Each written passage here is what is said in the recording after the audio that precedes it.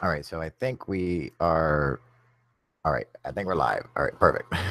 Okay, so sorry about that. I had some issues. I had to remove everything back inside, and fucking the sound was fucked up, and the stupid mosquitoes, and it's just a pain in the ass, and fucking stupid CJ, and uh, man, what a 24-hour hunt, right? Well, more like a 23-hour or 22-hour hunt.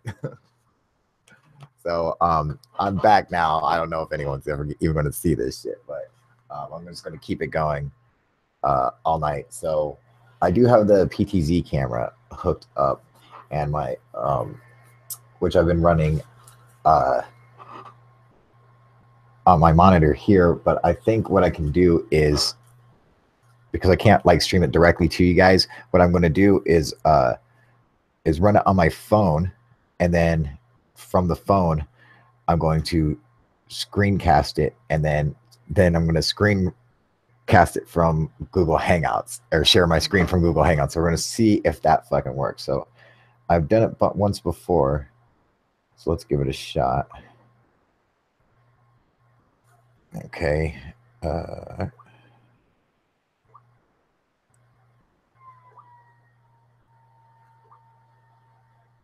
Now this bitch should be online, ready to go. Oh wait, no, hang on. I gotta hook up the internet cord. Hang on.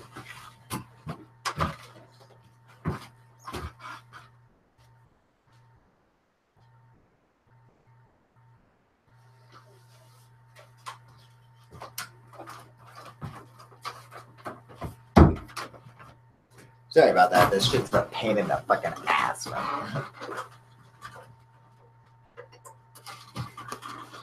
But yeah, all right. Now I gotta let that fucking connect. So anyone who wants to join, this is a Google Hangout. So feel free to. Link is in the comment section on YouTube. So let's see here. Okay, it should be connecting right now. I can see it on my monitor, so it's cool looking. Let's check this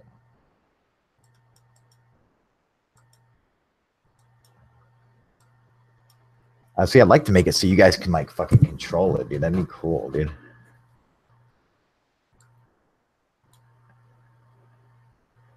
be fucking awesome. All right, so.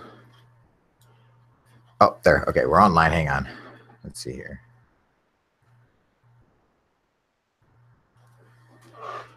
Buffering. All right, dude. So it's fucking moving. It's controlling it around. So now I'm going to screencast my phone. So let's see here. I'm going to empty, get back out of here. I don't know why I'm describing all this, guys. It's just shit to you, but. Okay, so where is that motherfucking app?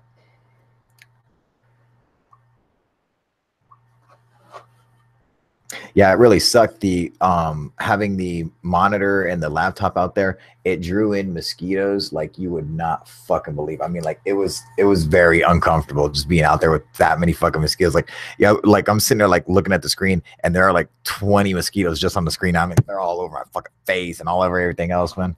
Hey, what up, Tom? Hey, man. How you doing, buddy? I'm doing good. What happened? Oh man, it fucking the live fucking got cut out, and I'm not sure why, but it was just we got knocked offline for whatever reason, and then I'm like, you know what, fucking Aliens? dude, it was just a pain in the ass, and these fucking mosquitoes. Every time we opened the laptop, you know, the bright screen, it just brought in just there were like I'm sitting there looking at the screen, and there are like 20 mosquitoes just crawling on that bitch, dude. And I was like, oh, dude, they're just so fucking nasty. It's because of the light, you know, like attracting them. And so I'm like, you know what? Fuck, I got to move all my shit back inside. And these CJ's being a fucking little baby and shit. And I'm just like, fucking fuck this, dude. So I'm like, I had to fucking redo. And you know, it took me forever to set everything up in the first place, dude. So it took even longer just to bring it all back in, man. What up, Rich? What up, man? How we doing, buddy? But you still have the remote camera out there though? Like That's what you that's what I got going right now, dude. So I gotta put this IP address in real quick. Let's check this shit out. This is pretty clever. I figured this out, man. Hang on. Let's see here.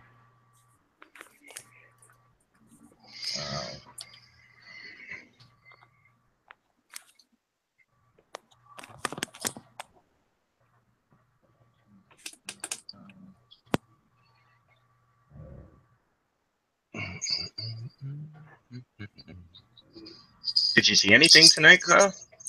Oh yeah, dude, that's all a bunch of cool things, man. Well, not like I did the night before, and I mean it's gonna pick up in about like an hour or two, man. It's gonna be really good, hopefully. But the moon is kind of bright, so it does kind of suck. Yeah, but I did see a couple good things, man. Yeah, that moon. Does the brighter moon help your night vision see things better, or does it make it worse? Dude, it makes it worse, man.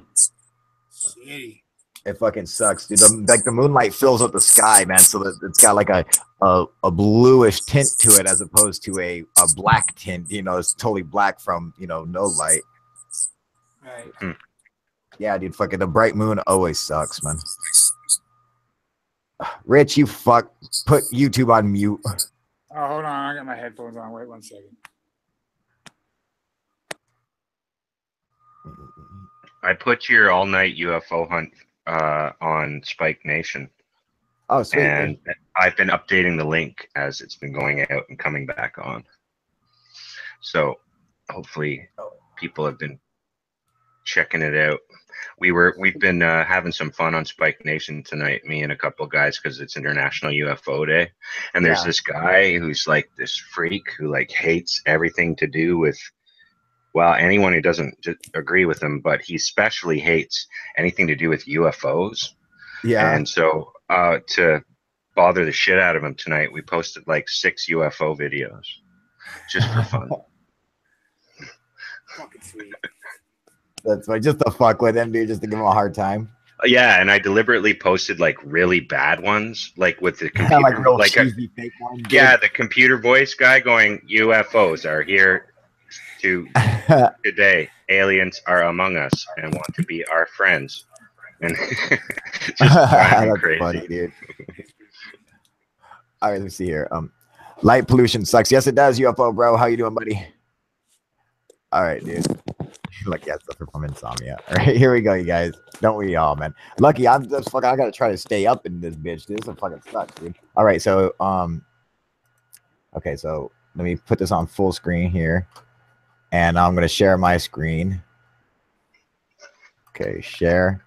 Oh, now it's being shared. Bam, drop that. Then I'm gonna drop this motherfucker.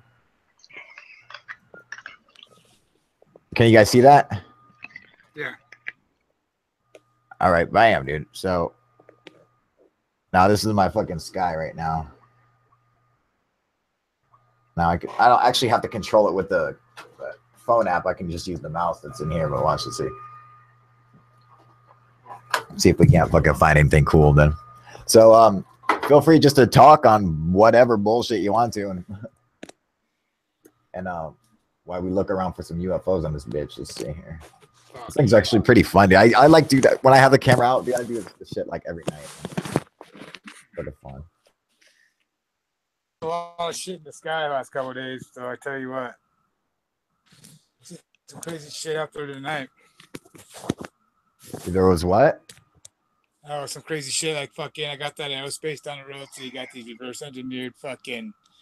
I don't know. I got a few on video, man. I just have to show you. Are they moving around or are they just still pictures? Oh dude? yeah, no, it's moving around.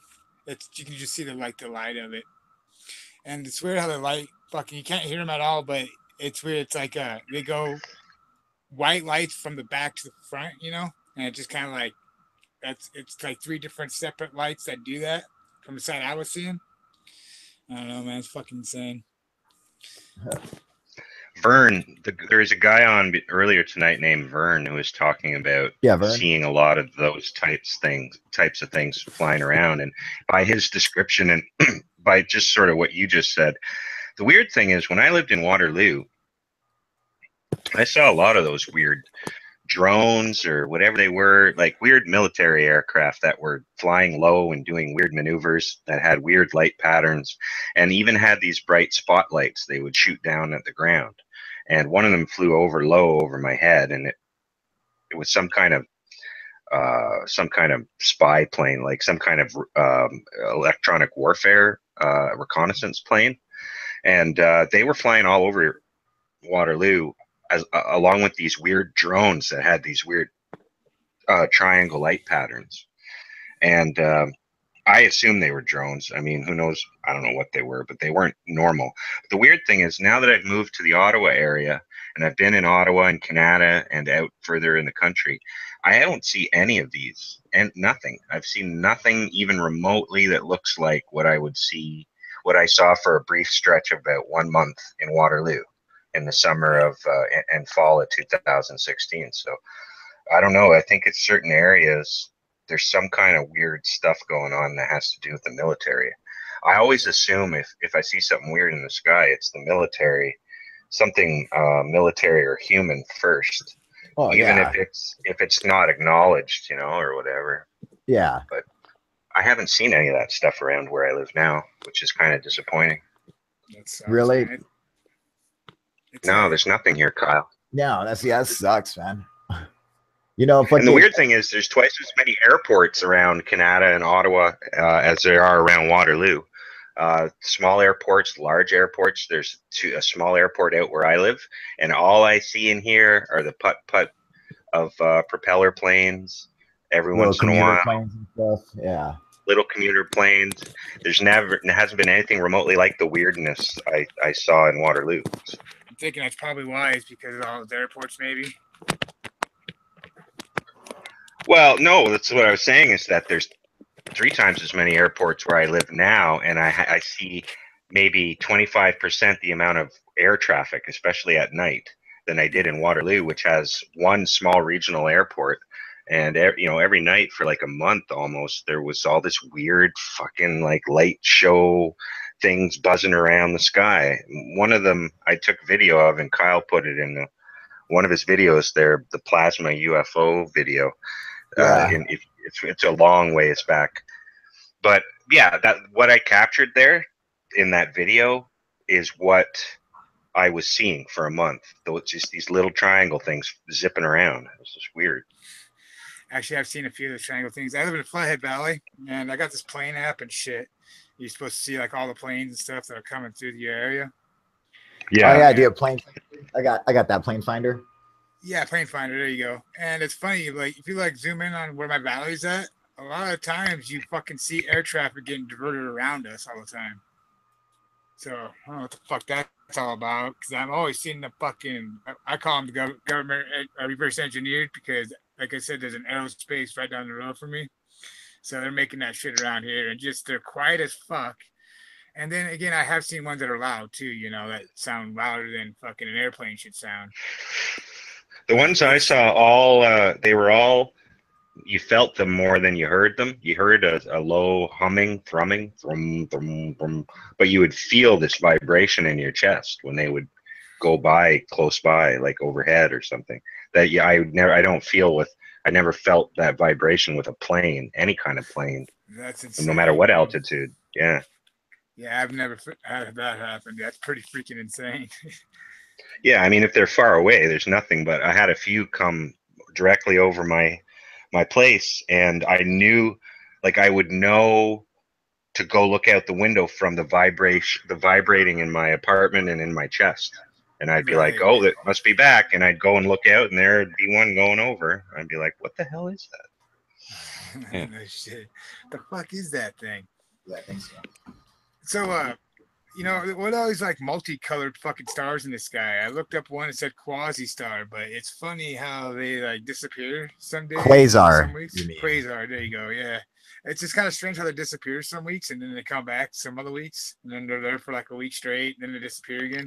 I don't know. Or I mean, like they're always there and they slowly move, it's like it's called precession, And so the stars will make like their kind of like orbit. It appears because of it's because of the planet's wobble and stuff, but the stars are like usually there. Okay. You're just not like seeing them at the right time or whatever. Yeah, they're pretty bright one out to my fucking window right there, and I forgot to look it up on my star map. Now I'm on the fucker, so I had to go with my tablet here. I had to look that star up.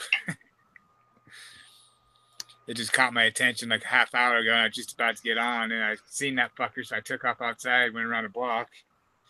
Dude, I'll fucking those stars like fucking Sirius and fucking Polaris and shit like that, dude, will fuck with you so bad. Yeah, it's fucked up. The fuckers, man.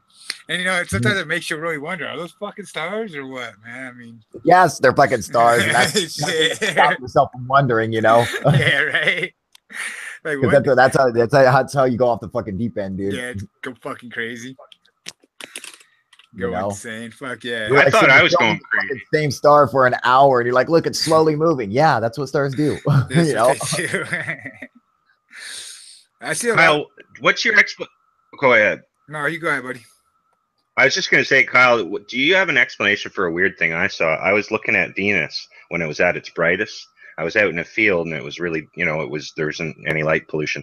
I was just staring at Venus, and then a huge bright flash appeared under Venus. It went, and then it flashed 3 times, and then and it was gone. And I was like, "What's that? Is that a satellite? Is there? What could cause that?" That's a UFO, dude. Yeah, that's pretty strange. Well, that's weird. What the hell is it doing right underneath where Venus is flashing at me? That's fucking cool. Like, you know, it's got to be some natural phenomenon. Well, let's see. Like, well, why does it have to be? You know, it doesn't have to be, but that's most likely that's the most reasonable explanation, that it is something mundane. However, it doesn't have to be. And that's a pretty interesting.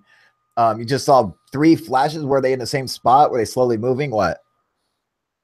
No, it was in the exact same spot, and it was like from complete not there to like appearing and being bright, and then like reducing to nothing, then coming back, appearing bright, and then reducing to nothing, and a third time. And you know, now did it slowly grow into a bright light and then go dim back out? No, or was it just like a flash bulb? It wasn't. It was in between both of those. Oh, okay. It was not a very slow, gradual increase. It was like from 0 to full brightness in about a second, 1 second, 1.5 seconds, and then back down to full to darkness after another second. So 2 seconds from appearing to disappearing. They're taking pictures of you. I don't know. It was weird. I was with my dog, and I looked at him. I'm like, "Are you seeing things?" You're like asking the dog. He's like, "Yep, I saw it too." yeah. I was. If he had answered me, if he had said, "Yeah, I saw it too," I'd be like, "All right, time to go to the hospital." Yeah, go. Let's go. Yeah. We need to get checked for radiation. Or better drugs. I'd go to like the hospital. I'd be like, either I'm crazy or my dog's crazy. One of us is crazy. They're like, "Sir, we're gonna lock you up." And they turn to the dog and they're like, "Are you gonna be able to get home all right?" You gonna be all right? But yeah, no, it was weird. It's definitely weird. I can tell you more about it in private. I was actually saying something. I don't want to talk about it here. I was looking at Venus and yeah, hit me up, dude, and fucking tell me, because I want to know now. Yeah, I'll tell you. Hey, you guys ever read I'll tell you. I did. Go ahead. Oh, so you guys ever read the beginning of Star Map or that Sky Map? What it says, like the summary and shit. Well, no, not really. Why? It's kind of funny a little bit. Pretty much states, if anything, if you catch a picture or your kids catch a picture and it's not a UFO or something, don't blame us or some shit. If your kids don't finish their homework, don't blame us. But this is the part that caught my eye. Is it says if it wipes all your data off your phone, including photos of the UFO that were going to make you rich, not our responsibility. So they pretty much say they can just clear out your shit and it's legal. And they don't have anything to do with your pictures, man. That's pretty fucking crazy.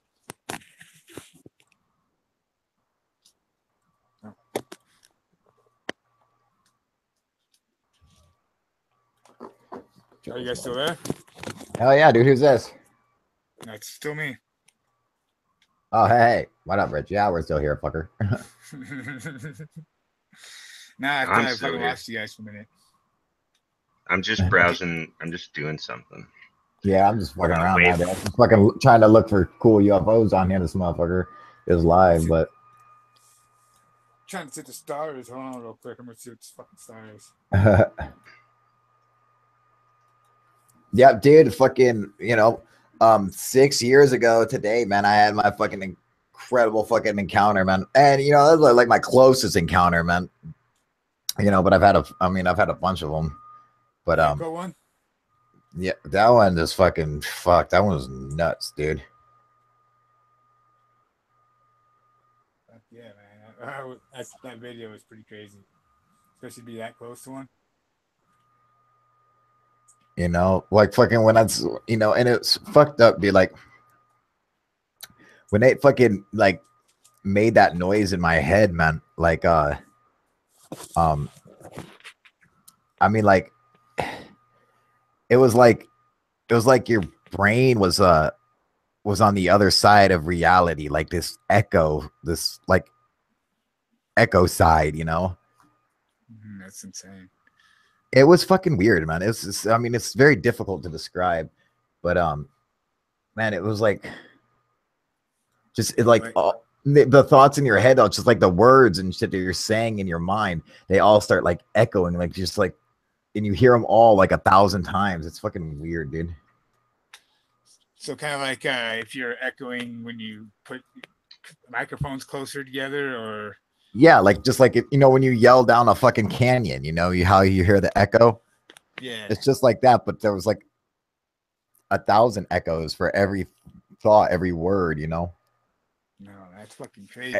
It seems like your mind is like in a cave, and it's like like that, like fucking everything was just like reverberating, which like you'd never hear before in your own mind. It doesn't make sense to you. Like it's one thing to hear it out loud with your ears, but like to hear it in your head with all your thoughts, because you're talking like these are like, it's like making echoes on thoughts that are just like subconscious and shit, just thoughts that are in the back of your mind you're not even really thinking about. Even they are getting affected by it, so it's fucking weird, man. Fuck, man, that's insane. Hell yeah. No, it was fucking dude. So like every millisecond pretty much is like you could account for at that time over your thoughts and everything. That's insane. Like it was fucking, it was crazy. Just like seeing it, like seeing the fucking UFO. I mean, especially being, it was about 8 feet above me. So, I mean, if I would have stood up, I could have touched it, Right. Fucking trying to think. It was a black disc. Is that what it was? What shape? No, it was a black sphere. That's right, sphere. I remember now. Okay. Yeah.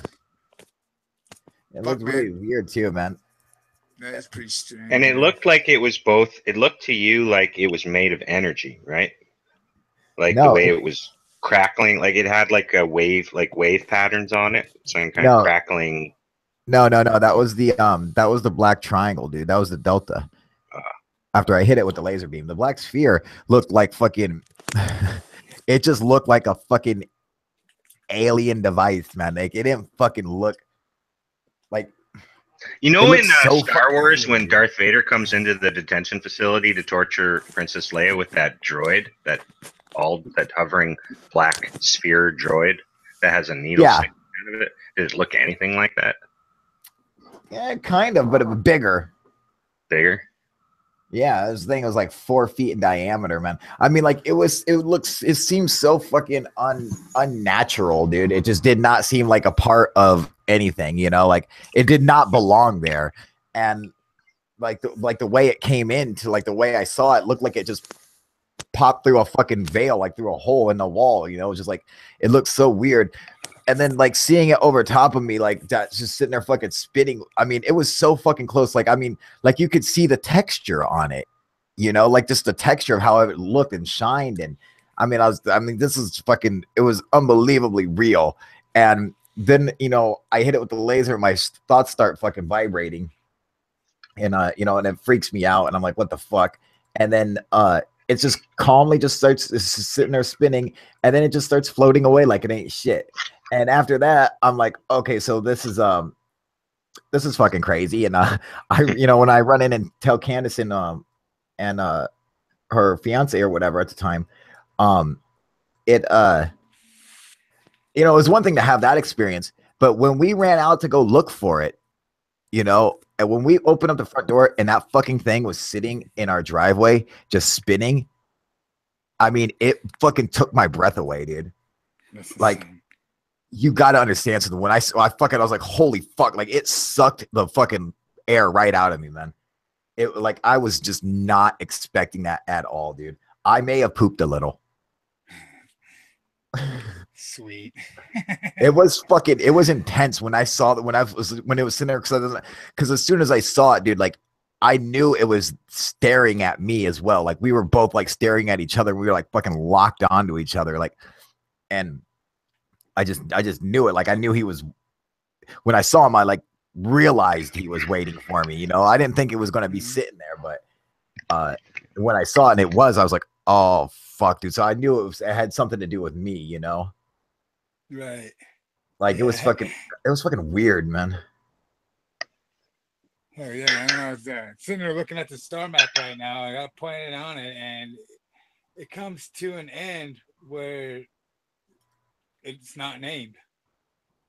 Like I think it's an end of a fucking, like I got the Capriola, and then the right below it is Arjunia or some shit, and then there's a triangle like right above it where it's just not named.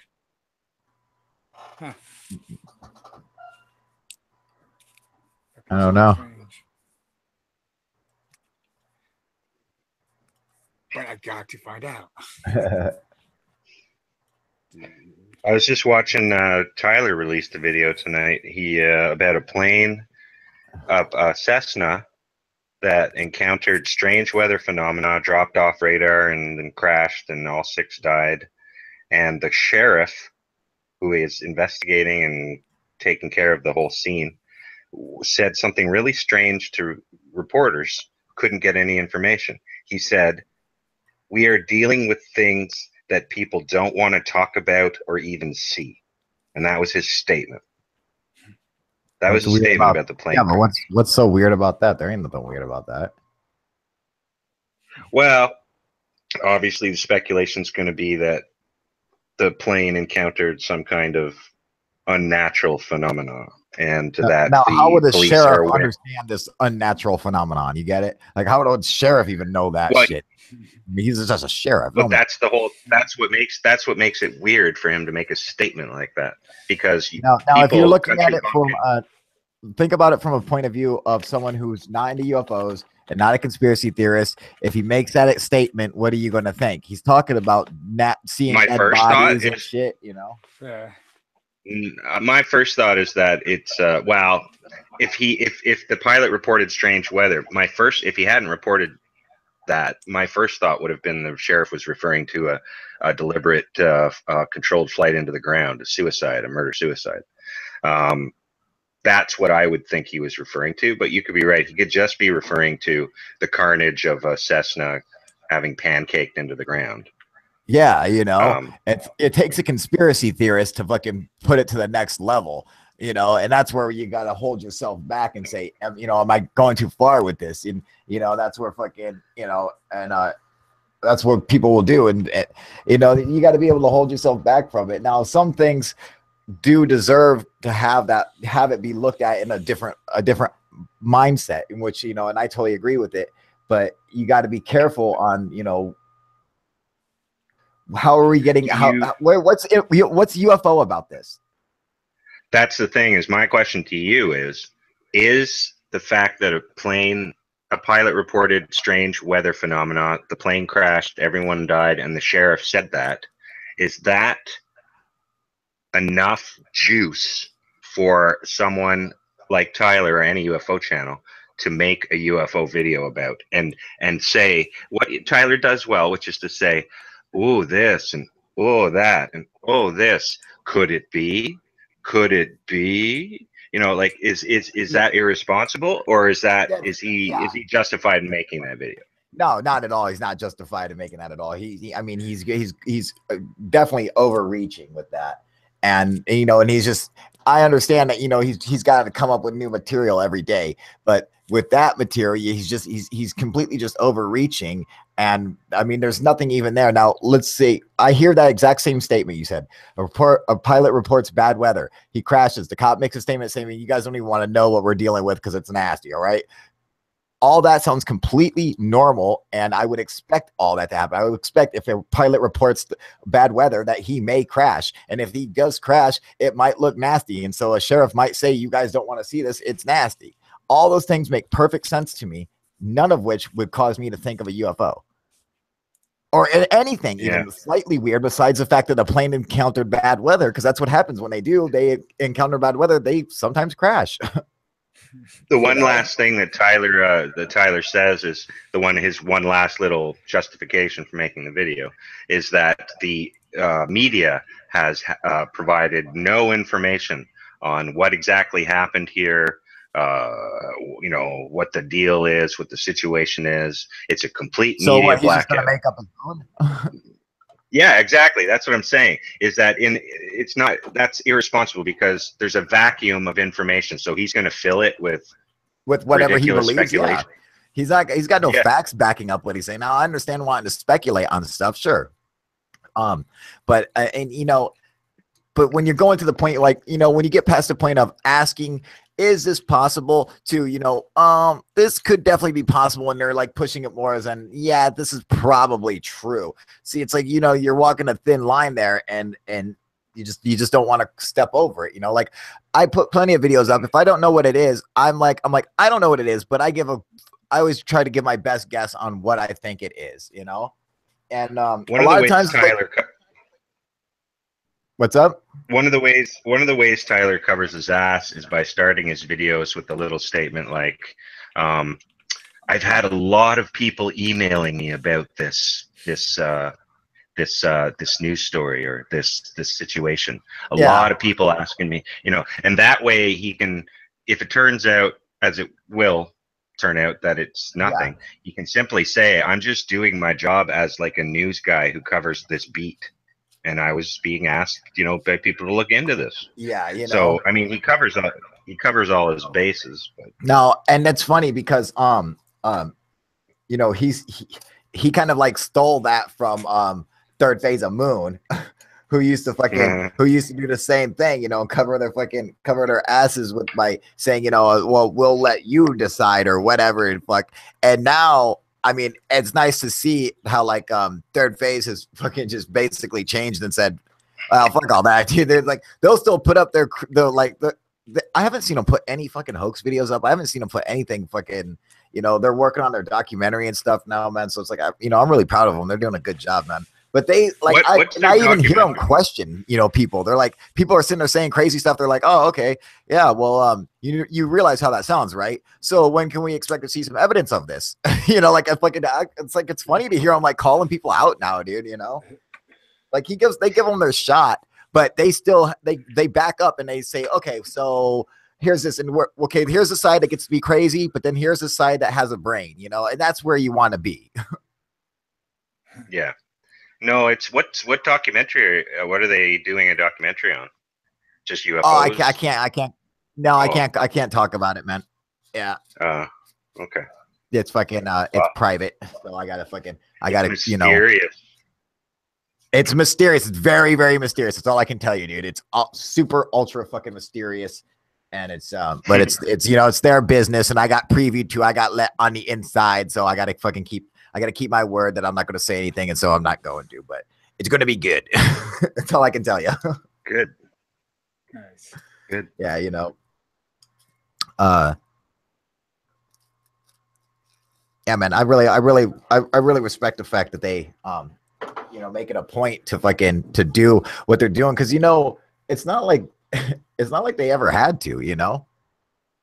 I mean, like, fucking, you know, to like come and deal with us, treating them like shit and fucking all this shit. And I mean, you know, they came in and they dealt with it, and they're like, what's up, man? You know, they're like, they just like the show and like what we were doing here. And, you know, fucking, and they were like, I had an idea for them on stuff that they could do to go a different route. And they took it and they fucking ran with it. And I mean, like, I'm super fucking proud of them, and I think it's super cool that that they were willing to do that and put their you know, put their shit out there and say, you know, put their shit on the line or whatever.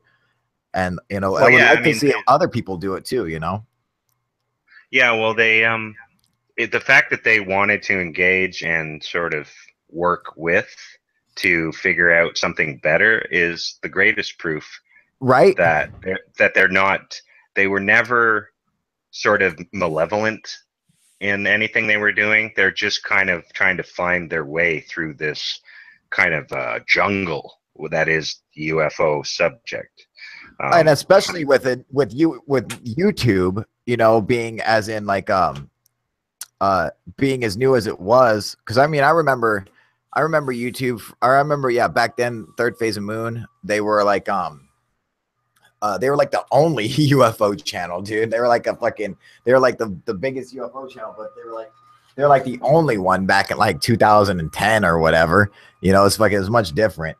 And so like YouTube was still fucking new to me back then, man.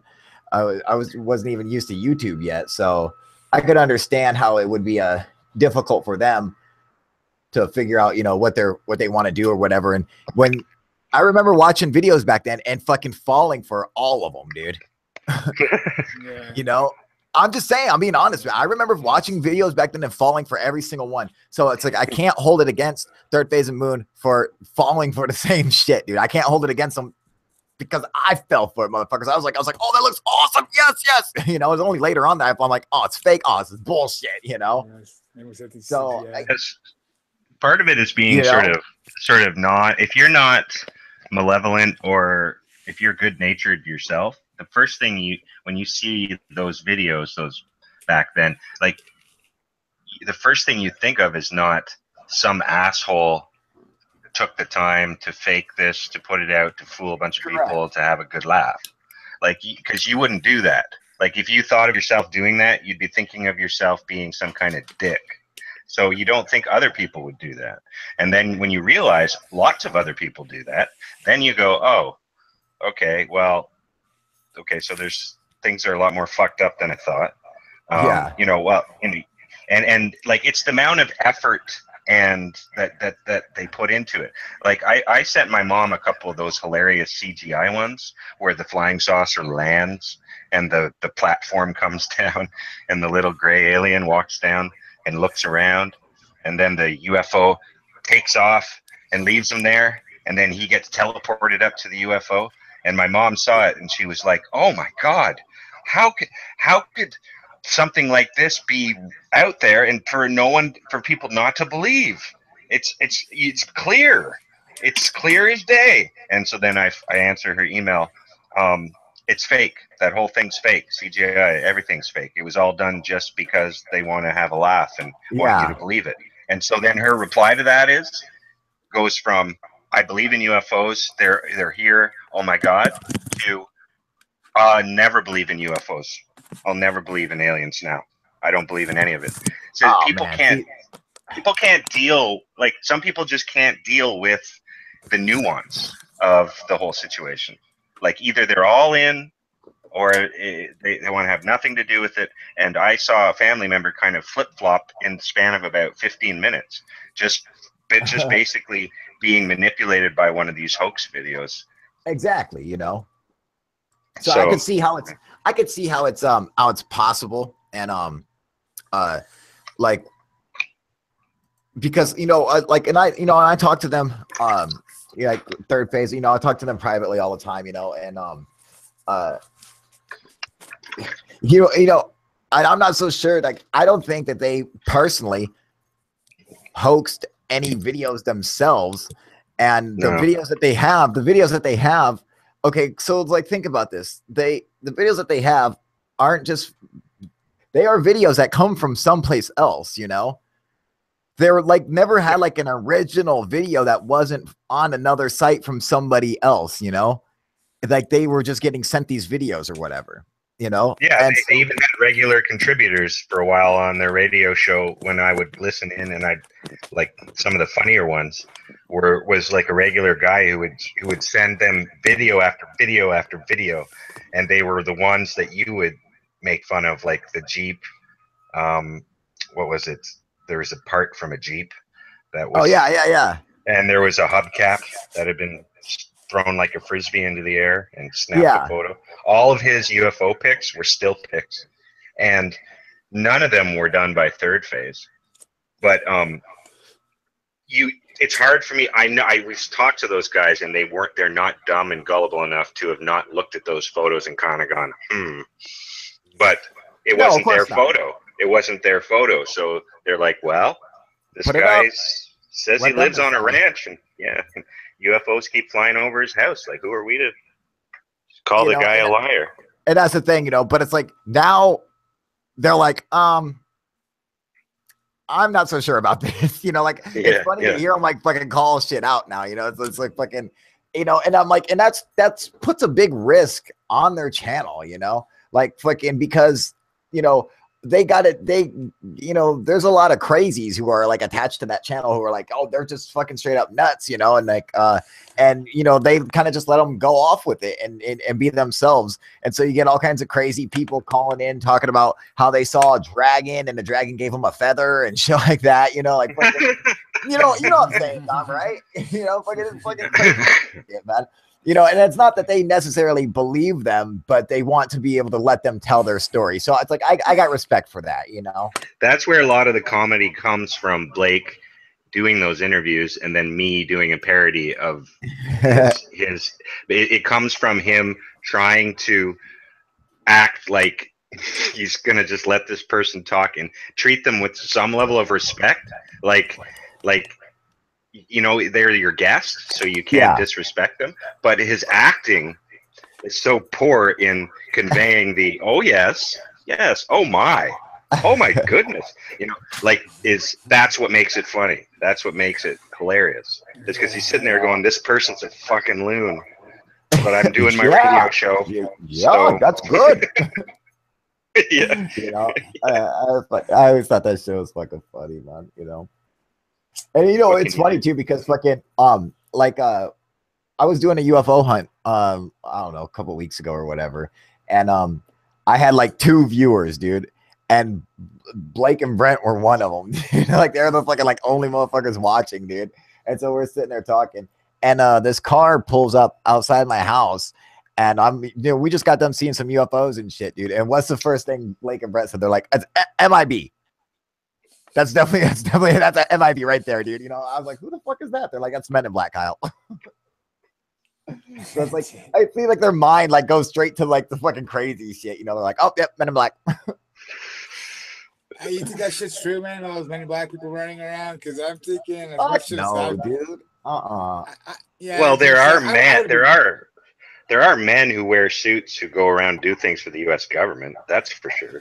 That's the definite. These guys are talking about, though, man, because I'm pretty sure we would have got hit up by now. One of us would have. You want to know what I think when it comes to like the government with UFOs, man? I think that it's such a small handful of people who are not in the know because they actually don't know. However, they're they have some information. They have more information than everybody else. You get what I'm saying? Yeah. So like you take Bob Lazar's word at that he worked for the government reverse engineering a UFO. Okay, so say you take that, everything that they had figured out or told him or whatever is all stuff that they had figured out on their own, not that they knew anything to be true. Just stuff that they had figured out from experimenting and testing. And shit like that. So it's like, and he said there was a total of 22 people who worked at S4, So I mean that seems very, very small and limited. And I think the number might be even, just a little bit bigger than that on people who are in the know when it comes to UFOs or whatever. I think that there are probably agencies or groups within agencies that are told something like, this whole subject area is no laughing matter. This is serious shit, and you have duties, responsibilities, things we're going to ask you to do, and it's for national security, and you're going to do it, and you're going to know you're serving your country, and you're going to know you're serving your country, and that's all they know, and that's all those fucking G suit wearing. I'm the tip of the spear. I'm protecting the United States type assholes need. They only need that. Then they throw on the shades, put on the cap or whatever, and they go out and they fuck people's lives up. Right. They don't need to know that UFOs are real or aliens are real. They just need to be told that this is serious, and why it's serious. They don't need to know why. You know, UFO Bro says, even though the hoaxers make fake UFO videos, some of them are pretty good.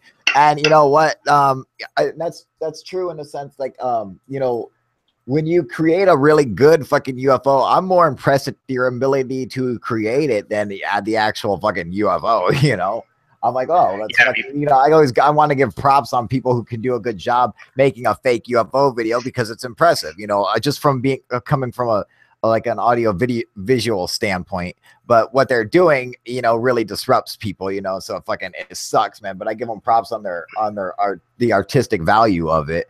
That's probably what drives. Wants to know if we talked about the mummy in Peru, and have we figured anything else out on that? What's the deal with that, you guys? Yeah, we should talk about that. I've been watching that on Gaia as each episode is released. So far, they've gotten as far as it's a human female. Oh, it's a female, definitely a female. All of the bone structures that she has are identical to a human female, with 3 exceptions: the shape of her skull, the digits on the hands and feet. The bone structures in the hands and in the feet do not show any signs of taxidermical kind of like reattaching things and fucking around to make it look that way. Yeah. The mummy appears to have been mummified. It's been dated to 200 to 400 AD. And that's as far as they've gotten so far, as far as what they're claiming on Gaia. Now, what about the genetic tests? Have they gotten any? They've gotten far enough in the genetic test to determine that it's definitely a female, just to be sure, like, because they can do that one quick. No, they haven't gotten as far. The DNA, what they can do is get mitochondrial, which tells you certain things, but they haven't done the full DNA test. It's definitely human something of some kind, you know. But the problem is this Mexican dude or whatever he is who's associated with this. Okay, the reason I think they brought in the Gaia direct, so that guy is involved, but they brought in the Gaia director of like whatever content, like the top guy at Gaia and the second top person at Gaia to come with him to do all this. I think because of his horrible reputation as having been associated with like 3 different hoaxes in the past. Yeah, things where he said, this is the smoking gun, and then when he unveiled it, it was garbage. It was bullshit. Yeah. So I mean, my feeling on it is, it's probably a real mummified body. It's probably as old as they say it is, but I don't think it's going to reveal anything in the DNA analysis that's like, whoa, this is like so way not human. It's going to be like, this is a human. Why they have 3 fingers and 3 toes that are giant? Fucking mutation. And that's the next mystery right? to figure out. Yeah, something. Right? That's all. But having that fraud guy, I don't think he's done frauds deliberately. I think he's just a bumbling idiot, and so he's got himself caught up in frauds. And it just, they shouldn't have him anywhere near this thing. Who? They probably have Jaime Maussan? Yeah, they probably have to have him associated with it because he somehow is linked to bringing it to their attention.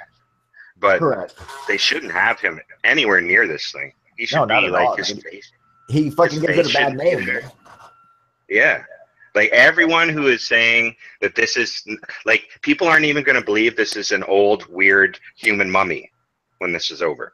They're going to still think that it was all a hoax that was manufactured today. And so even once they find out what the actual truth is, which could be interesting, people won't believe it because this idiot's face is attached to it. Right? Exactly, man. So yeah, they need to. If I worked at Gaia, I'd have all kinds of recommendations for them on how to improve their optics. One thing they don't have on the Gaia channel is someone like you. They don't have a trickster or jester figure, somebody to bring humor into that channel, that esoteric new age channel. It's all yoga and Corey Good and David Wilcock and freaking Meredith whatever with their open minds, and that reporter woman with the glasses, Linda Moulton Howe, and God, I heard it. And she's horrible. And the guy from Coast to Coast, I like him actually, George Norrie. George Norrie or Art Bell? Yeah. George Norrie. I like George Norrie too, man. Yeah. Yeah. But yeah, it used to be Art Bell who did that show, eh? Yeah.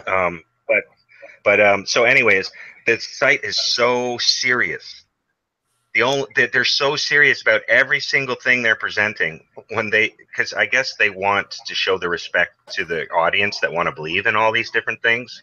Yeah. But they need to inject humor into their channel. They need a UFO proof type guy. So it's like if you take yourself too seriously, people look at you as ridiculous. Yeah. Yes, exactly. They need to acknowledge the ridiculousness, even if the ridiculousness is the result of us all having been lied to for decades, whatever it is. Yeah. It is still ridiculous. Acknowledge it, make fun of it, make light of it, crack jokes, have an actual show on Gaia that's dedicated to comedy in this space. They don't have a comedy show. So that's what I think they should do. That's what I would recommend. Ricardo's saying the scary thing is what if it is real? How come it's not on CNN? And I think that, because it's not, they don't have enough information for them to, CNN, despite what people say about fucking fake news bullshit, CNN wants to fucking put out real stuff. And so, they're not going to go and put out something if they don't have some fucking real information on it first. Something that they can verify. They're not just going to come out there and put speculation shit. Now, Fox News, on the other hand, they'll put fucking videos out. I straight up watched them put out a fucking video by Secure Team 10 that was a total hoax. 100% hoax. I don't know if it was made by him or not, but it was a total hoax video. And they didn't go and investigate it or anything. They just put it out there. And it's like, CNN doesn't do shit like that, man. They don't just fucking, they're going to at least, they actually do look for fucking, facts and shit to back up what they're saying, So that's the difference, man, Well, you know what CNN will do? They'll cover UFOs to mock and marginalize people who like it if they think it'll bring them ratings. Like for the spectacle, because a lot of cable news now is as much about spectacle and ratings as it is about telling the truth or finding out what's actually going on. And the various cable networks, they violate journalism ethics to varying degrees. But I think they all of the major ones treat the UFO subject like it's something that might generate some temporary interest for ratings, but they don't treat it seriously. But when you go down to the local television station level, they tend to treat it more seriously because they tend to be reporting shit that's like right next door or down the street or somewhere in their area. And they're dealing with local viewers and people who may have seen it, and they don't ridicule as much. They more just go, "Oh, this is crazy," and then they talk about whatever the story is, but they don't do what the top level. The thing is like you got to look at it like this. Every CNN isn't just a show. It's not a single show. Okay, CNN is a multitude mixed up of many different people who have many different shows on there. All right, so when you break it down like that, it's like, well, okay, so how would they come out and say it? Well, you'd have to look at you'd have to have an individual who has a show and that person would have to want to discuss it. Well, is there a show about UFOs, or is it about something that could be, you know, you could bring UFOs into it? A lot of their stuff is about money and politics and shit like that, so it has nothing to do with it. So I can understand why you wouldn't really see it on there as much. But then you have people like Larry King. Okay. He's well respected in the journalistic community, in the news community. He's one of the top dogs. He does stuff on UFOs all the time, and and he loves doing it because he's really interested in the subject, and he thinks it should be taken seriously, and so he's got no problem doing it. And the network is more than happy to let him do it. And so, well, when he left CNN, the first thing he did was go to RT so that he could cover the things he wants to cover, and the things he couldn't cover at CNN. So he's at RT now. I don't know if he's still there, but he went to RT. Yeah, and you're right. He started covering UFOs, conspiracy theories. He covered UFOs for years, dude, on CNN, man. Did he do it right on CNN? Absolutely, he did it for years, man. Okay. Yeah. You know, and I never watched. I remember watching, dude. There's Larry King live talking about UFOs with fucking Stanton Friedman and Stephen Greer out in the middle of the desert by Area 51. Oh, really? He's sitting outside with a desk outside of Area 51 in the desert within a desk with Dr. Stephen Greer and Stanton Friedman, dude. And it was funny because Dr. Stephen Greer kept trying to talk and Stanton Friedman kept talking over him and shutting him up like that. It was so fucking funny. Stephen Greer looked all pissed and embarrassed, like, this guy's fucking talking over me, you know? I don't know who that Friedman guy is. Who's that Friedman guy? You don't know Stanton Friedman? No, that's one name I don't know. How the fuck do you not know Stanton Friedman, dude? I think I've heard the name, but I know Stephen Greer. I know, Richard Doland. Yeah, I know all those guys. How can he's very level-headed. How can you not know Stanton Friedman, dude? How'd you get it working? Because I'm a genius. What? You're online right now. I'm smart. What? That's cool, dude. Hello. Hello. I'm a genius, right? And she got we've got our friend a security camera, and I couldn't get it hooked up. You were able to get an email registered? I just put in my email. Yeah, we couldn't get mine. We couldn't get an email to register. Really? Yeah. Technical support. I just put my email and that was it. They're gonna have to confirm it. What? It's weird. It looks pretty cool, man. What's the features on here? Let's see here. But you gotta put in the device password, not your password. Oh, is that what it was, maybe? Mm-hmm. Oh. Let's see, Zoom. What's his device password? Don't feel on it. You must have changed it immediately. Oh, really? Yeah. Okay, well, we're gonna have to change it, so I'll tell you right now anyway. What is it? 88888 or? Yeah, 6 Something like That's 6 horrible. 8, dude. That's horrible. Hey, what up, that Leroy could be cracked Jenkins? by a 4-year-old in an hour. Oh fuck, dude, that was pretty cool, dude. So Friedman, come and join Leroy Jenkins. Get on here, fucker. Here's the link. I'll pass it right up to you. Boom, boom. There you go. Come join us. I wish it was the real Leroy Jenkins. I know. That'd be cool. Harry Tell, what the fuck? Yeah, I'm back live. Get on here, dude. What the fuck? And UFO, bro, what are you doing? Get on here. Come join us, man. Ricardo, get the fuck on here. Come join us, man. Don't be afraid. Who's this Friedman guy? What's his claim to fame? So I can Stanton Friedman is fucking he's a nuclear physicist. And he worked for GE, and he basically brought out Raphael. What up, buddy? Oh, no shirt. Why am I not fucking surprised that you're fucking naked? Well, of course, dude. Dude, I literally just wake up. So, and I'm not at my home. I'm at my girlfriend's home. So. Oh, okay. So we're talking about Stanton Friedman. Stanton Friedman, he's a nuclear physicist. He's really into UFOs. He wrote the book Science of UFOs, or Science of Flying Saucers. He basically brought out the Roswell story for everyone. He helped co-author the book Crash at Corona. He also debunked like a lot of people. Like you guys remember the book The Day After Roswell? I've heard of that book. Yeah, I wrote that book. He fucking debunked it. You know, talking about what's his name? Philip Hopkins? I forget. Well, anyway, he fucking he was like, no, this guy's full of shit. Because this guy came out saying that, you know, they did all this weird shit and he had all this weird information. And Stan Friedman was like, no, you didn't. But I mean, Stan Friedman has to know that Roswell is fucking full of shit, dude. It's fake. He just wants it to be real so bad, you know? What is that? What's all that noise? Who's spanking someone? Mute your freaking thing.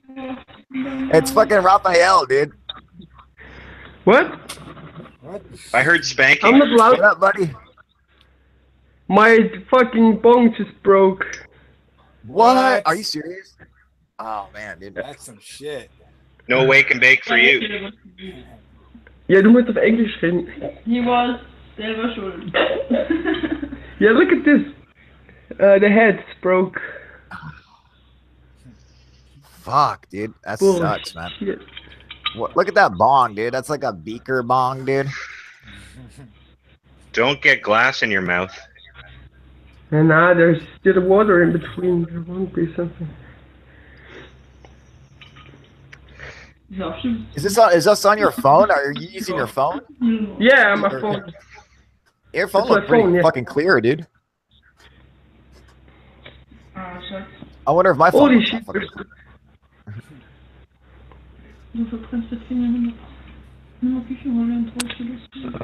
Who's that talking? Is that your girl?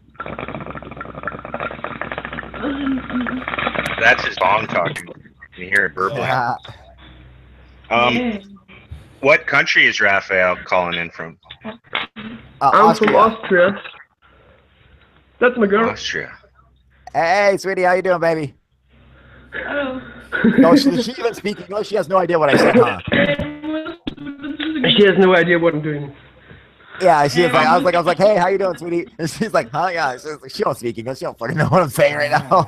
Yeah, we're all sleepy as fuck. We just woke up. Tell me how you say wake and bake in Austrian. Yeah, wake and bake. And I have to go to work in 2 or 3 hours, so... 2 or 3 hours? You're the fucking shittiest employee ever. What do you mean 2 or 3 hours? Is it 2 hours or is it fucking 3 hours? You don't know when you gotta be at work. My phone is that is my there. girlfriend. Yeah. Fucking star employee there. Oh, yeah. Fucking pride. At least in 2 hours and a half I have to be there, so... Okay. Hey. Oh shit, dude. Hey, what time is it over there? What time is it in Austria? 12:30. 11:48. More quarter. Oh, so it's nice and early over there, dude. Yeah, it's almost 12 o'clock. I mean, 12 minutes. Oh, you know what, dude? That reminds me, I should probably send a link to all my guys over and fucking like. Where's Cons? Where the fuck is why isn't Cons on here yet, dude? He's at school, I think. You know, college or something like that. Or is he? I don't know if he's working. Ricardo, you can no Cam or Mike. UFO, you got no Cam or Mike line. What happened, dude? Oh, that sucks, dude. What happened to your fucking Cam and your mic? Whoa. And then Ricardo, you're on the phone. You don't. That's fine. You don't have to have me on a PC, dude. There's a rock came in Wilson. There's a rock came in Wilson. Yeah, you can just join with the fucking just join on your phone. I see here. Let's try it. Oh, yeah. So, how do I turn on this motherfucker on my phone? Let's see. Oh, so I'd have to go to YouTube, right? And then click on the link, maybe. To your phone, yeah. You gotta go to YouTube. Click on the link to YouTube. Okay, so I'm on YouTube. Let me turn this volume down. All right, there we go. I can see Raphael's naked ass. Okay,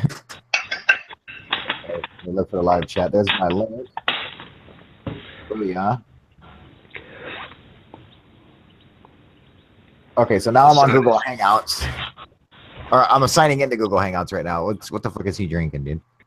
Dude, fucking look at the weird shit you guys have in Austria. That's fucking crazy. What the hell was that thing? Iced tea. Holy shit, dude. Iced tea. It's a giant bottle of iced tea. It's fucking weird, dude. If Dude, I bet you if you went over there, dude, your milk is fucking gross. Like, their fire extinguishers on the side of the road are all blue and purple. They're probably some like weird, freaky fucking color that would just like a freaking American out there. Like, oh my god, you dude. Americans are disgusting. You get your milk in fucking bottles like this. You get milk in this, you know? Yeah, like, they get a little thing. Hey, we're men. We need a lot of milk, okay? We get milk in this.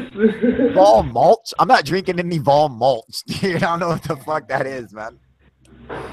That's the kind of shit that you could use to kill trolls, like from Ernest, you know?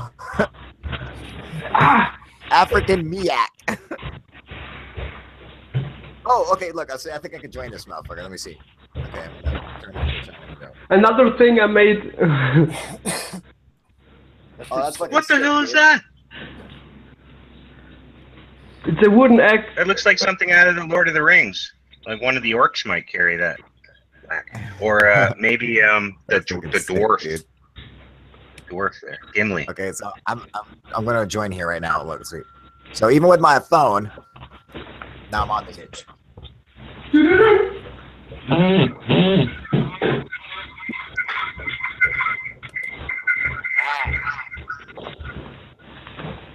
There. Okay. I'm gonna mute that bitch. Oh, maybe not. You're creating a feedback loop that's gonna destroy the universe. I know. I can fucking hear it. It's gonna get bad.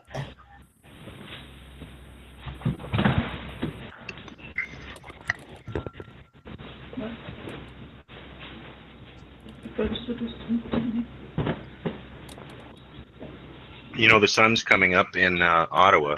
Ottawa.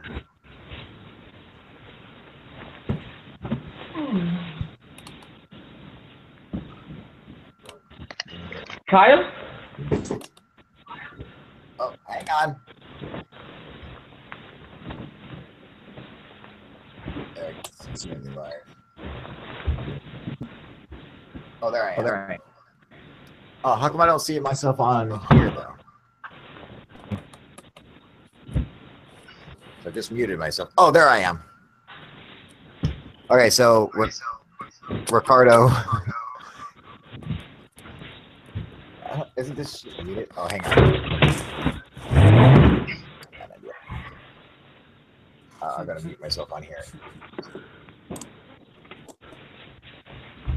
He has to unmute himself on the phone.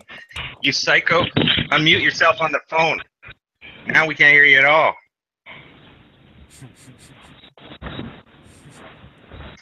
Hey,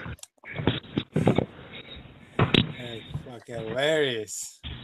Can you hear me now, fuckers? Yeah. All right. Okay, so now. Oh. Keep muting.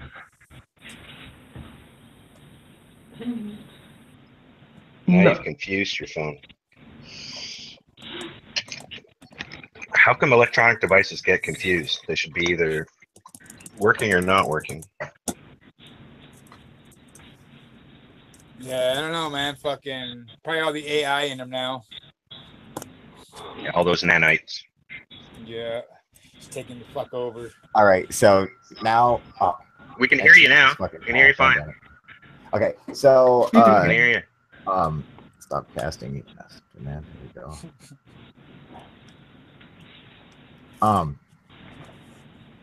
All right, so anyone who wants to come and join, if all you have is a phone or a tablet, you saw how simple that was. You just go to the comment section in the YouTube and then click on the link, and it'll take you right to us. So you guys can come and join us. So even if all you have is a phone or a tablet or whatever, you can still join in. You don't have to have a PC.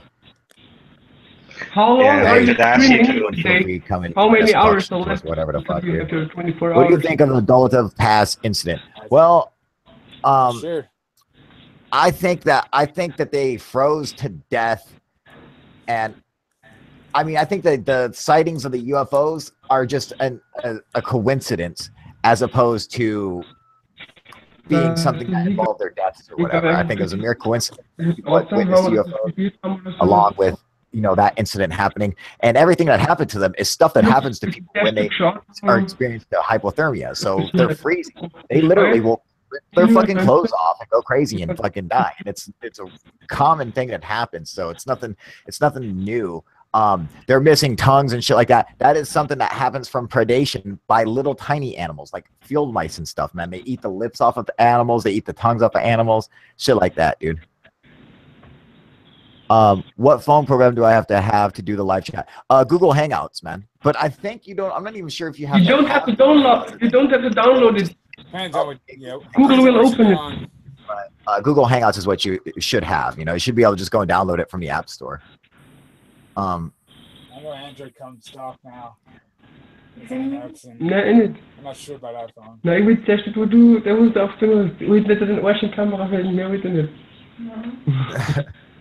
Did you guys see this? Fucking Trump tweeted a video of him, yeah, supposedly beating up CNN. Like, you get it? Like, he took a video from his wrestling days on WWE, and he tracked CNN, like the logo over Vince McMahon's head, and so it made it look like he was beating up CNN. Did you guys see any of that?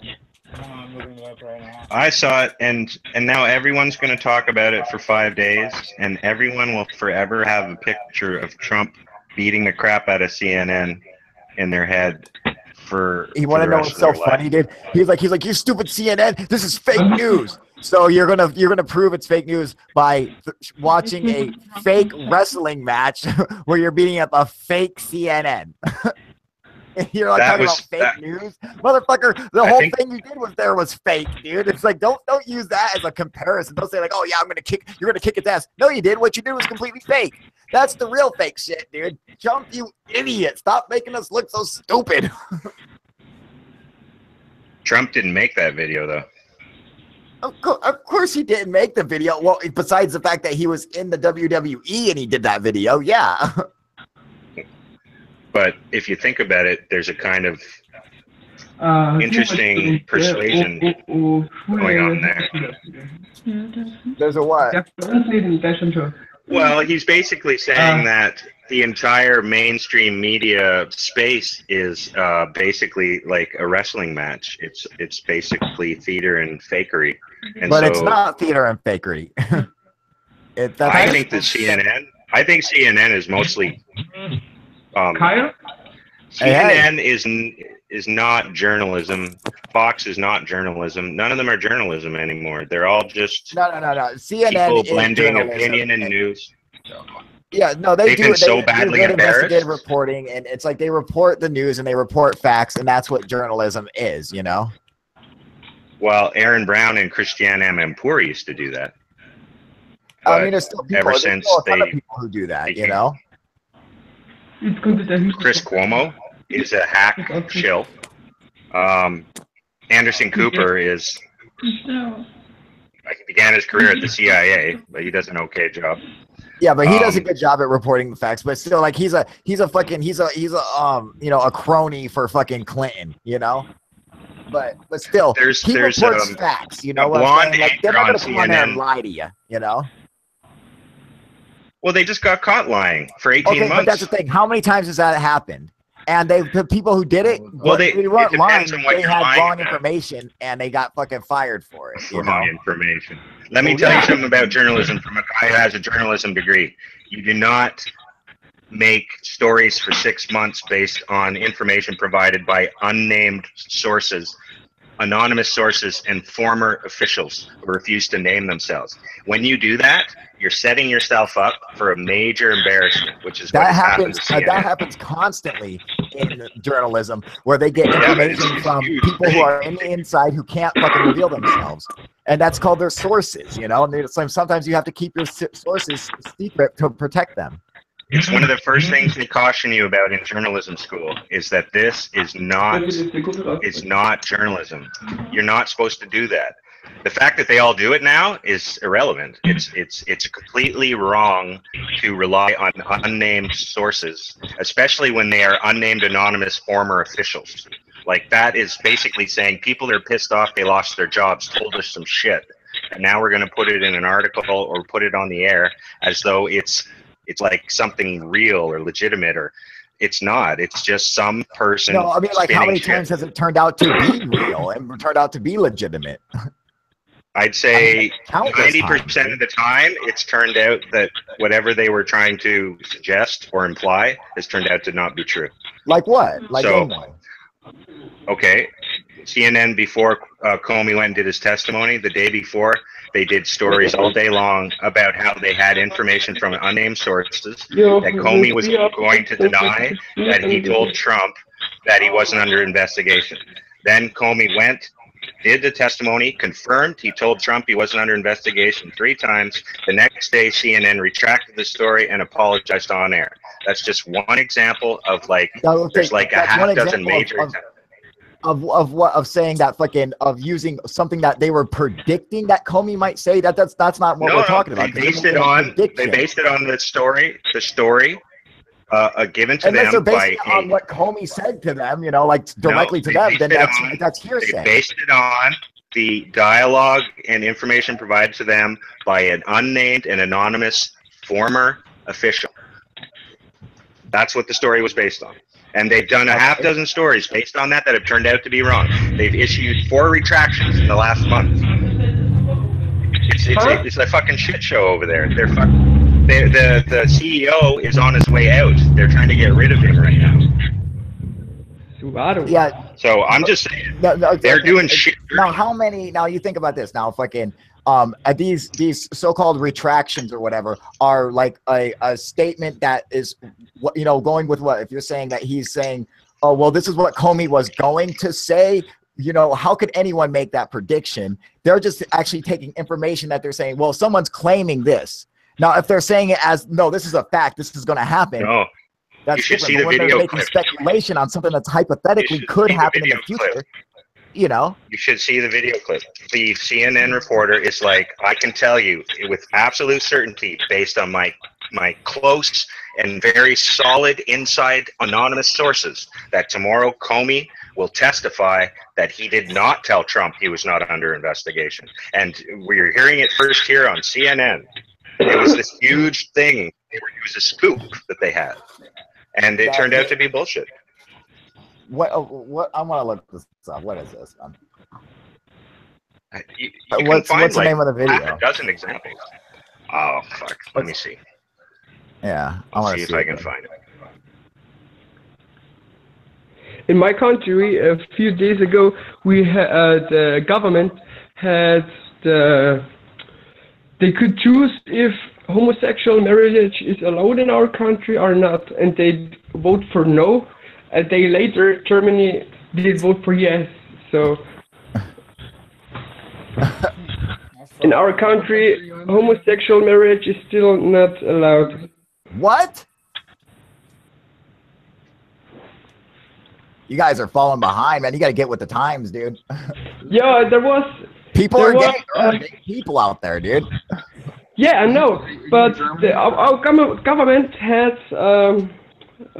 you know, not election, but how do you call it in English?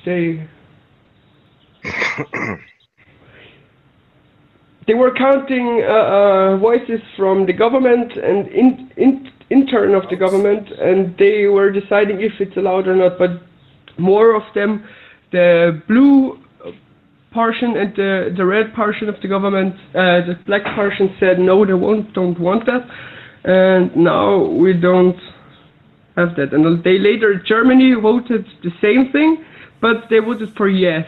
So, you know, it's funny, dude. I just read a report that fucking 87% of people in Germany disapprove of Trump. Yeah, that's a huge fucking number, dude. I mean, fucking yeah, dude. 90% of the fucking country is like, fuck Trump. Yes, really, in our country too, and myself, we think Trump is an huge fucking faggot.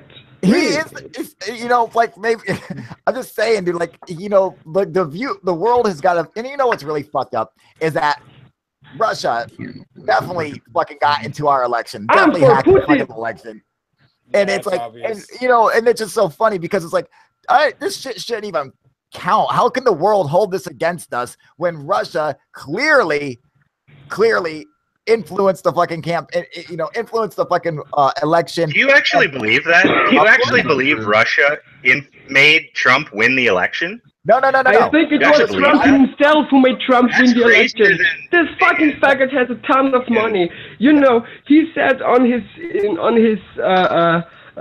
shows or before the election where he had his rallies and shit, he was talking shit and stuff, and later he was confronted about this, and then he just said no, but it's on tape.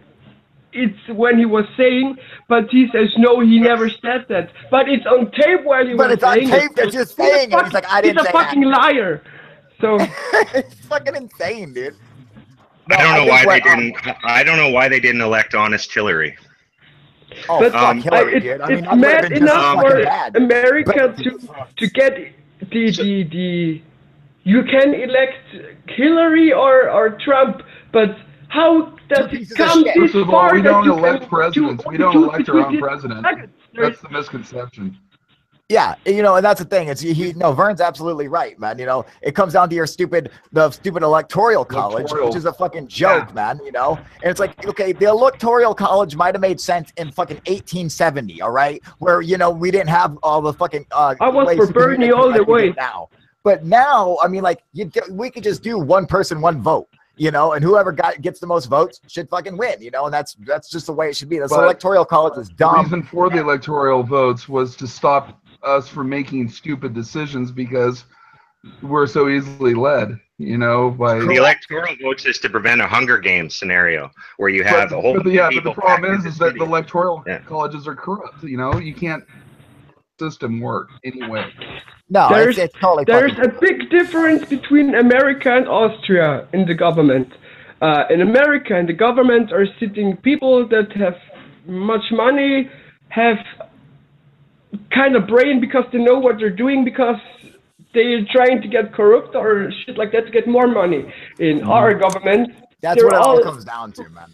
It's all really in our government. There are just stupid people. They don't know what the fuck they're doing. Really, they are spending money for things, and then they have to spare money on things because they went overboard with the money they had before, and it's crazy, you know. It's fucked up. Like they do the same thing here.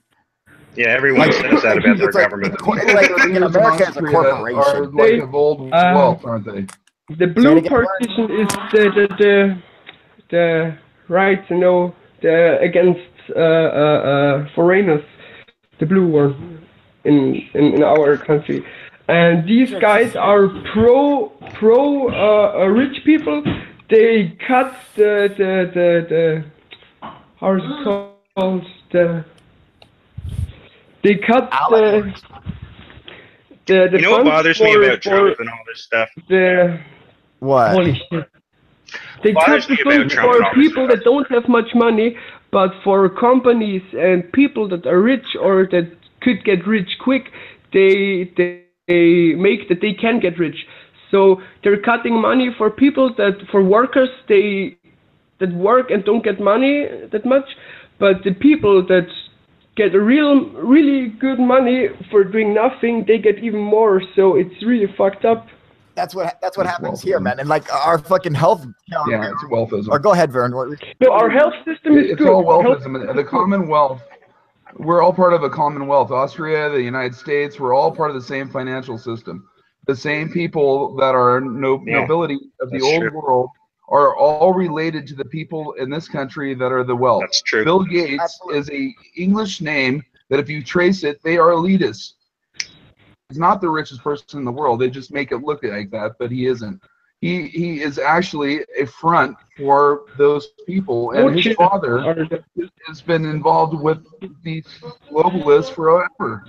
You know, yeah, his see, like grandfather, and this is the problem, you guys. When it comes to it's a royalty, like money and all the fuck, it's the individual greed. Okay, it's when you become greedy as an individual, then that money you're manipulated by the money. So people say, hey, well, I give you the money, you do this for me, and people say yes, okay, because you get manipulated, you get controlled by the money. This is why it was so important that Bernie Sanders not become president, because he don't care about money.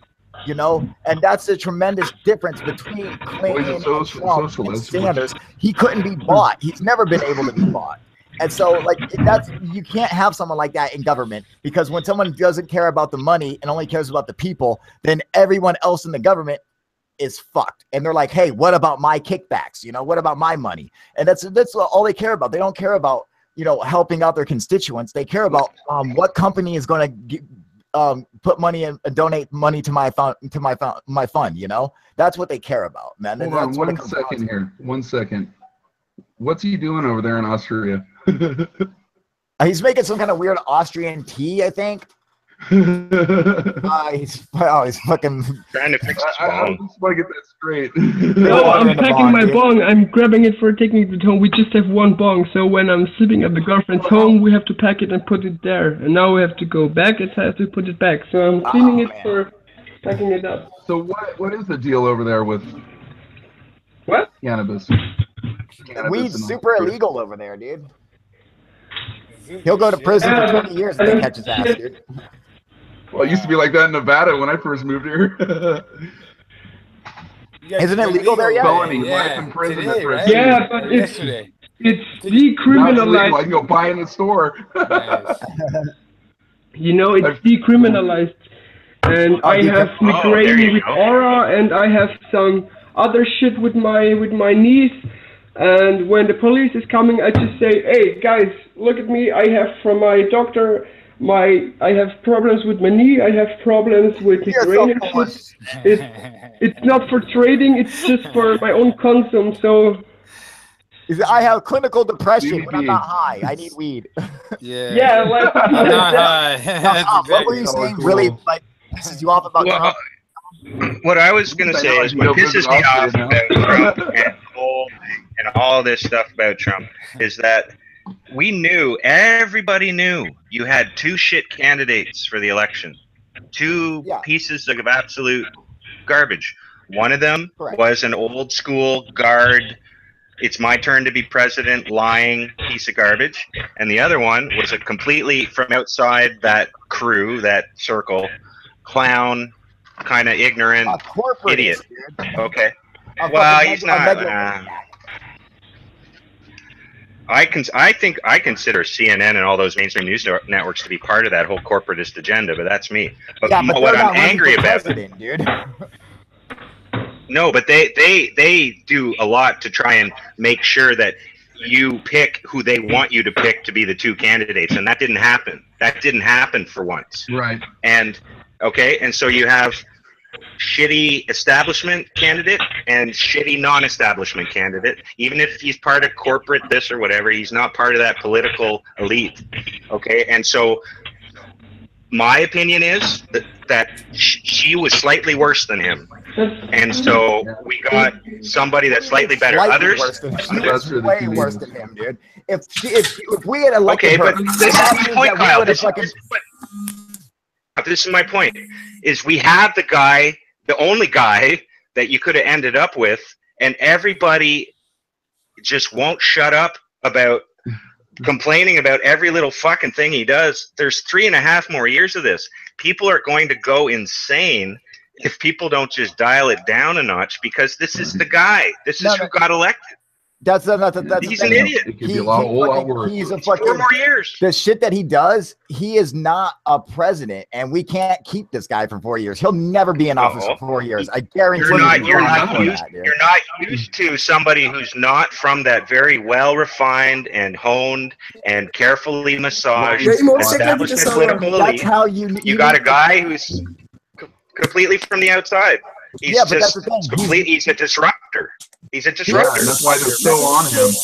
Yeah, you know, and it's like it's what he does is no good, man. Like fucking sending out tweets, attacking people and shit like that. You know, fucking giving like this is shit you can't fucking do. He was always going to do that. He was always going to do that. See, you know what happens if Trump's removed from office? If Trump's removed from office, what you will get is a shit show that is 10 times worse than if him or Hillary had been elected. You will get a kind of nightmarish shit show that you can't even possibly imagine. So that's what ticks me off about all this. Oh, he is an idiot. He is a clown. Oh, let's remove him from office. No, you don't want that. You want to live with the decision you made for 4 years, and in 2020, you want to elect Tulsi Gabbard, the congresswoman from Hawaii. I love Tulsi Gabbard, dude. She's going to go head-to-head with Ivanka Trump in 2020. Trump's not going to run again. He's going to get his daughter to run. And if Tulsi Gabbard runs, then you have two candidates that are so much better than the last two, right? They're so much better than the last two. And you can only end up with something better, right? So that's all I'm saying is don't be rooting for something that's going to completely destroy your country. Be rooting for just got a grin and bear it. He's going to completely destroy the country, dude. He is not. I don't think he's really doing anything. I think he just talks a lot. He just pisses people off and trolls them. The thing is that he's doing this. Everything he's doing is to help himself out. He puts out a healthcare bill that cuts 23 people off of healthcare, 23 million people off of healthcare, and gives tax breaks to the richest, the top 1%. How does that make any sense? I don't know. 8 years ago, you guys had no healthcare. You know, go to California's website and look at who the highest paid people now in California on the state payroll is. It's almost all healthcare people. Yeah, it costs a lot. Dollars to be a doctor in a fucking. You know what they charge you at the doctor's office? When you're the customer at the doctor's office, you have an appointment. They charge you $100. When it's socialized medicine, you know who they're charging? The government, and they can charge them whatever they want. So you go in to see a doctor, he charges the government $500. It's free money that floats down from the air because it comes from the government. So you want to see the cost of healthcare skyrocket? Come to my country. Come see what it's like here where people wait in line, and if they're not dying, then they wait for weeks to see somebody. You know, if someone's got a chronic pain problem, well, they're fucked out of luck. Maybe they can get hooked on opiates by their doctor, but nobody's going to do anything to help them. The lines are too long, and they're not dying. Basically, in socialized medicine, what you can look forward to is if you get a terminal illness or something that's like life-threatening, they will fix you, and you won't be bankrupt afterwards.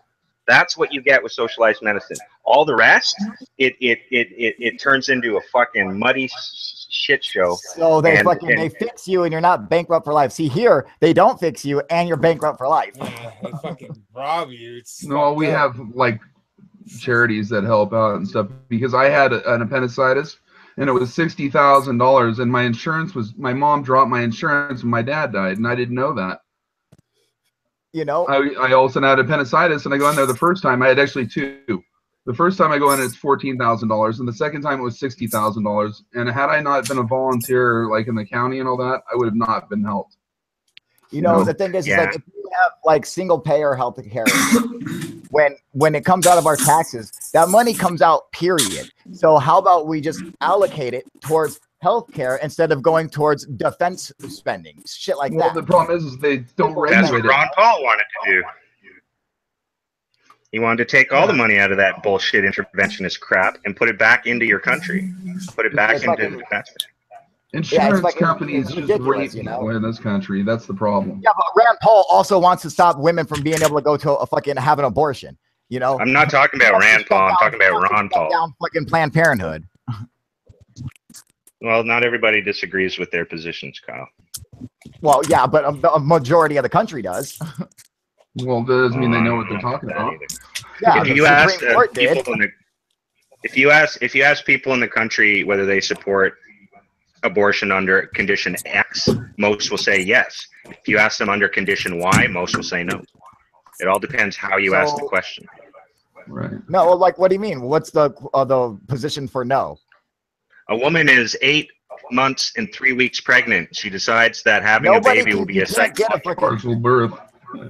Yes, you can. You can't have an abortion at that related age. There are 26,000 of them a year, and most people who support abortion aren't aware that there are 26,000 partial birth abortions in the States per year.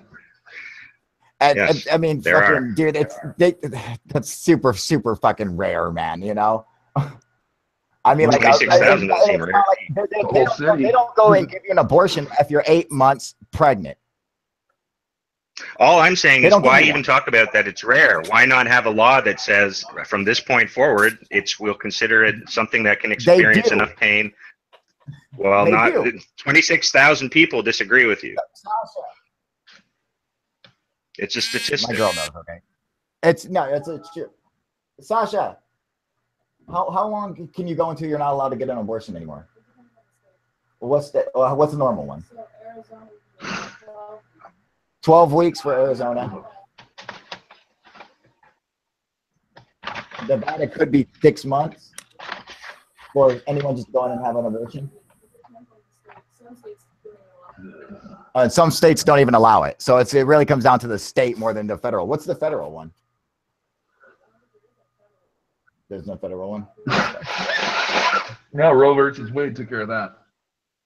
Yeah, so, you know, and I mean, even 6 months seems fucking awfully long to me, dude, you know, but. I've seen videos like Faces of Death. They show quite a few partial birth abortions. In almost every one of those cases, there's almost always an exception made for the health, quote unquote, of the mother, and that health includes psychological health. So it's not this in every state, but in even states where they have a limit like 6 months or 16 weeks, there's a special loophole for, well, the doctor says that this will drive her crazy and she'll be crazy for the rest of her life. Oh, well, okay. And that's how it's done usually. It's a loophole. It's an easy thing to step around if you really want to do it. All I'm saying is, I just don't think that past a certain point, I think we should have some kind of idea of where we want to set the line. And traditionally, human societies have always set the line at something that was called the quickening. The quickening is when a woman's pregnant and when she gets to about 3 months, all of a sudden she kind of balloons out. Like everything seems to quicken. Everything seems to get faster. When that would happen, that was the cutoff point for abortion through most Western. Romans had a flower that they could create a drink out of that would give you an abortion, and it was so useful. It was and it was also kind of a birth control thing. It was so useful that they cultivated it to extinction, and nobody even knows what this flower is anymore because they made it extinct. But the Romans used it, and that was their rule. The quickening. After the quickening, you're not allowed. That's how it used to be done. So all I'm saying is that I understand both sides of it. I don't even know how we got into talking about this. Well, but we got into it because for some of us, like conservatives who say that, you know, they want to tell you what you can do in your bedroom. They want to say that gay people can't be gay. They say they want to teach the Bible in school. Who do you think that they should be able to teach the Bible? Conservatives. You just said conservatives, and I overlap with certain conservative values, and I don't think that gay people should be stopped from being gay. I think gay people should be able to get married. I think it should be much harder for anyone to get married. I think that it should be more difficult for everyone to get married. Why? Why? Because people don't fucking take that shit seriously anymore. Yeah, what's the point? Who are you to tell someone they're not in love, you know? They can go to a church and someone can tell them they're in love. Why does the government have to be involved? Just like, you know, like it should be hard. It should be hard to get married. It should be difficult. You're making a lifelong contract. Because you are saying to somebody, I commit to being with you until we die. That should be somewhat of a serious oath, you know? And so people should not want to undertake that oath if they should have some fear of, well, I don't want to break that oath because there will be consequences. Now listen, check this out. Now I had a friend whose dad and mom, the mom lived with the dad, and the dad had a younger girl in her 20s living with them because she was pregnant, and the mom wouldn't leave the dad because they were Christians, and they're like, we don't get divorced. So the mom had to deal with this 21-year-old girl living in her house who was pregnant by her husband. That's a choice. And just had to deal with it. That's because of, because of that indoctrination into fucking religious beliefs, you know, and that's being well trained to be. You know how many non-religious and secular left-wing type marriages operate that way? That there are non-religious people who don't believe in God who are married, who then have people on the side that sometimes even live with them. That's very common. I know people. Yeah. No, but that's so it doesn't matter what your reason is. No. What matters is that when you're indoctrinated into it, that you know, so she's not able to leave her husband because of this belief. You know, it's saying that they should be able to. It shouldn't be harder for people to get married, because then you would be like, well, then we have to stick with this. If something happens and you don't want to be with this person because they cheated on you, you should just be able to leave. You know, so it's like it shouldn't be harder or easier. Cheating on someone is one of those things that breaks the oath. And even in religious circles, cheating is a divorceable offense. Yeah, it's very divorceable, right? So nobody disagrees with that. Yeah. What I'm saying is that it should be it should be more difficult for people to just kind of get to 16 years and go, or even 11 years, and then go, oh, we're tired of this. Fuck this. Let's go do our own thing. One of the problems is people think that when you get married, you're supposed to be happy. And that's responsible for a lot of divorce. You're not supposed to be happy. Marriage is not to be happy. Marriage is about responsibility. Really happy when you're freaking dating. Yeah. You're not going to be happy if you're married. You're going to be miserable a lot. That's what it's like. That's the thing. You got to fucking deal with, you know, so it shouldn't be harder for people to get married, but they should have automatic counseling. You know, they should automatically give you counseling once you get married. They're like, listen, all right, let's explain to you how this is going to work, idiots. In 6 months, you're going to hate each other. In a year, you're going to try to kill each other. Okay. They should, when you get the marriage license. You know what? And another thing, you know, I think that it would be better to say that you could have engagements up until you have to be like 21 for a marriage, and like you could be have like a legal engagement up until then, just because you probably don't understand the consequences of what you're doing at that age, you know? Hey Kyle, you know how public school is here. They spend all their time teaching us English and math and shit, but how much do they teach us about fucking life, about having to go and live on your own and have any kind of responsibility? Zero. Bro. Okay? That's shit you gotta learn on your own. Yeah, shit you gotta learn on it. You gotta hope you have a good family for that, you know? Yeah. But that doesn't happen to everybody, you know?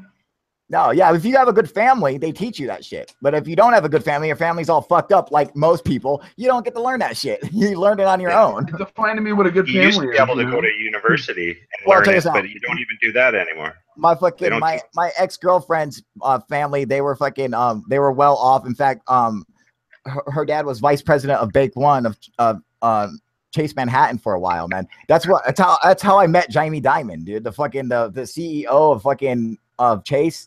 You know, I've met the douchebag before, man. He's a total prick, man. But they raise their kids to understand how life is going to work, and how you want to have a job and save money in college and all this shit. And, so I think they did a good job, and their family's not broken. Whereas, my family was broken as a motherfucker, There you go. So it's a struggle for you where it shouldn't be. You should have the same resources available that any good family has, Well, I wish, fuck that would be fucking fantastic. The best family, you can turn out rotten. I mean, it isn't absolutely, dude. Absolutely. Yeah, you can have rotten families turn out really good. There's a really good quote actually by Jordan Peterson where he says most people who are abused as children do not, like, some people who are abused as children grow up to abuse children, but most people who are abused as children grow up to not abuse children, or to even be extra sensitive to that kind of thing. And it's proof that what happens to you from your family and in your childhood is not automatically a determination of what you're going to become. You have still choices to make. You have choices to make about how you deal with suffering, and people make their choices, right? Well, how they deal with it. What's this UFO bro said? Cheating can be very expensive too. What's that over there? Somebody's got something, Rich. Yes. What's that? Check it out. Do you think Kennedy was killed? He was about to disclose alien stuff. Nah, I don't think he was about to disclose alien stuff. What are we looking at here? Or is that a video? What are we looking at? No, that's live right now, man. Rich? Hang on, let's see. Hang on. Rich has some kind of weird thing up in the sky. Now, is it moving? No, it's stationary. Just sit that camera down so don't flop around so much. Yeah, that looks like fucking Venus, man. Is it supposed to be that bright right now? Right? Is it in the east? Fucking Venus is super bright. It was in east. I thought it was in its downward. Where are you at? No, that's why they call Venus the morning star, man, because you see it brightest like in the morning, you know, early. Well, if that's east and I see the light coming, then yeah, that's Venus for sure. I thought Venus season was over. Not where I'm at. Might be. It depends on where you are at too. You know, like you said, in where it comes up. And I'm in the more northern. I'm in Ottawa. It is a little bit on the southern side of the. Do you have like how many hours of daylight do you have out there in Ottawa, dude? In the winter, no, right now. Well, right now the sun rises at 5 and sets at 9:30, 9-ish. Oh, okay, so you got very few hours of darkness, a lot of hours of light. Same goes with us, man. In fact, you don't even have darkness right now, do you? Complete darkness. It's like it's 3:30 here, but I mean it's going to be bright. No, you have to go further north than that, Vern. You have to go up to like the Northwest Territories in Yukon and Alaska to get that kind of effect. Yeah, but our longest day of the year is June 21st, so we're already on our way back down. And how? I'm gonna go and do a Google Hangouts on my phone and join this conversation, and I'm gonna do it outside with the night vision. So I'll keep this open, but I'm gonna mute this one right here. So. Okay. What were you saying, Vern? I said what's your longest? So the longest day is like it's basically the sun rises at like 4:40 and then sets at like 9:40 at night. That's about the same as where I'm at. Yeah, maybe it's a little bit longer, but we're very close to the U.S. border, right? All of Canada's population is right near the U.S. border.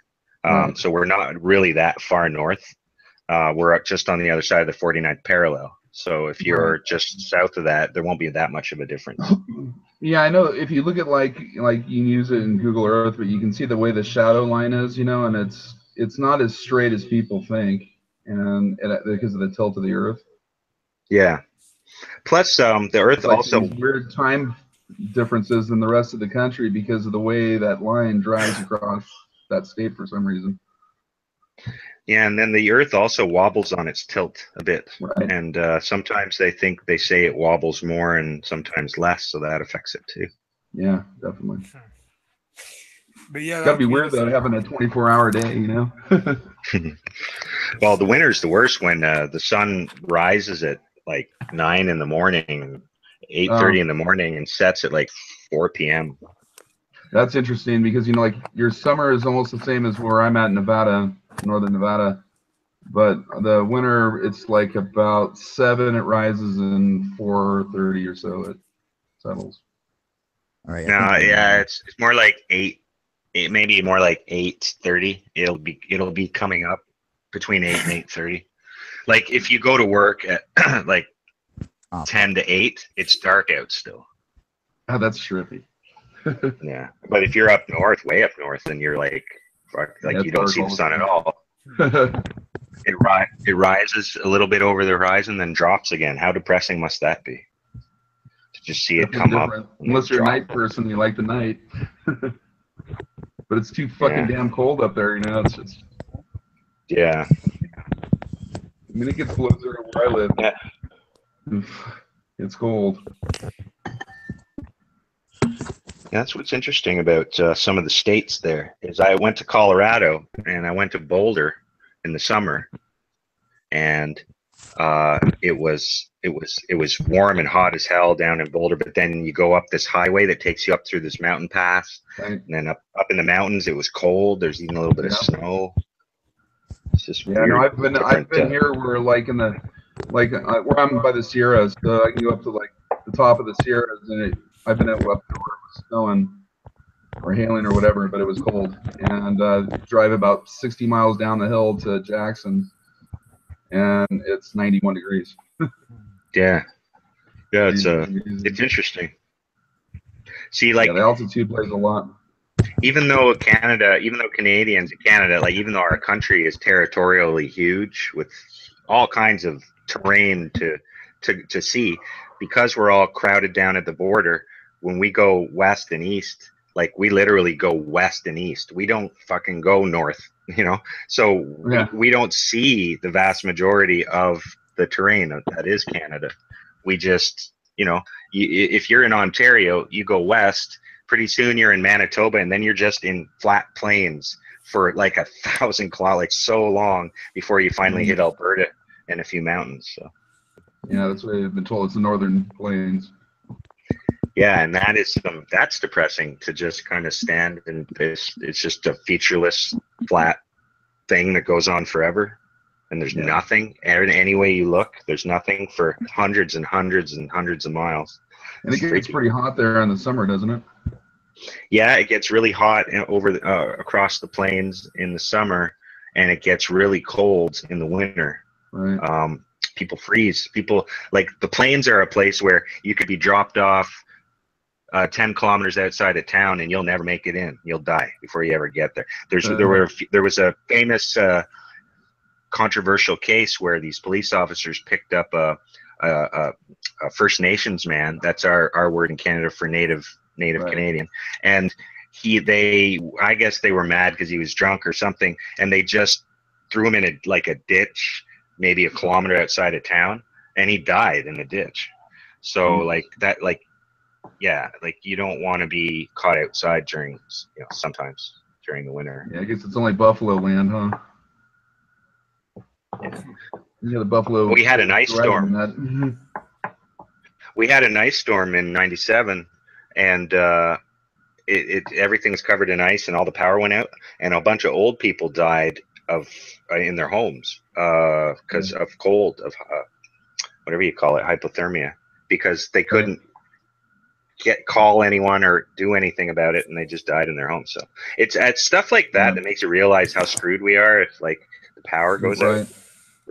Yeah, we're too dependent on the system and on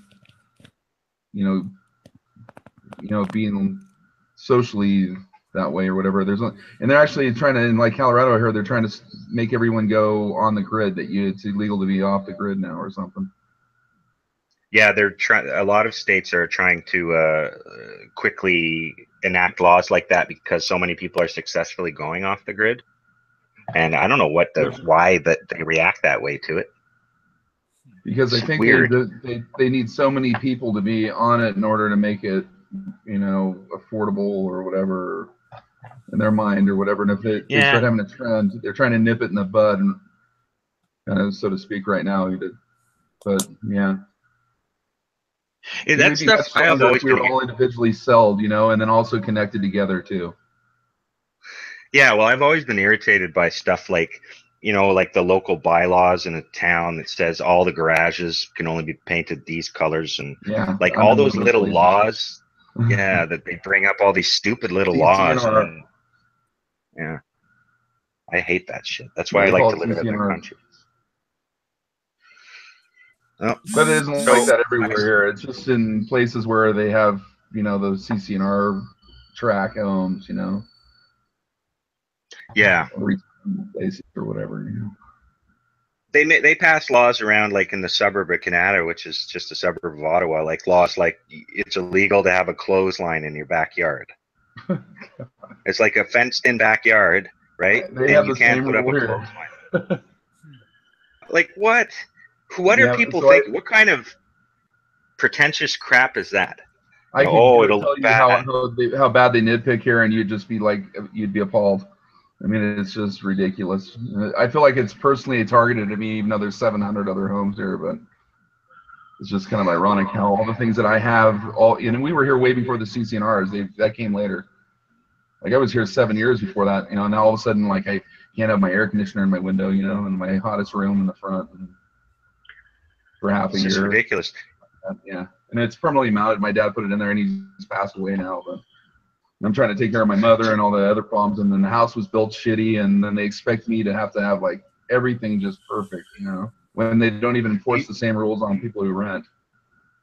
Do you remember when you were a kid, you know, if you were a kid and you lived on a street and all the kids would run around the street and play games and run on everyone's lawn, but there was always that one asshole on the street who had a problem with kids running on his lawn, and he was this total jerk.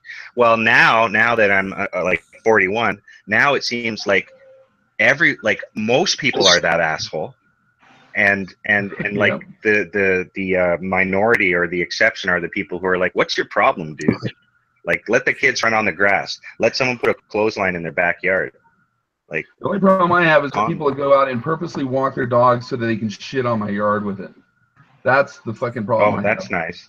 And even worse, how do you one guy that was going around with he'd have his bag and all that and pick up the poop and then leave the bag on my fucking yard. Do they not have a law there about cleaning up after your dog? Here you get fined $500. They do in the CCNRs, but who's there to enforce it? You know, you'd have to basically track the person down, and that's what they say. You have to track them down, get their address and all that. I mean, who does that? Yeah. There's some weird shit that goes on. I got long hair and you know, just hose it all off. Yeah, I hose them off. I just like, oh, I didn't see you there, you know. No, sometimes you get those. You get those overzealous neighborhood watch people too, who think that they're like they're protecting their neighborhood from people who don't look right to them. Who is anyone who doesn't look like they look? I hate those people because I have long hair. Never met them.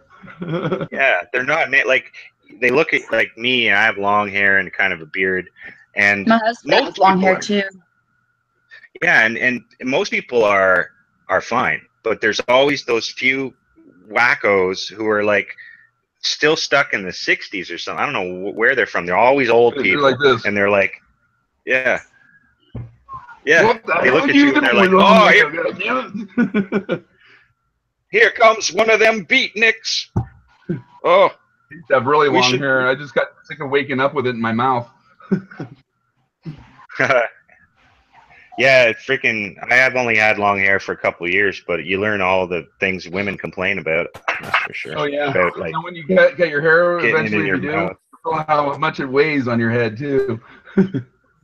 Yeah. I had long hair all my life until this year. I actually cut it really short this year because I was just tired of it. It was really thin. It didn't look right.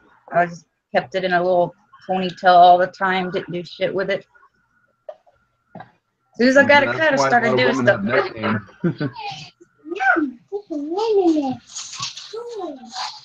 I guess we were designed to have long hair. I don't know.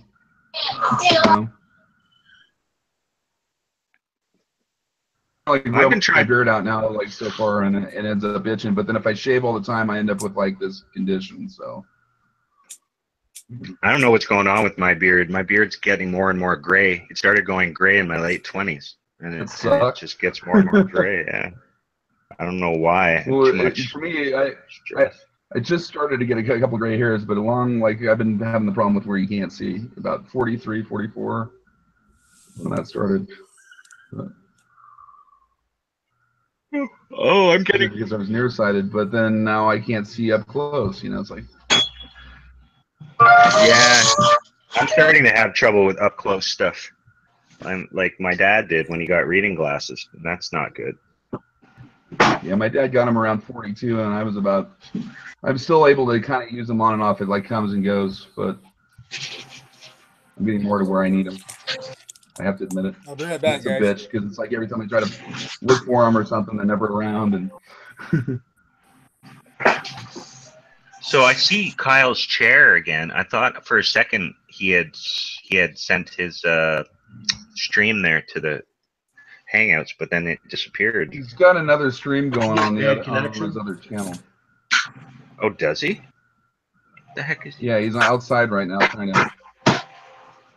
And it's usually a bad before 3:45. I got to go out now if I'm going to go out and see anything. Advantage to where I live is there's so much shit going on.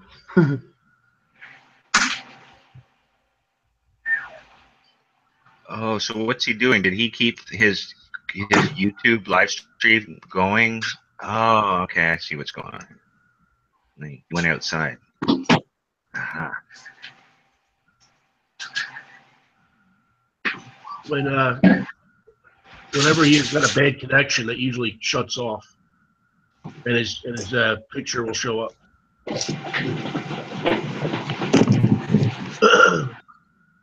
Yeah, on the YouTube stream, I'm just getting like this Google Hangouts, but my window got yeah, you just can't see the chat, right? 24 hours. I can't stand these silverfish thing. They're so creepy. They get so big and they move so fast. I don't like them. They look wrong. What's silverfish? What are silverfish? What do you mean? Yeah, they eat up your clothes and shit. Yeah, they're these little freaking things that have all these little legs and tentacles sticking out from them, and they move. They grow from about the size of a. Or they feed off paper products. Yeah, a grain. Yeah, a millimeter to like the size of your finger, and they move. What's creepy about them is how fast they move. Like they move, like they don't fly or nothing, but they run along the ground like something would fly through the air, and it's really creepy because they're called silverfish. Miles an hour or something. Yeah, they eat wood products.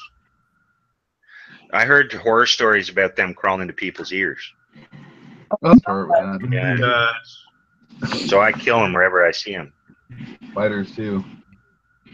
I found a crawdad in my yard the other day. Of all things. Huh. A frog. Maybe a bird dropped it. No, a crawdad. Oh, that's something. Maybe a bird dropped it. Yeah. But it was in my Water? yard. Well, out back there's like a big ditch. But I don't know. I've never seen a crawdad on Watch out for this crawdad. Is the ditch dry now, or is it still? It had rained the day before. Like any eagles, hawks, or anything like that? I don't see hawks very often, and I really don't see eagles. You guys got falcons? There's so many birds that can eat them. I took a picture of it and posted it on my Facebook.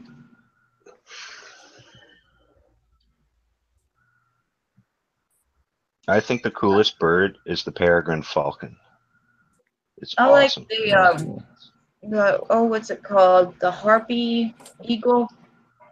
Eagle? Yeah. They live in South America. They can eat a sloth. They look so big. They have a big crown on their head, and they're the largest bird of prey. Not that it ever lived, but that is alive today.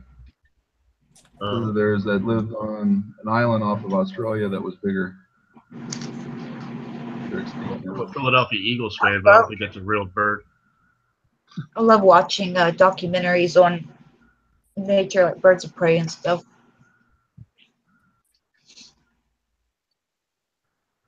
Yeah, the peregrine falcon is the fastest animal on Earth. It can dive bomb at something like 270 kilometers an hour. Oh my God. Yeah. They can go like even faster than that, actually. They go really fast. Kilometers. Yeah, they go super fast, and when they hit their prey, it's almost as much the kinetic energy as it is. Right, that's exactly what it is. They hit it so hard that it actually just kills it instantly. Yeah, and then they carry it away, and Right. It's called hydrostatic shock. Just about while alive. Yeah, yeah. See, people don't realize how like dangerous certain firearms are that are like very small caliber firearms, but they have so much velocity that you can actually shoot somebody in the leg, and if you hit them in an artery, the hydrostatic shock will give them a heart attack and kill them. Oh wow. I think it'd be 22 caliber, 17 caliber. The 22 caliber is one of the most dangerous guns in the world to shoot yourself in the head with by accident. That'll kill you because it bounces around in your brain. But I mean, that's like you're talking about rimfire. I mean, what I'm talking about is like 22 250 and like rifle fire 22s. Yeah, center fire, neck down rifle cartridges. My dad's got a semi-auto 22 rifle he hasn't touched in like 30 years somewhere. Like a Ruger 1022. Yeah, something like that. It's got a 10-round clip or something. Like it's some kind of clip you put in the bottom, and then you just semi-auto and it fires. Or is it like a rotary clip, like fits in snug with? I think it's I don't know for sure because I don't think I've ever handled it, but I think it's a straight clip, and he used to use it to hunt groundhogs that were tearing up the train tracks, and he used to get paid to go shoot them. And then he would, back in the day when that's what they did, I guess, and he would bring all the dead groundhogs to the guy who paid him, and he would hang them on his fence. And then the next day he would pay him for each groundhog. Huh. Yeah, it's an old gun. It's like it dates back to like 1950 something, 1960 something, in the 60s. It's old. Interesting. Then it might be old. It might be a Remington. And then the other gun he has is a 30-06, or yeah, like one of those really powerful, ridiculous hunting rifles. Yeah, like is that another old one too? Yeah, that one's old, but it's probably a bit younger than the 22. And it's funny because we had this whole gun registry thing where everyone had to register their long rifles, and it was such a disaster that my dad tried to register his guns like 3 times, and then the whole thing collapsed, and they just canceled it. They canceled the whole registry. Yeah, I think it's frozen. No, it's good. Well, it's like because I couldn't turn the camera around for Google Hangouts out there, but I did catch some awesome video of some fucking some cool things. So I'll have to edit that into a video later. Sweet. Cool. Okay. Now we spoke about guns. Let me show you a cool one. Man, he's a 24-hour live broadcast sucks. This is a 22. What do you got there, dude? Oh, in case you need to rob some fucking pirates of their booty. No, it's a 22. Was that the gun from the Joker and Batman? He pulled that long gun out of his pants. Actually, that's a integrated suppressor. It makes no sound. Really? You shoot high velocity 22 rimfire, and it sounds quieter than a pellet gun. No shit. You hear is this? Now it's loaded. And, with that recent story, don't fuck around with guns. But yeah, that's all you hear. And then the bullet hitting whatever. Oh, a man was teaching his kids gun safety, and he shot his young daughter to death by accident. Aww. What? Yeah. Jesus, that's fucking awful. It doesn't happen often, but when it does, the gun control people jump all over it. Oh, yeah. Oh, yeah. Well, they should, dude, because if it happens more than you know, dude. Worst part is when you have like people making cheap guns, and then you have an issue with the gun not firing properly. Like what happened to me once. Yeah, you know. I wonder, how did he shoot his daughter, teaching her gun safety? I always wonder that type stuff. What did he do? Like, there's an awesome video of a DEA agent who is trying to demonstrate gun safety in the classroom and shoots himself in front of all the people there too. I saw that. Shot himself in the leg. Yeah, he's like, well, you gotta be real careful. Ah! Yeah, only I can use this gun. Blah blah. Yeah, to shoot yourself. I think one of the things that happens sometimes is that guns just misfire sometimes. Sometimes they're not taken care of properly, and you think the safety's on, everything's fine, and you're trying to show your kid something, and then the gun goes off. So that's what you want to do, is make sure you aim it right at them, you know? Yeah, that's why you never, ever point a gun at someone. Yeah, you can have a bad reload, and the barrel, which has happened to me, like you miss the charge when you're reloading, and you go blink, and like, did it fire? And you should always check, because I had a 44 Magnum, and the bullet was stuck in the barrel, and if I shot the next round, I would have blown myself apart. You know? Oh man, this is fucking nuts, dude. Did you hear about that one mom who fucking let her kids fucking play with her guns and shit, and she fucking left her she had her fucking gun in the back seat next to her fucking 2-year-old son, who took up the gun and fucking shot her in the back. Oh my god. That's just ridiculous. Like, you fucking idiot. Why you put your gun right next to a fucking 2-year-old, dude? I mean, he was in a car seat, so it's not like he could, you know, he couldn't get out of the car seat, but he was able to use that gun, you know, like fucking shoot his mom in the back with it. Almost killed her, dude.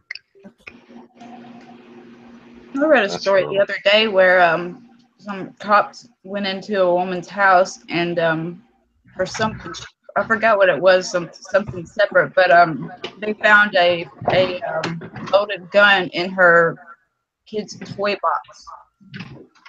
She had stashed it in there. Really? That's fucked up, dude. No, I mean, what you need to do is if you're going to be a gun owner and you have children, they have to be exposed to it eventually, but they have to be constantly talked to about it. You can't just like lock them up and expect them not to try, you know, if they were to somehow get into it or whatever, to be curious about it. So they know about them, and they know they're strictly forbidden from ever touching them or anything with them. And that I promise them the time will come when I will teach them and all that stuff when they're the right age, you know, but which my daughter's about close to the right age now. But now what you do is wait till they're like wait till they're about like 5 or 7 years old and say, see this gun right here? And then you shoot them in the foot with it. Like, it's bad. See that? Now you don't want that to happen, right? Like, no, don't shoot me in the foot. With me, I usually fire like a really loud, brutal gun first without giving them hearing protection, all that, and then they understand how scary they are. Yeah, having scared the shit out of them. Yeah, and they're like, well, I want to get back in the car. So, you know. You're not getting back in the car. You're going to come out here and you're going to shoot this gun. Okay? And remember, it's going to shock you when it does, so it's going to hurt a little. Just, you know. But yeah, I'd probably start with a 22, you know, like one of the Daisy ones, you know, or whatever. And where they're going to be blasted, they got to learn how to aim and stuff like that, or they're just wasting. I'm just saying, my kids have to know how to use a gun in case the redcoats ever decide that they want to come back to this fucking country. All right. I think you have to worry more about your fellow Americans. Yeah, see, if those Canadians ever think those Canadians are ever going to come down here with their fucking hockey pucks and their fucking croissants, dude, you got another thing coming, motherfuckers. All this. No, they got the French. We put them on the front lines. Take it out first, dude. Yeah, I had a few friends that were Canadians, and they were from like British Columbia and that area and stuff, and they didn't like the French. No, they don't. they like the French the least out west because. Yeah, in fact, they wanted to secede. Yeah. Yeah, we came close to our whole country flying apart in 1996, 95. Why? because Because pompous assholes. Because Quebec had a referendum where they were going to separate from Canada, and the First Nations people that lived in Quebec said, "Well, you aren't taking us with you.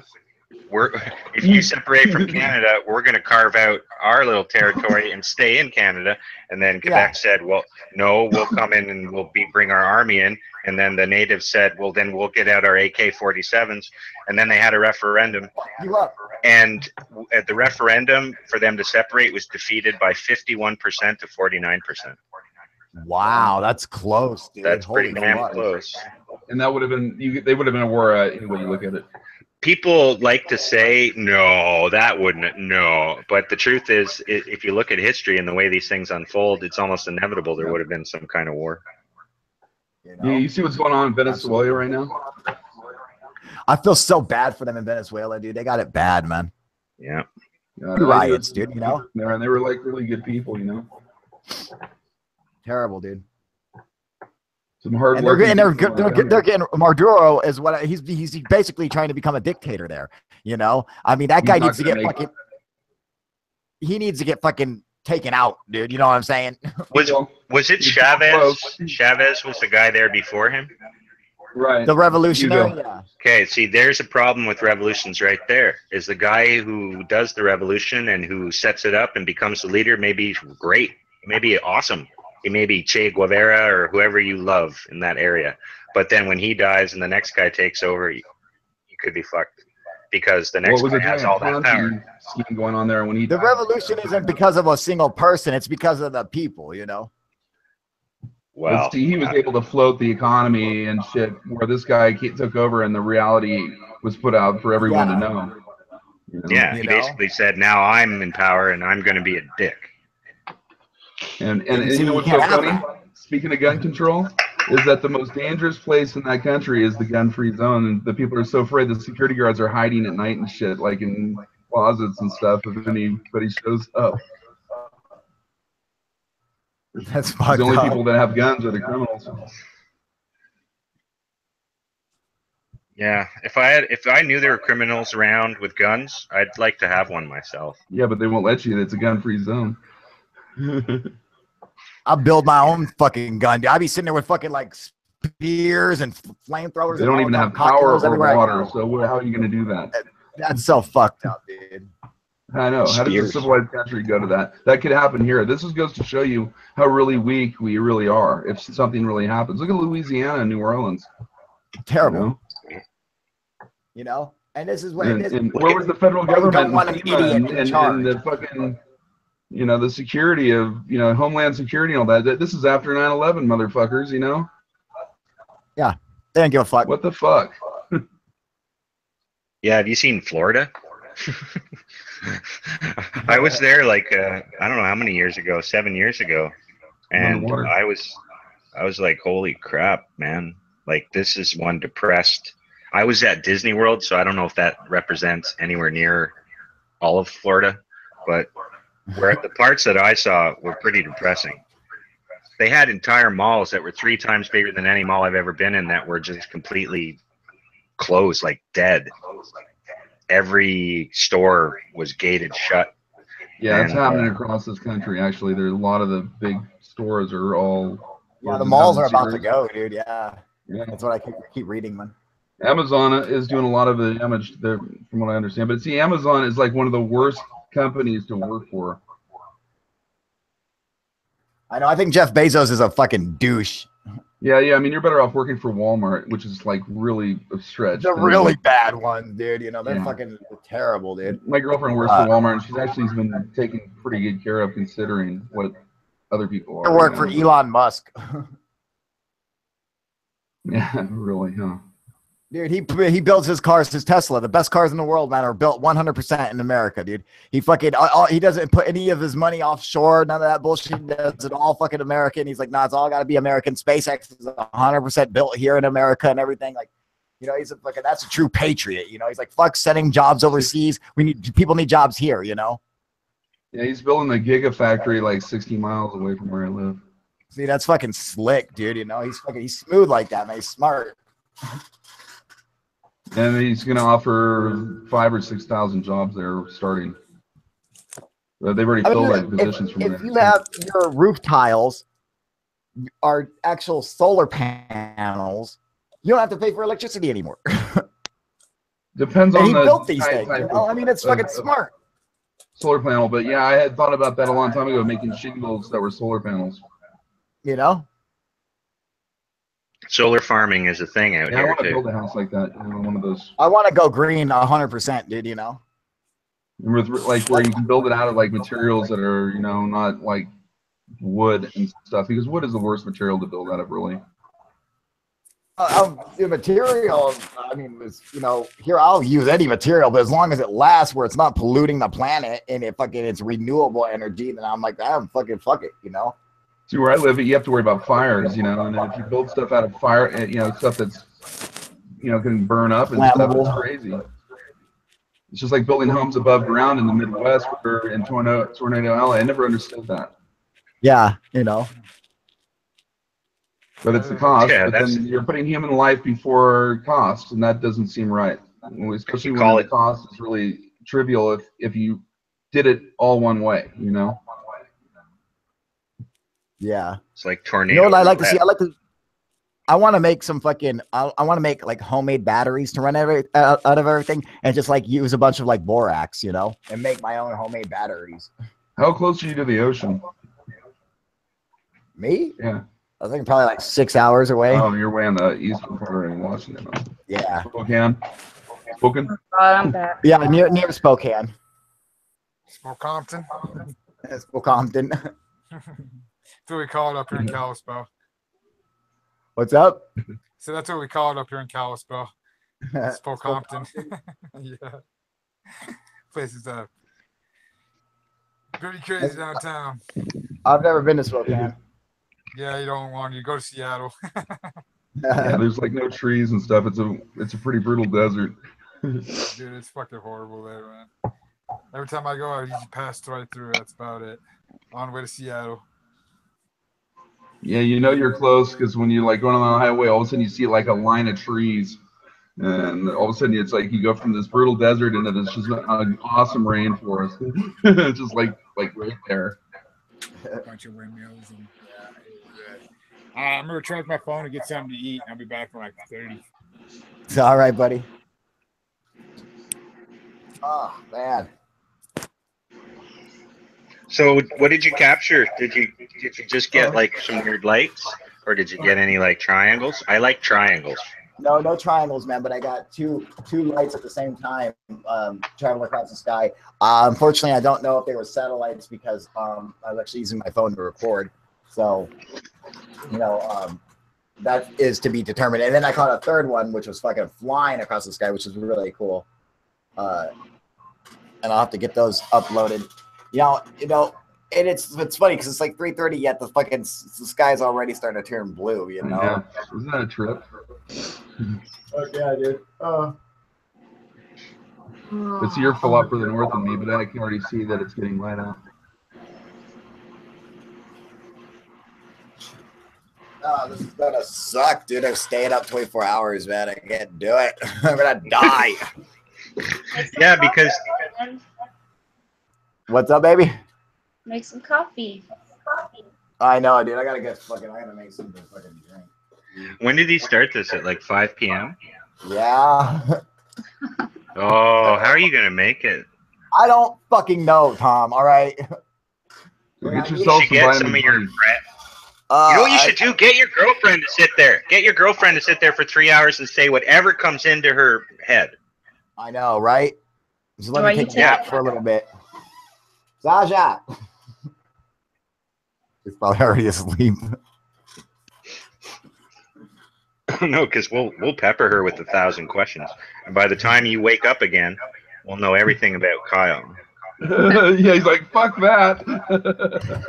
She's not wearing any pants. Oh. A lot of news anchors don't wear in the pants. chair, we wouldn't be able to tell that.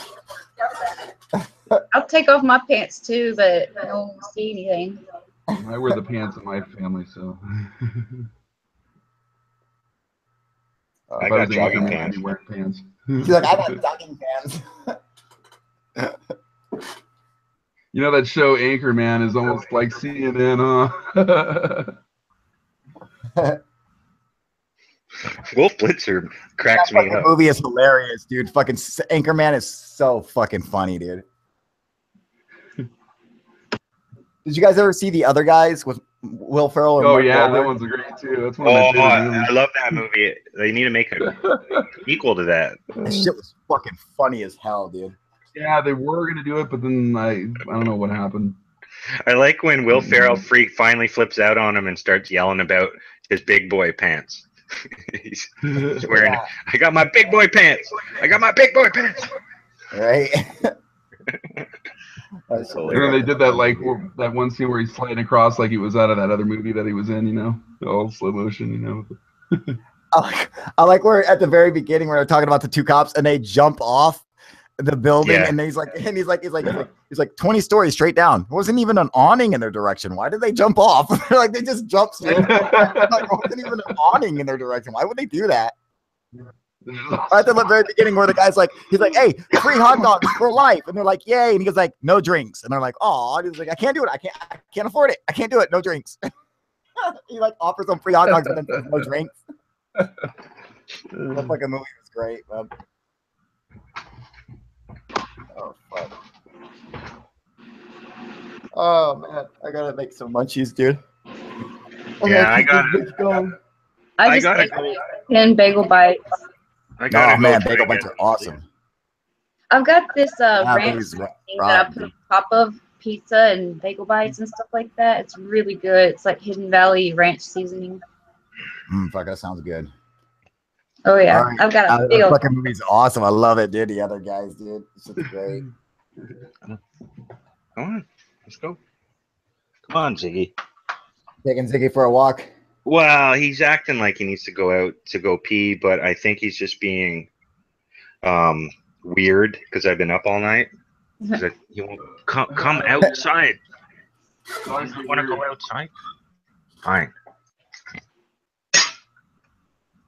Yeah, dogs do get weird when you've been up.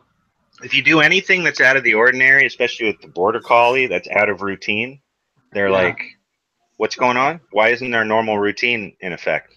Yeah, it throws them off. So you get all nervous and anxious and shit. Yeah. If I start moving furniture around, he thinks we're moving again to a new place, and he freaks out. He's running around because he knows when furniture is being moved. My cats don't like it. Furniture, they're afraid they're going to move again. Oh, is that the TV show Sledgehammer? Yeah. Oh, that fucking TV show was great, dude. That shit was so fucking funny, dude. I used to watch that shit all the time back in the day, dude. They could never make the show today. Dude, I used to fucking watch that. I used to watch it. Like, we would stay up all night to try to watch that fucking TV show because it would come on at like 4 or 5 o'clock in the morning, dude. Oh, that shit was great. I got both seasons, too. No shit, dude. That shit's awesome, man. Yeah, when I showed my girlfriend, she never heard of it or whatever, Native American, was. This white guy, she's like, "Oh my god, this is so funny and shit." This shit's fucking funny as hell, dude. That was great. It was a great show, man. Sledgehammer. Yeah, she took it home and their whole family watched and everything. They're all natives. So I've got the stuff to make really good iced coffee. I'm wondering if I should do it. Iced coffee? Do it. Yeah. They do it. Yeah, do it because I need you to be able to stay up and host while I fucking make some food. I use French vanilla flavored coffee, and then I use French vanilla creamer and brown sugar. Sounds fucking good. It is. Get yourself 3 Nosses. Mix it in a pitcher and put it in the fridge, and then like when it cools down, you put it on ice. So good. I put a lot of fucking creamer in it, so it's really creamy. Yeah. Go get yourself 3 Nosses and drink them, and you'll be fine. Fuck. I can't do energy drinks, man. They give me panic attacks. Yeah. I can hardly do coffee. Nosses aren't too bad, actually. They actually taste good too, which is. But I don't. I can't drink them. Oh, I love Nos. I mean, I used to drink them back before my anxiety disorder got really bad. But yeah, I love the fruit punch ones. They were really good. Yeah, and they actually work really pretty cool looking bottles too. You know, I've had to do 24 on and used 3 of them over that period of time. Oh man, it's like I prefer Monsters, dude. Yeah, the Monsters make me want to puke. Oh my god, you know what I used to do when I worked at this gas station that had a slushy machine? They had just the plain slush, and then you'd add the flavors to it. I would fill up a 32-ounce cup with like the slush stuff, and then I would take either a Nos or a Rockstar and pour it in there and make a Rockstar slush. Well, there used to be a pomegranate flavor that was really good, but that's the only one I like. Yeah, it was really good. Did you ever do that thing from The Simpsons where you made yourself a pure syrup slush? If I worked in a convenience store, I would have to try that at least once. What did they do? In The Simpsons, way back in the day before you were born, they had an episode. I was born in '85. So you were about 6. They had an episode that where Bart and Milhouse they are get a reward from Mr. Apu at the Quickie Mart, and his reward is he lets them make a slushy. No. They find $20. Oh, okay? They give him $20. Yeah. No, they find $20. It's blowing in the wind. It lands in front of them because they're super bored. They're like, oh man, they get it. Then they go make a slushy, pure syrup. Like, oh my God, I don't know if the machine can take it. It's all shaking and they get it, and they can barely suck out of it. But then when they finally drink it, they get high as fuck. And they join the fucking Boy Scouts and shit, dude. It's fucking hilarious. And then they crash. Godspeed, little doodle. And then they crash. They're all hungover. They're like, what happened, man? I used to watch The Simpsons. That's one of my favorite lines is when in that episode when Flanders has the little cheese doodle and they're fishing for the fish and it's like their last morsel of food. And he's like, Godspeed, little doodle. Oh, I just love that line, dude. I like the episode where they reveal that Flanders is actually so super nice because he's actually deeply, deeply disturbed, and that he was in a mental institute and they had to reprogram my car. Yeah. No, and every time he says diddly doodly weedly woodly, that's actually his subconscious psychopath trying to get out. Cussing. The doctor's talking to him and he's like, so how are you been doing, Ned? And he's like, I'm findily dandily. And the doctor's like, whoa, Ned. Whoa. He knows that that's hostility. I like that. Yeah, then the doctors spend like years just spanking him all the time. Just every day we just spank him, dude. It was called the Spankological Protocol. And it was developed specifically for Ned. Yeah. You can talk about Simpsons for hours. There's that episode where Bart and Lisa get taken away from Homer and Marge and given to the Flanders as foster care. And the Simpsons kids want to watch Itchy and Scratchy. So Ned wants them to feel comfortable, so he puts it on. And Rod and Todd are sitting there, and they watch an episode of Itchy and Scratchy where Scratchy stabs Itchy, or Itchy with a bottle. Yeah, and he stabs him like 50 times. And then so the two kids are so traumatized because they've never seen anything, no violence, nothing like this. And Todd turns to his dad and goes, "Dad, should I pick up a knife and stick it into Rod?" And then his dad's like, no, you shouldn't. Okay, check out. I put a link in there. I think I remember that one. On the chat thing there. Click on that one. If that sees that one's right.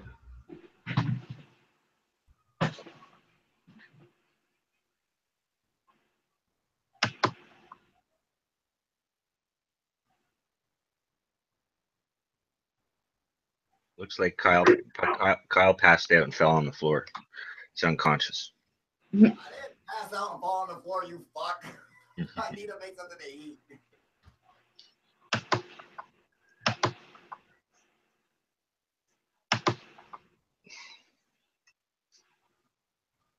Oh, here it is.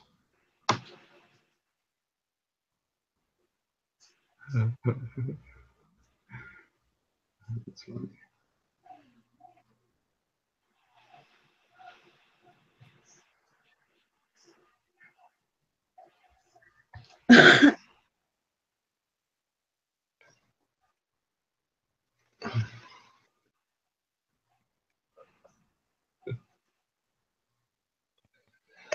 Oh, well, I think I'm going to hit the sack. I'm going to try to anyway. Okay. And then I'll wake up and see if Kyle's still conscious later. All right. I'm gonna be All right. out in that fucking air, dude. All right, we'll see you.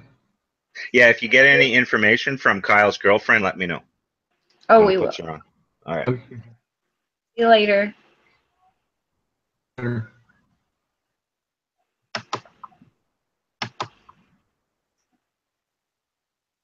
I'm watching this video you linked, but it's so quiet. The next one, do the second one. That's the. Okay, I see it.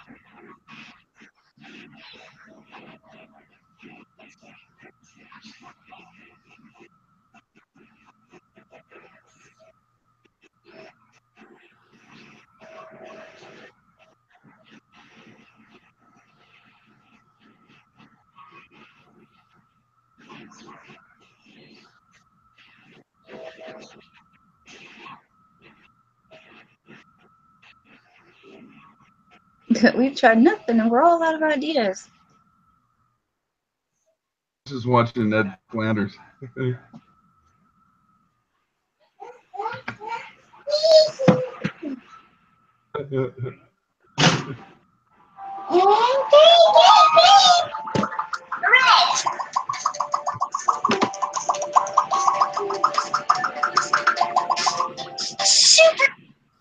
Are you wanting the pink one, baby? It's too bad you can't play them in here.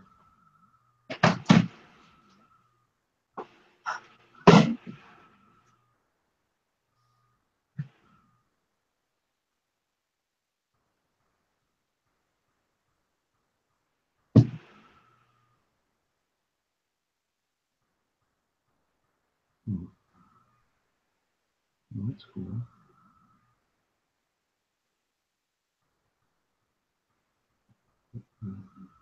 I think so. I'll give it to you, right? Yeah, I'll give it to you. Hold on, 1 second.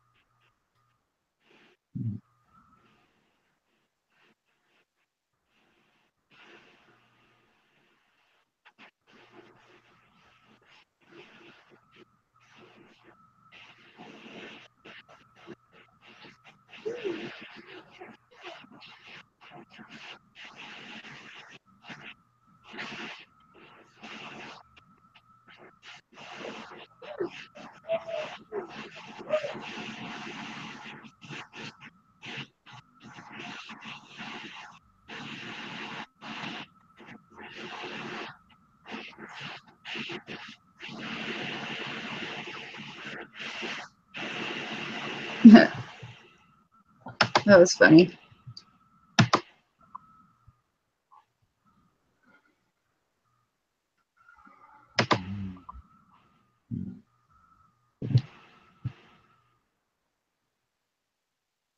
Where is everybody? They're asleep. Did he really go to sleep? I don't know what he did. He was talking about getting food. I don't know if Dominic's around. Have you ever seen a ghost? Funny you should say that. I believe I lived in a house, in a haunted house. Being that the house was built, it was in Utah, and it was built above ancient burial ground. Whoa. Just like Poltergeist. And yeah, it was pretty intense. But I happen to think that all the phenomenon that we have is all associated together somehow, you know. So it's all part of my whole life. I like That experience is that going back to where I can remember when I was 8. So.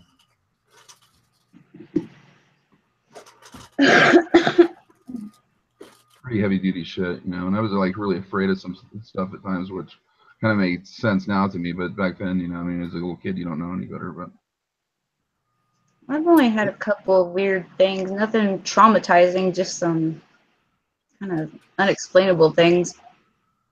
Like what? Well, I'd say probably the most unexplainable one was the time the remote control like flipped off of my table, was spinning around and fell into the floor, but there was nobody near it. I was putting on makeup, getting ready for work. That's cool. Yeah, it didn't just like fall off the table. It was hanging a little, like a few. It was one of those big remotes about like that, and the heavy part with the batteries was sitting on the table, and just the couple inches of the light end was hanging off the table. And it was like someone just took their hand and chopped it down and made it spin out. I just had something happen like at the hardware store a couple weeks ago. Well, even not at the hardware store. And I was like in an aisle where there happened to be blades for lawnmowers. Oh. And but I was looking for sprinkler shit or whatever. And so I had walked into the next aisle because I had to get something else. And I just got to the next aisle and I just started to pick out what I was going to get. And that freaking blade came flying off of there. It was all down. I'm like, and I seen it out of the corner of my eye, and it shot off of there. And I was like, holy shit. So I was like, I'm like telling the guy when I'm paying for the shit, I'm like, you know, I think your place is haunted. And he goes, yeah, we know about it. I'm like, really? What? Don't put out sharp things like that. Pad that shit. Yeah, I'm like, well, there's a blade down there, and I was like, there's no one near it. I was like the only person there too. So you know what I mean? It's. And it's not like it didn't just fall off, you know, it was like it came off of there and hit the other aisle like pretty hard. Now, I had one paranormal experience where it was actually my sister and brother-in-law were there too, because it was at the exact same time as all the other shit was going on. But I relate it to UFOs. But it, like, we watched the thing of like Nestle Quick come out of the shelf, like it was in the back of the shelf, and it came out and just dropped down, and all of us were like, did that just fucking happen? Like we were trying to like figure out what the fuck just happened, what because I mean there's like it was in the back of the shelf, so it like slid all the way to the front and then out. Yeah, that's not explainable. If it was hanging off the edge, it'd be explainable, or if you had a cat, it might be explainable, but like, and it's funny because my sister and I, my sister was actually in the kitchen, and you could see the kitchen from the living room, and I saw as it fell, all right, but Dan, for some reason, he was actually looking at it. He said he watched it come from the back of the cabinet all the way to the front and fall out, dude. He's like, dude, that just happened. We're like, how did that happen? He's like, I watched it move forward. Like he was sitting in the living room with me, and he was just talking to Candace, and he could just see into the cabinet or whatever because it was open, and this thing just came and fell out. So that was only like one experience I had that I'm like, I couldn't explain that or whatever. But there was another time, and this was really funny when I was a kid. There's a perfectly explainable reason. It was that you had rodents. Rodents were rolling around back there, and they pushed it out. Yeah, it could have been it. Sure, you know. I don't know. When I was a kid, I was like 12 years old, and I'm sleeping in my living room because I wanted to watch a TV show or whatever. So I'm just laying down. It's totally pitch black, and I had a brush or a comb actually, and just for the fuck of it, I was like. We had like this little island divider that went into the kitchen, you know, and I took the comb and I just said, boom, and I threw it into the kitchen. So it just disappeared into the darkness because all the lights were off in the house. It disappeared. And then like a second later, it come flying right back at me. And I'm like, oh, fuck, dude. Like I had to fucking like, you know, move like it was going to hit me right in the face, dude. And so obviously what happened is like I threw it and it bounced off of whatever and it came back at me. But it was, to me, in my mind, it just disappeared into the darkness, and then I didn't hear anything. I didn't hear it bounce, and then it just came flying back at me and scared the fucking piss out of me, dude. Like I was terrified to get up and like go to my room and shit, or even like I was like ah. That is crazy. I just remembered a really good one I got for you. Okay, about a week after my dad died, there was a painting on the wall in the family room, and he spent a lot of time in that room, you know, too. And it was one my mom did, and it had a glass front, you know, framed and everything on the wall. And I'd heard like a loud crash, you know, like at some time, and I thought my mom's a drunk. I mean, so shit happens, you know what I mean? So I kind of figured it was her or whatever, and I deal with it when I got up in the morning. But I walk in there, and I'm like, I could have sworn I heard a crash out here, and there was like everything seemed undisturbed, fine. You know, I walk in, I grab my coffee, I walk by, and go into my room, and I was barefoot. And I came back, and I'm like, what the fuck? You know, like all the area was just covered with glass, you know, where I had walked before. It's like, how, and I'm talking shards, you know, like sharp ass ones sticking up and everything. I'm like, how the fuck did I walk through there twice barefoot, not even feel a piece of glass under my feet? That's crazy. I've got a dad story. Speaking of dad, my dad when I was 9, but this happened when I was about 20. And hold on, I gotta fix this kid real quick. Here, sweetie. 1 second. So I was sleeping and I had this really bad nightmare, and I woke up and I was facing the alarm clock when I woke up. It was 4:18 a.m. and I rolled over, and in my vanity mirror I saw my dad's face just smiling at me, glasses and everything. And I looked up at the skylight and I was just blinking my eyes thinking I was just seeing shit because I just woke up. So I lay there for a little bit blinking. I looked at the mirror thinking it'd be gone, and he was still smiling at me. So that's when I got up really alarmed, and I threw like a shirt or towel or something over that vanity mirror and went outside to smoke. And then I got to thinking about it later, and I'm like, well, 4/18, that was the day of his funeral, was April 18th. But I don't say that's unexplainable because I still could have been seeing shit. So, but it did really scare me at the time. Yeah, I think there's much more to this world than just this. Yeah, I'm skeptical about ghosts and stuff because there's so much bullshit out there, just like there is with aliens and stuff like that. But you know, I'm open to it. It could be possible. I think the possibilities are endless because there is no really defining limit. You know, especially if you're dealing with a universal acceptance that the universe is more or less for us infinite. And the world's beyond it. There may be things beyond our even capability to reason that influence or have a total bearing on whether there is an afterlife or whatever, or pre-life or many lives or the one life, I guess. I don't know. But I think a lot of it has to do with having faith in yourself and believing, you know, in yourself or whatever is part of how you can survive this place. Because as a child, I had several instances where I was outer body. There's no doubt. I mean, it wasn't a dream because I could feel like the ceiling and stuff, and then I'd look back and see my body, and then I'd start freaking out, and I would like wake up out of breath, like I was hyperventilating. Astral projection. And there was one time I got pretty far out there. I mean, I went way out to like outside the solar system by far, and like into other like places, you know. And I was 7 or 8 years old. I went out to the stars once in a lucid dream, but I didn't like float above my body to get there and see my body. I did it from a lucid dream.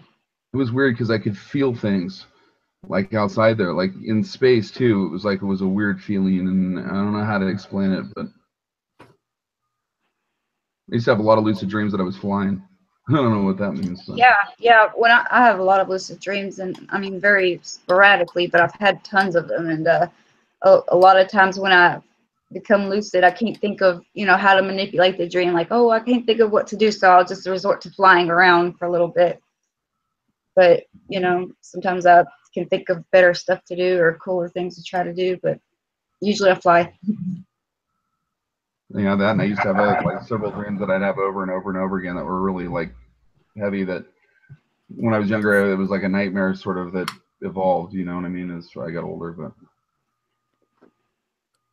where I go through like this weird whole like scenario. And it was weird because I was a child when I was having it, and I was dreaming about being an adult where I could drive and do all those things. And it was like the era was. I used to always live on another planet, dude. It was like another time and shit was weird, dude. It was on Venus once. Kid, I mean, in real life, it was on Venus once. You heard the radio say the temperature here on Venus is 400 something degrees. No, actually, it was humid and it was cloudy and foggy or whatever. It was like about 60 degrees or something. The 60s are my favorite. They feel so good.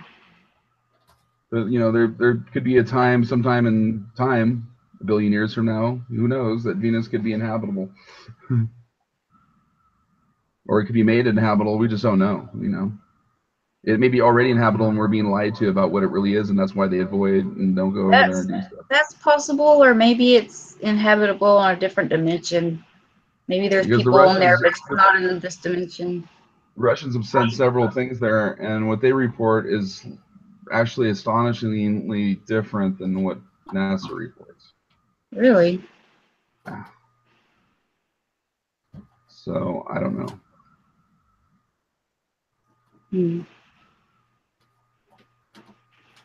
I mean, it could be that they've been wish-washing us about a lot of stuff, you know, and what's going on, and the moon missions and everything else may have been fake to cover a real moon mission that they didn't want us to see. Yeah, it's like when you catch them in one, like either lie or lie by omission or something, then it's really hard to just trust everything they say. Because you start to see through when they're not honest, and then you start looking for those things, and sometimes, you know, coincidentally something happens. But like you said, your credibility, it takes forever to build your credibility, and it only takes a second to ruin it. Yep. So, and that's the thing a lot of people don't understand when they're younger, and they're you know, just barely an adult or whatever, that some of the actions that they do last a lifetime, and they're a kid and they're immature, and they grow up at one point, and there's no way to turn that around. And that's why I don't always agree with how, like, they make people into a felon for life and shit like that, because there are people that actually get their shit together, and they were young, they fucked up, you know. I mean, it happens. If I got caught for every time I fucked up, you know, I would have been not where I was at today. I was just I'd be in prison right now, dude. And I did some seriously shit that could have fucking got me really in trouble, you know. It's, especially when I was in high school. I think about high school now. I used to blow up pipe bombs at school and shit and everything, blow up lockers and all that. If you do that shit today, you're going to federal prison. Yeah. The worst thing I did in school was light a cigarette in science class. We had these big tables that had like these cabinets under them, and my stupid ass ducked down behind because I decided I wanted a cigarette. I lit it and I was blowing smoke into the cabinet, but of course everyone in the classroom could smell it right away. But I put it out before, you know, and of course everyone's looking at me because they know that I'm the one who smokes. And it was really funny because I took my cigarette butt and I wadded that and my lighter up into a piece of paper. And when the vice principal came in, he was like, "Okay, follow me." We went through the science lab, and we were going down the stairs, but he was in front of me, so I just dropped the wad of paper on the stairs. So when we got down there, he was going through my Trapper Keeper, my purse. He even opened my mascara and was looking in there because he couldn't find it. So I didn't get in trouble for it. He couldn't find it. Oh, that's fucking funny.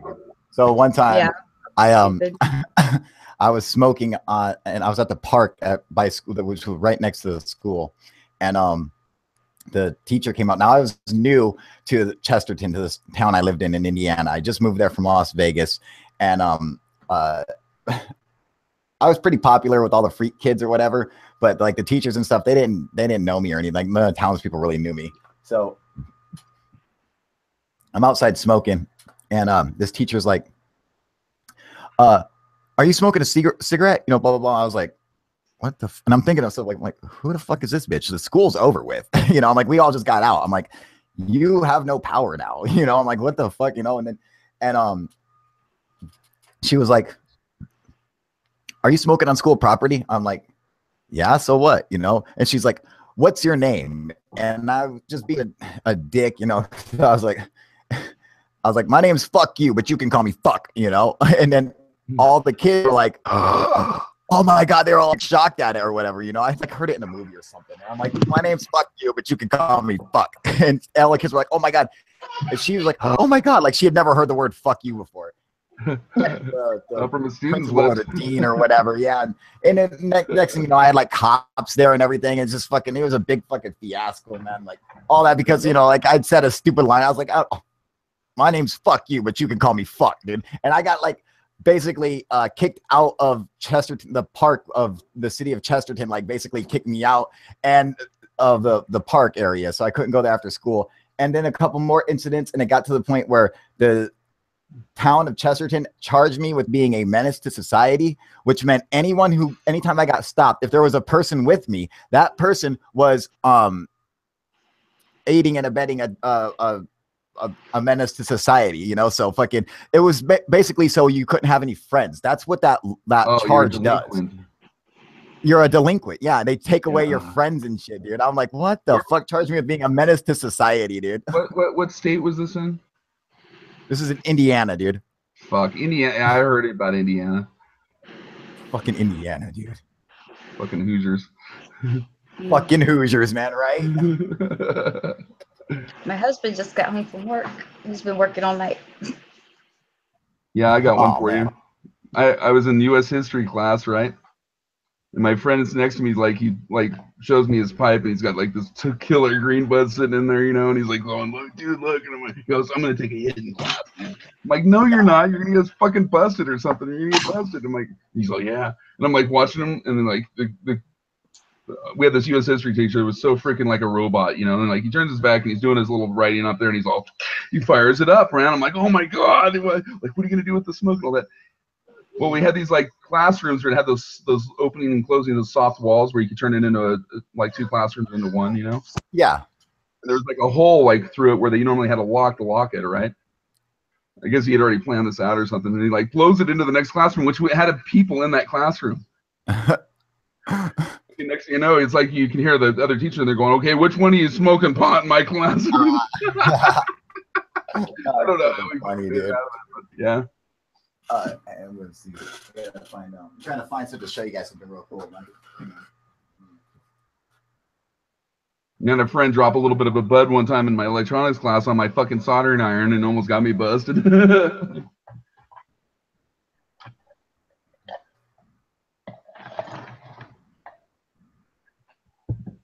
best one was being the woodshop TA and having the teacher in there checking everybody's eyes, you know, for like smoking weed, and like half the guys that I got stoned with, you know, at lunch, they all are on their way to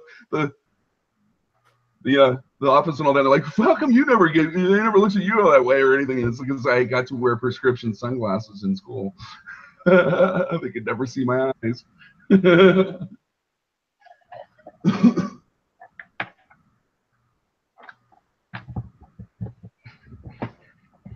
Yeah, it was bad. I was a delinquent too, except I was one of those ones that didn't get caught. Somehow I just squeaked through every time, like I had some kind of guardian angel or something looking out for me. Damn. But yeah, I definitely should have. I mean, can't find it. There was one time I blew 50 lockers up. Jesus Christ. Jesus Christ, how are you not in prison? I don't know. We made a delayed fuse, and I was sitting in class when it blew up, and they had to have everybody get out of the freaking, with the fire alarms and all that. That fire department come, yeah. What year is this? Because when I went to high school, it was right after Columbine. So we had to go through metal detectors every freaking morning and at lunchtime before you could be let in. I lived in a town that was like living in Beverly Hills, only it was in Northern California. I mean, all the richest people. It was one of the richest towns in California. So we only had, we didn't have any of that shit. Must have been before Columbine. Well, we had plenty of people that, use drugs and shit like that. I mean, it's upper middle class where most people are snobs and punks and had a hell of money. I was not. We happened to live, in the neighborhoods and all that stuff. And my dad, I mean, we were stretched. We weren't like the jacuzzis and all the other people that lived around us and shit. Most of the people were pretty pretty well off. I was so fucking broke. He went to kind of rich home too.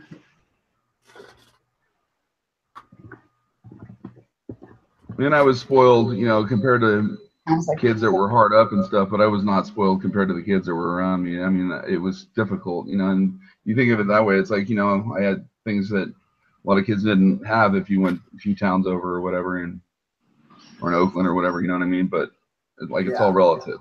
You know, when you're around, you know, where I go to a friend's house and it's like going to Toys R Us and I don't get anything like that, you know. Yeah, Casey grew up in Sedona, and it was a pretty well-off town. And meanwhile, I grew up in like the second poorest town in Missouri. Yeah, Missouri's How did Casey end up in Missouri? We met online, and he fell in love with me and moved up here. And he moved to the middle of nowhere for me. Why wouldn't you go to fucking Arizona? Why wouldn't you get the fuck out of Missouri? Because show me. Well, at the time, I didn't have a car or anything. I was living with my brother, and so I was having some trouble. And then he moved in with my brother and me, and then got a job. And then we both got jobs and got out of my brother's.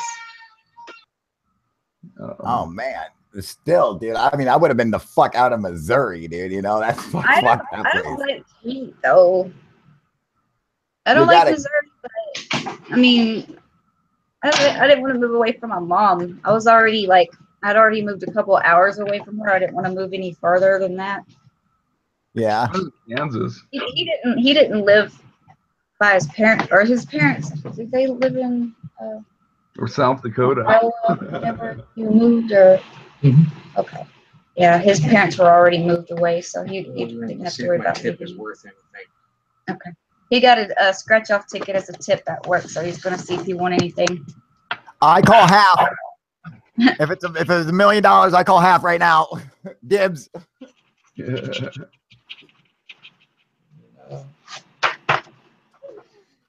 Oh, this thing has got way too much to do.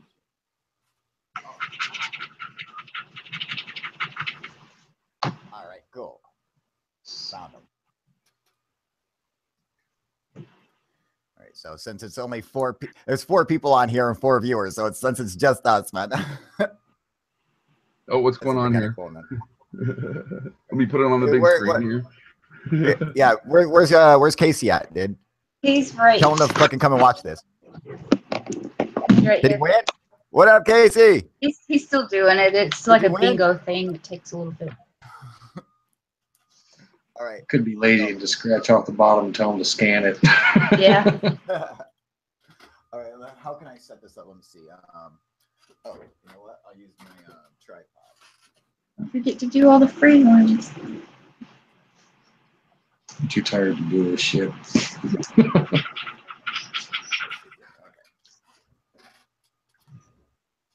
right, so let's see if I can show you guys this. Let's see. I'll just try to use my legs and hold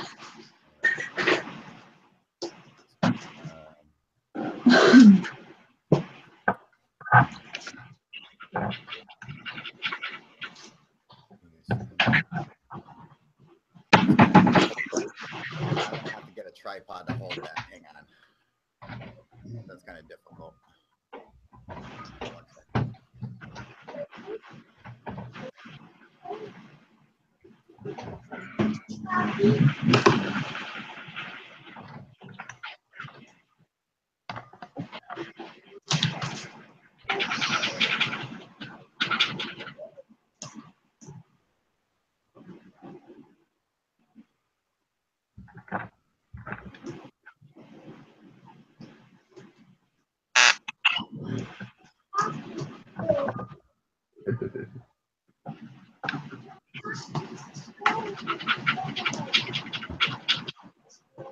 Who's got the dog?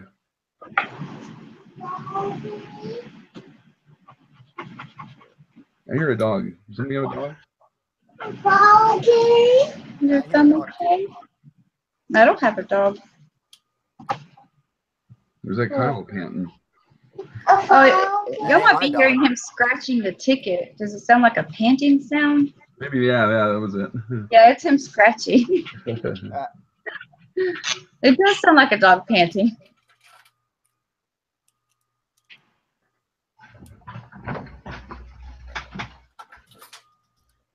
Yeah, Cam, so you can see my disappointment when we don't win. Whoops.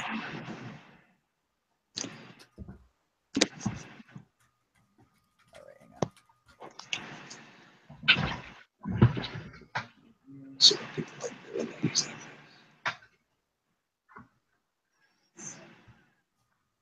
Oh yeah, there we go.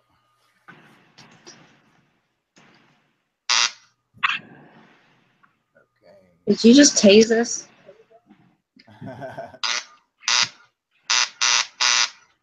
What the fuck is that, dude? Is that a taser? How loud that thing is. I've got a taser. I got a bunch of them. I just got one. There we go. No, it's actually not a taser. It's actually my little. I've been like messing around with some of this stuff, building little things. See, mine you can't tase without turning on the really loud alarm though, so it's incredibly loud.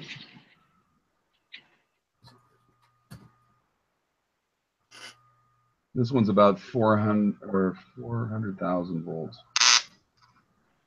but I could make it up to 1 million. Hold on a second. I've got the box for mine. It says what it is.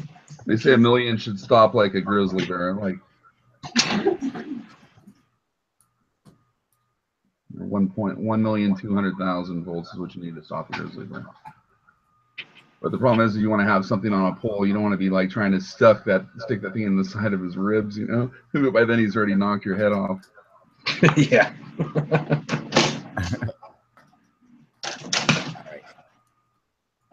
Mine says 21 million. All right, so this is that's probably millivolts. Work. Okay. All right, so here we go. Check this out, you guys. Casey, you seeing this? We're watching. All right, so let me move these. What in the? Okay, so what I have here are neodymium magnets. All right, these like really, really strong magnets. You could tell they're. Oh no! Yeah. All right, so let's see here. Gotta pull them apart. Oh, yeah. See, don't swallow them. They're real magnets, you know. And they're really powerful too. Don't powerful. Swallow them. No, I'm not gonna swallow a magnet. Is she talking to her kid or something? Okay, so check this out. And then here I have a copper pipe. Yeah. All right. Yeah, I know this one. As you can see, yeah, just like this. Slow motion. It's not magnetic, you know. All things are magnetic. It's just inert metal, you know. But watch what happens when we drop it down through the copper. So this is a really cool little trick. It actually produces electricity, you know that? Yeah. Check this out. See, so you can see the bottom right there.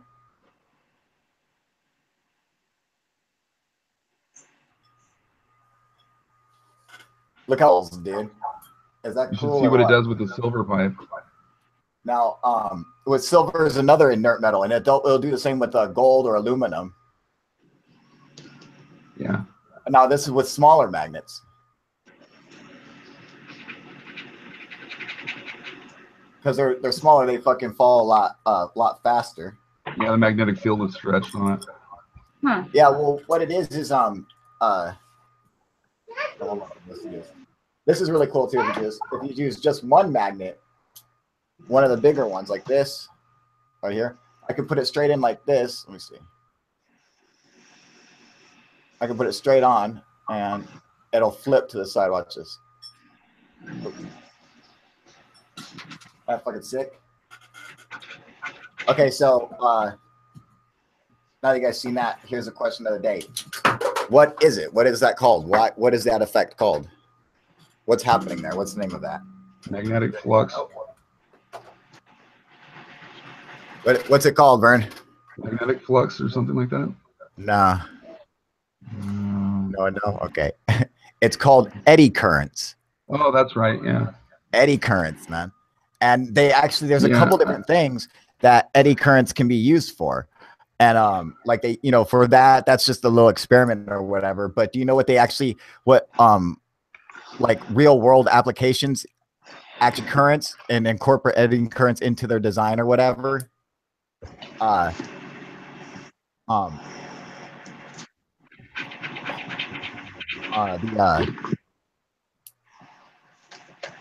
just had it.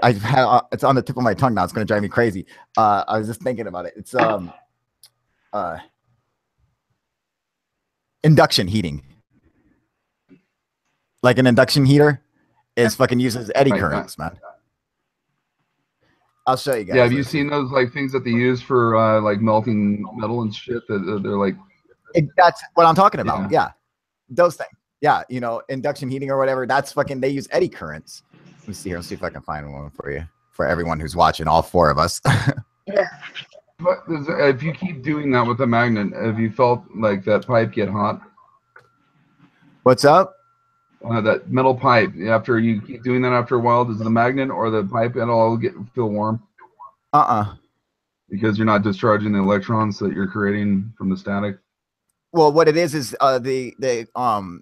the magnetic. It only causes magnetic field because of the motion. So it's the motion that's causing the magnetic field, and it barely strong enough to create a magnetic field, and then but the motion, since it's leaving, it breaks away from the distance it needs to cause magnetic alignment. And so once it gets far enough away, there's no more magnetic alignment. So they stop fucking. It just kind of like it's like falling through a bunch of vines. You just slowly like break your way through, but you're still gonna fall through. Right. But I mean, it's like when you're running a generator or whatever, or an alternator, and you put a load on it, they get hot. That's why they have the cooling things on them. But yeah, that's a much different. That's a much different. That's a lot more power to it. And then probably the one that I saw was using a different material in the pipe. I don't remember, but I remember that after a while the guy was saying that one of the pieces was hot. I think it might be the magnet, because it was storing it, releasing the electricity that it was creating, and it was a big. I mean, it was like this big around. Oh shit!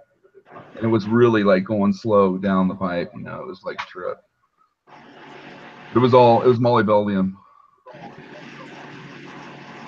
Molybdenum magnet.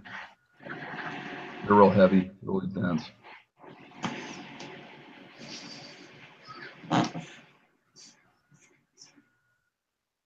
You got to get some liquid nitrogen and play with liquid nitrogen, because that's how they do semiconductors and shit. And there's like some pretty heavy shit that'll happen with those magnets. You can float them. Check us out, dude. Oh yeah, I'm gonna show you guys. This is really fucking cool, man. Okay, hang on one second. I'll go back. I'm gonna share the screen with you. Casey, if you haven't seen this, check this shit out. You're gonna like this, man. This is fucking neat. I'll just share Vern. Here we go. Oh wait. Are you on? Can you see my screen? Yep, we're watching. Can you see my screen? Yep. Here we go. Check us out.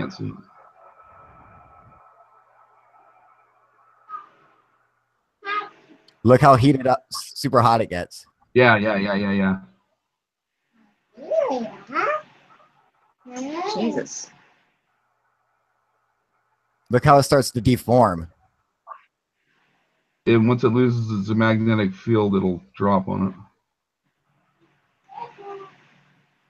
Damn. That's awesome. Look at that. It's poking right into it, dude. It's like a light bulb. Right? Heat to it. That's white hot. And just floating there in midair.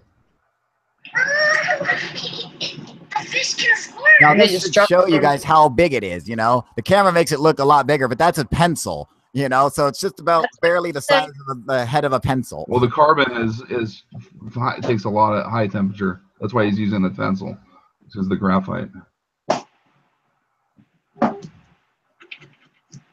And when you're glass blowing, they use carbon the same way. They use graphite carbon rods for shaping stuff and doing stuff.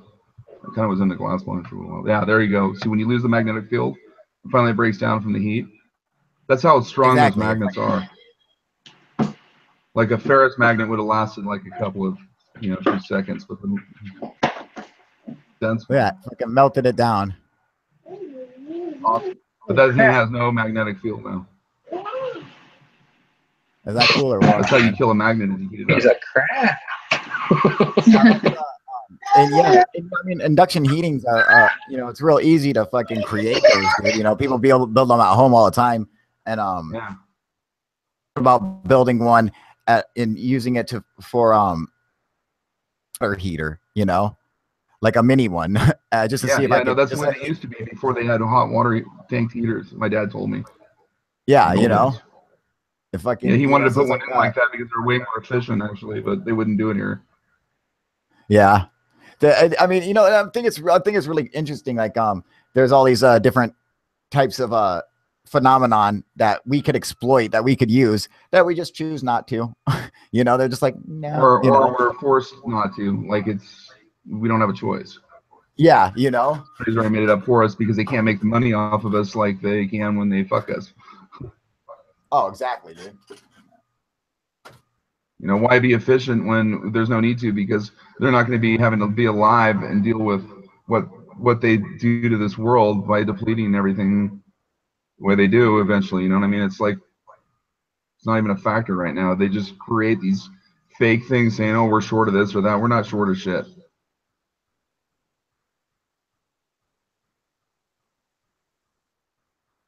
But we do waste way too much shit that we shouldn't be wasting.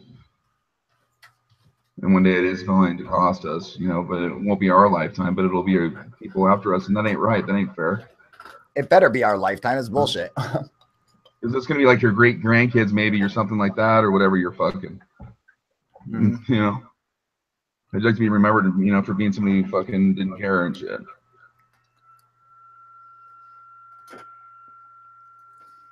I got a conscience, you know what I mean? It's like one of those things.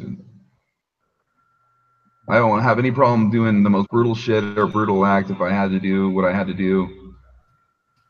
But I'm one of those people that you only do shit like that when you have to. You aren't given any other choice. Oh, yeah. We're to the point now where we're being so screwed in this world that if we don't do something about it, and it's going to be in our lifetime, we're going to be hating it. Our children will be hating it and everything else. It's just.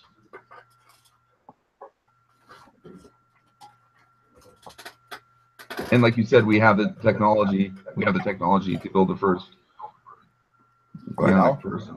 Why don't we? I mean, it's just like, okay, get this. I posted on Facebook this thing about Japan. They made a robot that's serving a vet. Okay, it sounds like a great thing and all that, but it really isn't, because the vet has to be served. Okay, wouldn't it be better to take that technology and integrate it with the vet so he can serve himself? But see, that's what they're not thinking. They want to replace people one day. They want to have the waiters be all served by robots. So you don't have to deal with having a wait staff that's going to quit on you or whatever. You know what I mean? They're not thinking of like taking somebody and restoring their freedom back to them. They're talking about having something be enslaved to them. And that's the mentality. That's how they think. And unfortunately, it's going to cost us. I mean, it's one of those things.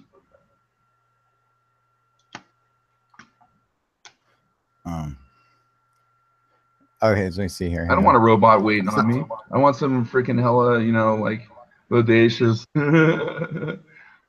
Not me, dude. I want some like, what would you like, sir? I'm like, oh, go get me this. I'm like, okay. I want a robot serving my ass, dude. Then I can yell or hurl all the insults I want. Like, you fucking suck. Go fuck your mother with a broom. I'm like, okay. Yeah, but them cold metal hands when they have to freaking, wipe places and do shit. Right? Get over here, machine. Wipe my ass. Yes, sir. I need an enema with my finger, and I have a hole in it. And please, one moment, please. Can't you make it warm? I want a warm robot. That's all I know.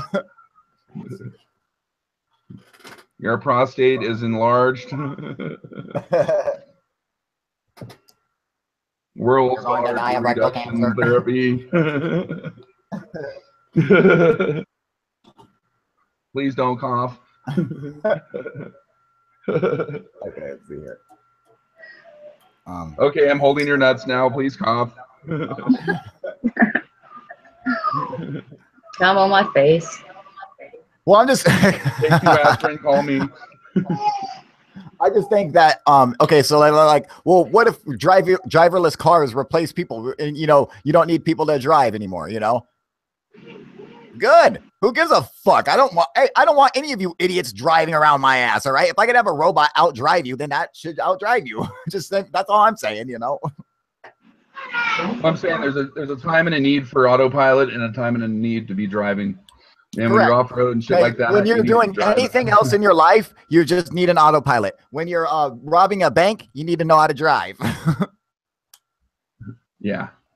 When I want to get away, that's when I want to be. I want the option to be there, but I'm just saying that in the meantime, until I need to get away, I can let the autopilot run. Yeah, can you imagine? You'd have to call Randy at Uber, you know.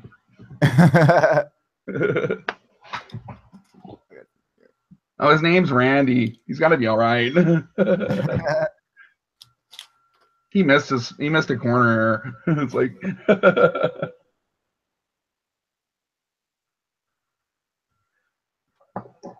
So what do you got going on there? I'm gonna show you guys. Check this out. Hang on. No more experiments. Yes, I'm a nerd. Deal with it, fuckers.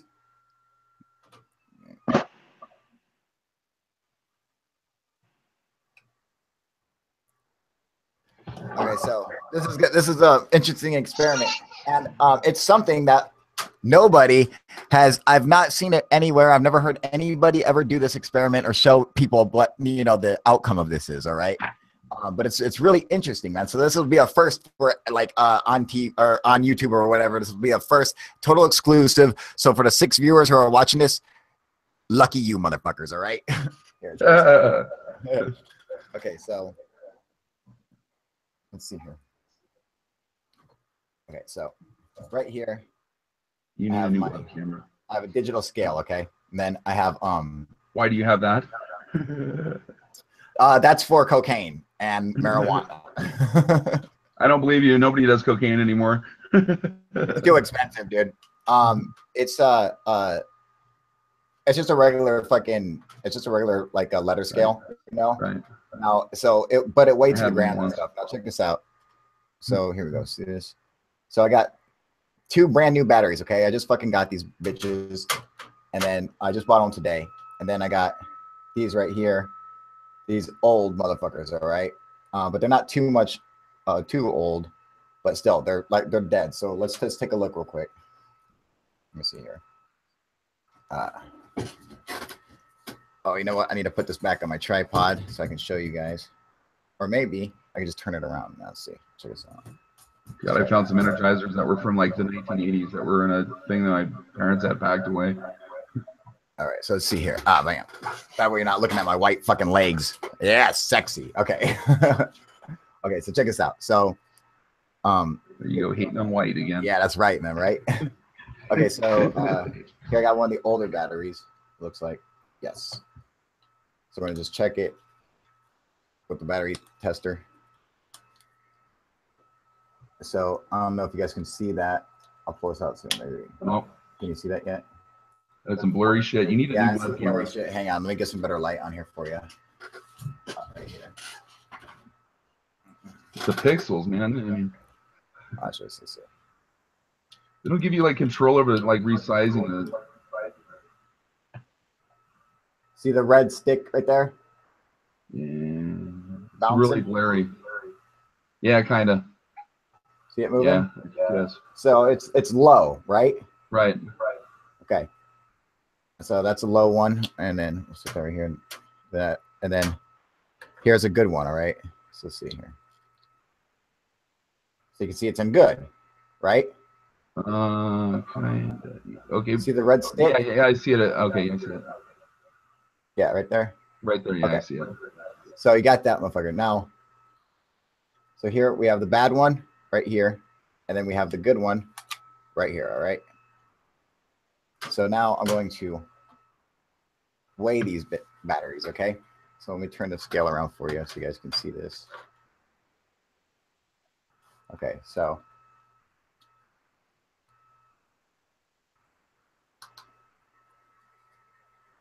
hopefully, hang on a second. Let me try to make it so you guys can see this better. All right.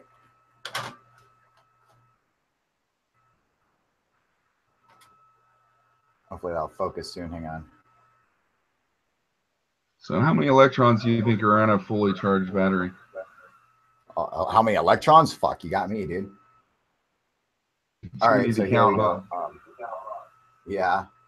And when they get discharged, You can see it now. So here's a 20. Here's the older battery. Joules. Right. It's at 20, 40, or what's that say right there? 20, 24. Can you guys see that? Where is it? Well, when it says 2024, it's just backwards, all right? It says 2024, so that's the old one. So let's see here. Let's weigh this old one. Okay, so it weighs 2.40, all right? I don't know if you guys can see that. Right. But it's backwards, so maybe if I flip it around, you guys can see it better.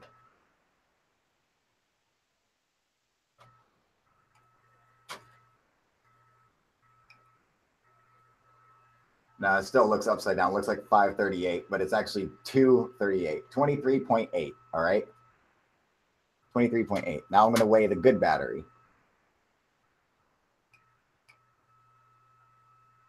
Oh, now that one's 23.8. Hang on. Here it is. I can't get it to. It's like there's a crappy scale. Hang on a second. See here. Oh, I mixed the stupid batteries up. God damn it. Now I have to test my batteries again. Hang on. Where is it? I did the same thing until I kept a Sharpie around and then I marked my stuff. Yeah, I write the voltage on them.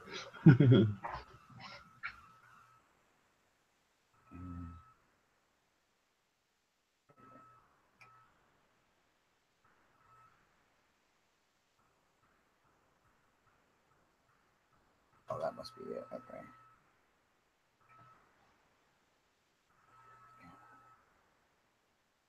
See, so this one is going up to 23.9, and this one is going up to 23.8.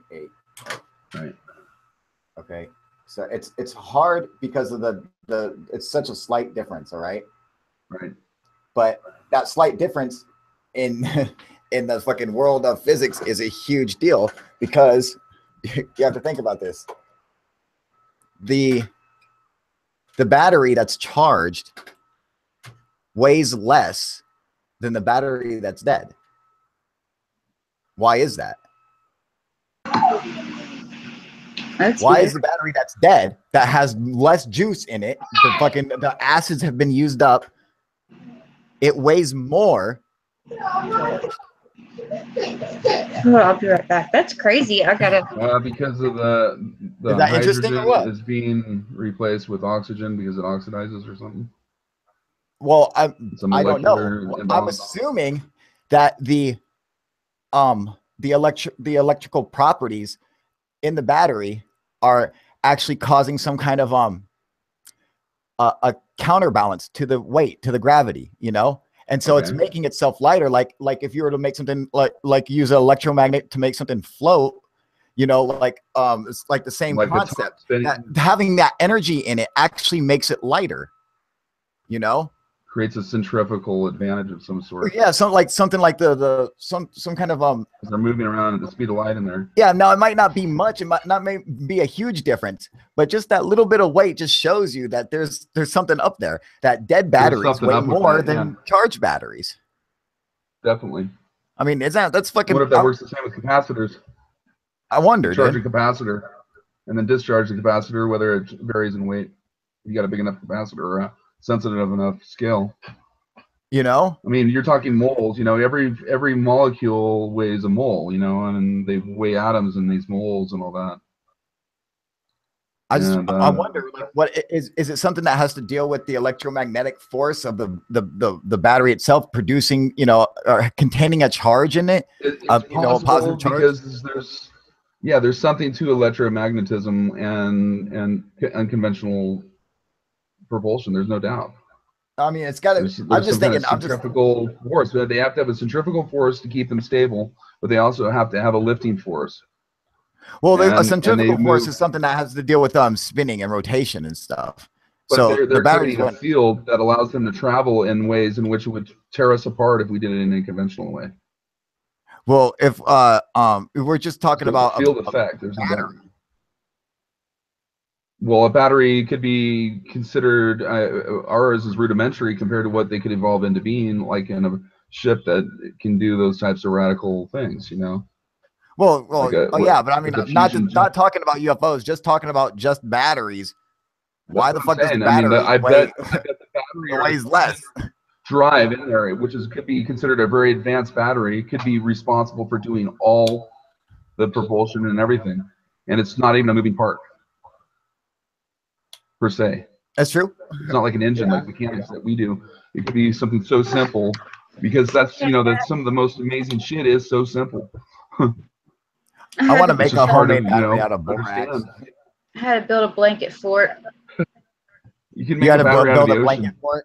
Yes. Did you step on the floor? You can't step on the floor. That's hot lava. No, she doesn't do the hot lava game yet. Yeah, I'm going to send Casey this link so he can join us. All right, cool. You can make a battery out of salt water, out of the ocean water, believe it or not. You know?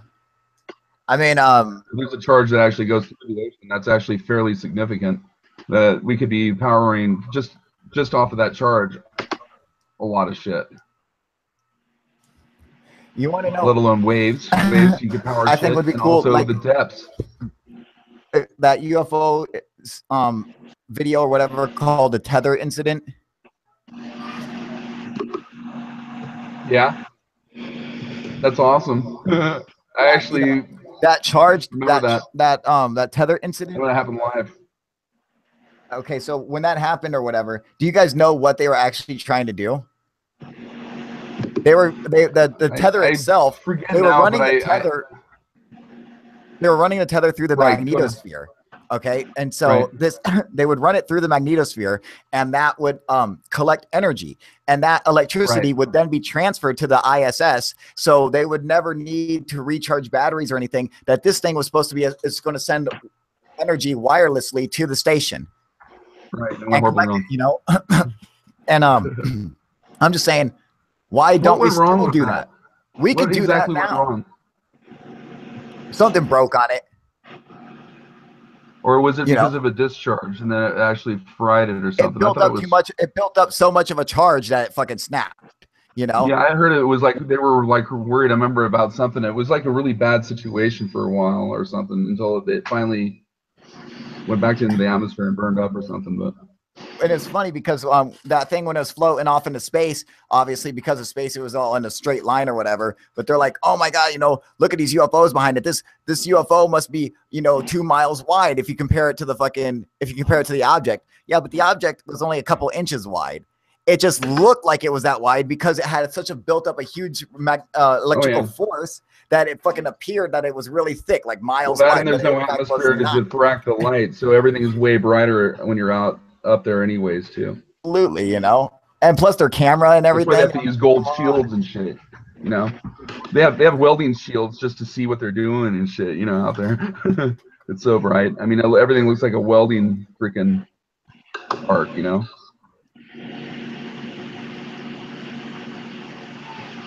A tour bus burst into flames after a collision in Germany. Many killed. Holy shit. I'll be right back. 14 killed in Iraq from a suicide bomber dressed as a woman. Oh man, in France, a gunman opened fire outside a mosque, and at least 8 are injured. Like, there's all kinds of hate crimes against Muslims going on over in Europe right now. Wow. Fuck. Remember that what you call it, that van that hit some pedestrians outside a mosque just like a week or two ago, and now there's like a shooting outside a mosque. That's sad. It's fucked up. You know why? Because these fucking people on the extreme, on the like the fundamentalist side of Muslims and shit, you know, they're it's like these crazy fucks are not Muslims, you know. These people go like ISIS and shit. Those guys aren't Muslims. They're fucking psychotics, dude. It's just like the people over here. The people who think they're fucking Christians, and then they go and they burn down a fucking church, or they lynch up a black dude or whatever, and they say they're a Christian. You're not a Christian. You're a fucking goddamn psychopath. You know, you don't stand for anything good. You know, and then I understand why people would want to do shit like that, but it's like you're targeting the wrong people. Don't go and blow up a fucking mosque where people go into church. Go and blow up ISIS, you know, fucking go blow up a terrorist. Don't go and blow up some innocent dude who's got nothing to do with anything, you know? Yeah. That's fucked up. Go after the people responsible. It's on both sides, man. What's up, Casey? So go after the people responsible. Fucking right, man. You know? It's like, don't hold me responsible for every white guy in the world, man. If some white guy does something, don't look at me and say, oh yeah, you do it too. Fuck him. I don't even know that fucking guy, dude. I got nothing to do with him. He don't have nothing to do with me. So don't fucking blame me for shit, you know? Don't blame me and say that I did not go and eat fucking 14 dead people like Jeffrey Dahmer. So don't think I'm Jeffrey Dahmer, you know, but he's white. You're white. So you guys obviously do the same thing, right? No, fuck no, dude. And anyone who thinks like that is fucking stupid, dude, you know? So it's like, you can't be blaming some fucking random dude who's like, hey, you're brown. Fucking you deserve this. Like, dude, I didn't do shit, man. I'm a good guy. You know, what the fuck? That's crazy, man. I never understood. That's the mentality of the world we live in. Right? Now I gotta look up these news stories, dude.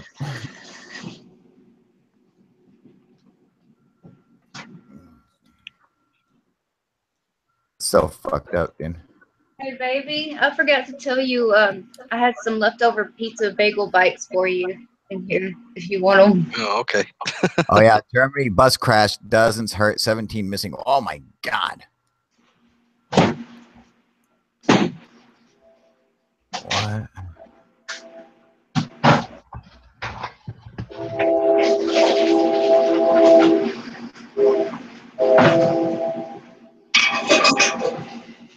Oh, we were.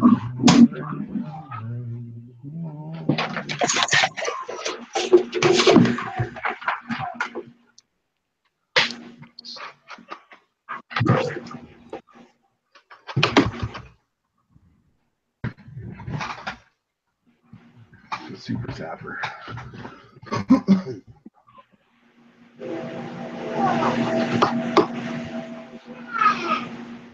What about the train? We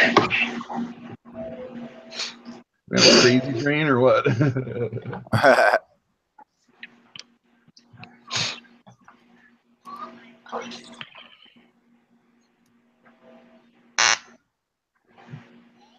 Yeah. Well, hi, baby bear.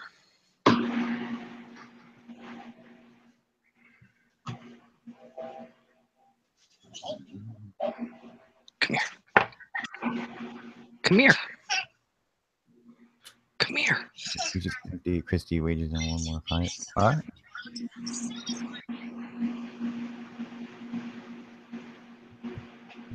Oh, Qatar delivers response from demands from Saudi-led bloc. Oh, fucking douchebags. Stupid Saudi Arabia.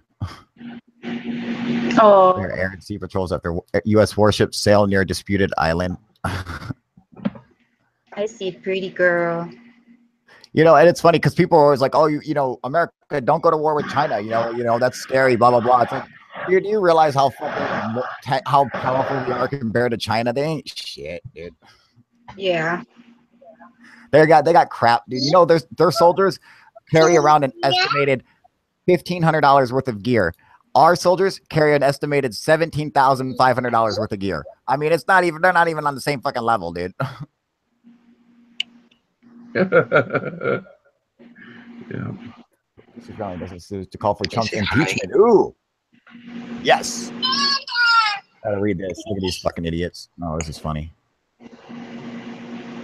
Wow. 13-year-old was kidnapped, held for ransom over drugs. Court documents are real. Oh my God. What's total 4.8 billion investment means for Iran? Are you reading a news site?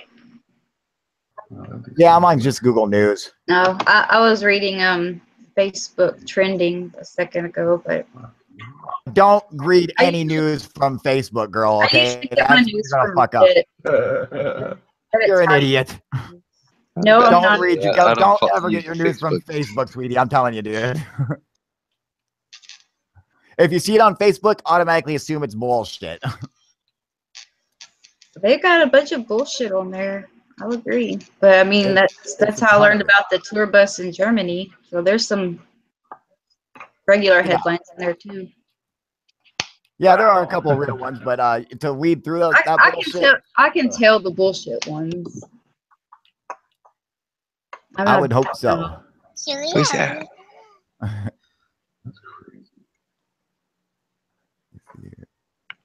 Aw. Who is that? That's my baby. See her? Hey, what's her name? Daenerys. Or Danny. Hello, Daenerys. Can you say hi? Hi. Hey. Hi. Hello. Yes, the TV's talking to you. Oh, she's adorable. I can't believe some of this shit, dude. Cancel dispute. What? Okay. I've had enough. Swedish music festival canceled due to rape spree. What? What? Okay, I gotta find it. I gotta look this. What's going on here? Oh, it's the Daily Caller, which is a fucking right-wing propaganda. Yeah. Jesus Christ. These guys are such a fake. Talk about fake news. These guys are nothing but right-wing propaganda bullshit, dude. Just like Fox News. If you go to reddit.com/r/news, it's kind of left-leaning. Well, I don't want it to lean either way. I want it to just be the fucking news, and that's it, you know. Well, there are still some places on Reddit that aren't biased. Like you got to know where to look for them. Like there's one called Political Discussion, and then there's one called Neutral Politics. Yeah, it's like if I want to look up stuff on politics, like I'll read like Politico, which is fucking neutral on stuff, or I'll go and look up opensecrets.org, which is, you know, bipartisan. It's fucking, you know, socials, rage, anger at CNN or some shit. Let me see. Okay. Oh, here we go. Organizers of Sweden's largest music festival have canceled the 2018 event after failing to stop sexual assaults. More than 50,000 people visit the Ravalia festival each year. Organizers stepped up their efforts against violence after 5 rapes and 14 cases of sexual assault were reported in 2016. With 3 rapes and 22 sexual assaults reported by the festival's conclusion Saturday night, the festival's founder said he can no longer allow the festival to go on. I've had enough. Violence kills the festival experience. For the love of and beyond anything else, it hurts people. The founder of the Ravalia Festival said in a press release. What the fuck? Somebody tries to rape me up, they're going to get this right in their balls. Media horrified after the Trump tweets video of body slamming CNN. That's so funny, dude. Trump is so stupid. Like he's like, yeah. He's like, you guys are fake news. Toddler for president. I mean, he's a child, man.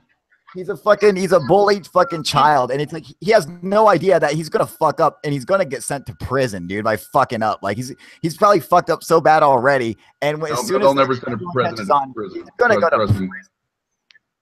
They didn't send Nixon, and Nixon, if anybody should have gone to prison, Nixon should have. Nixon resigned, all right, and fucking he's got crimes that are way but he was also but also Ford totally saved his ass because he totally pardoned him. So he pardoned him. Correct. He was going to go. Yeah, he was going to go to prison. Fucking jail. He would have gone to prison, but every president will watch out for the other president. Trust me.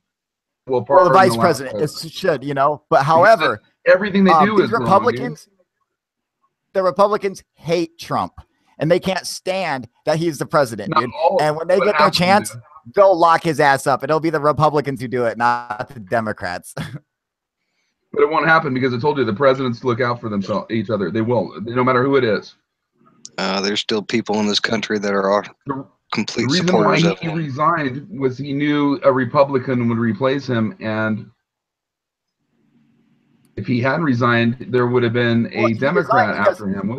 He had, you know, Gerald Ford agree that, yeah, I'm going to pardon you. You resigned and you pardoned me. You think Carter would have pardoned him?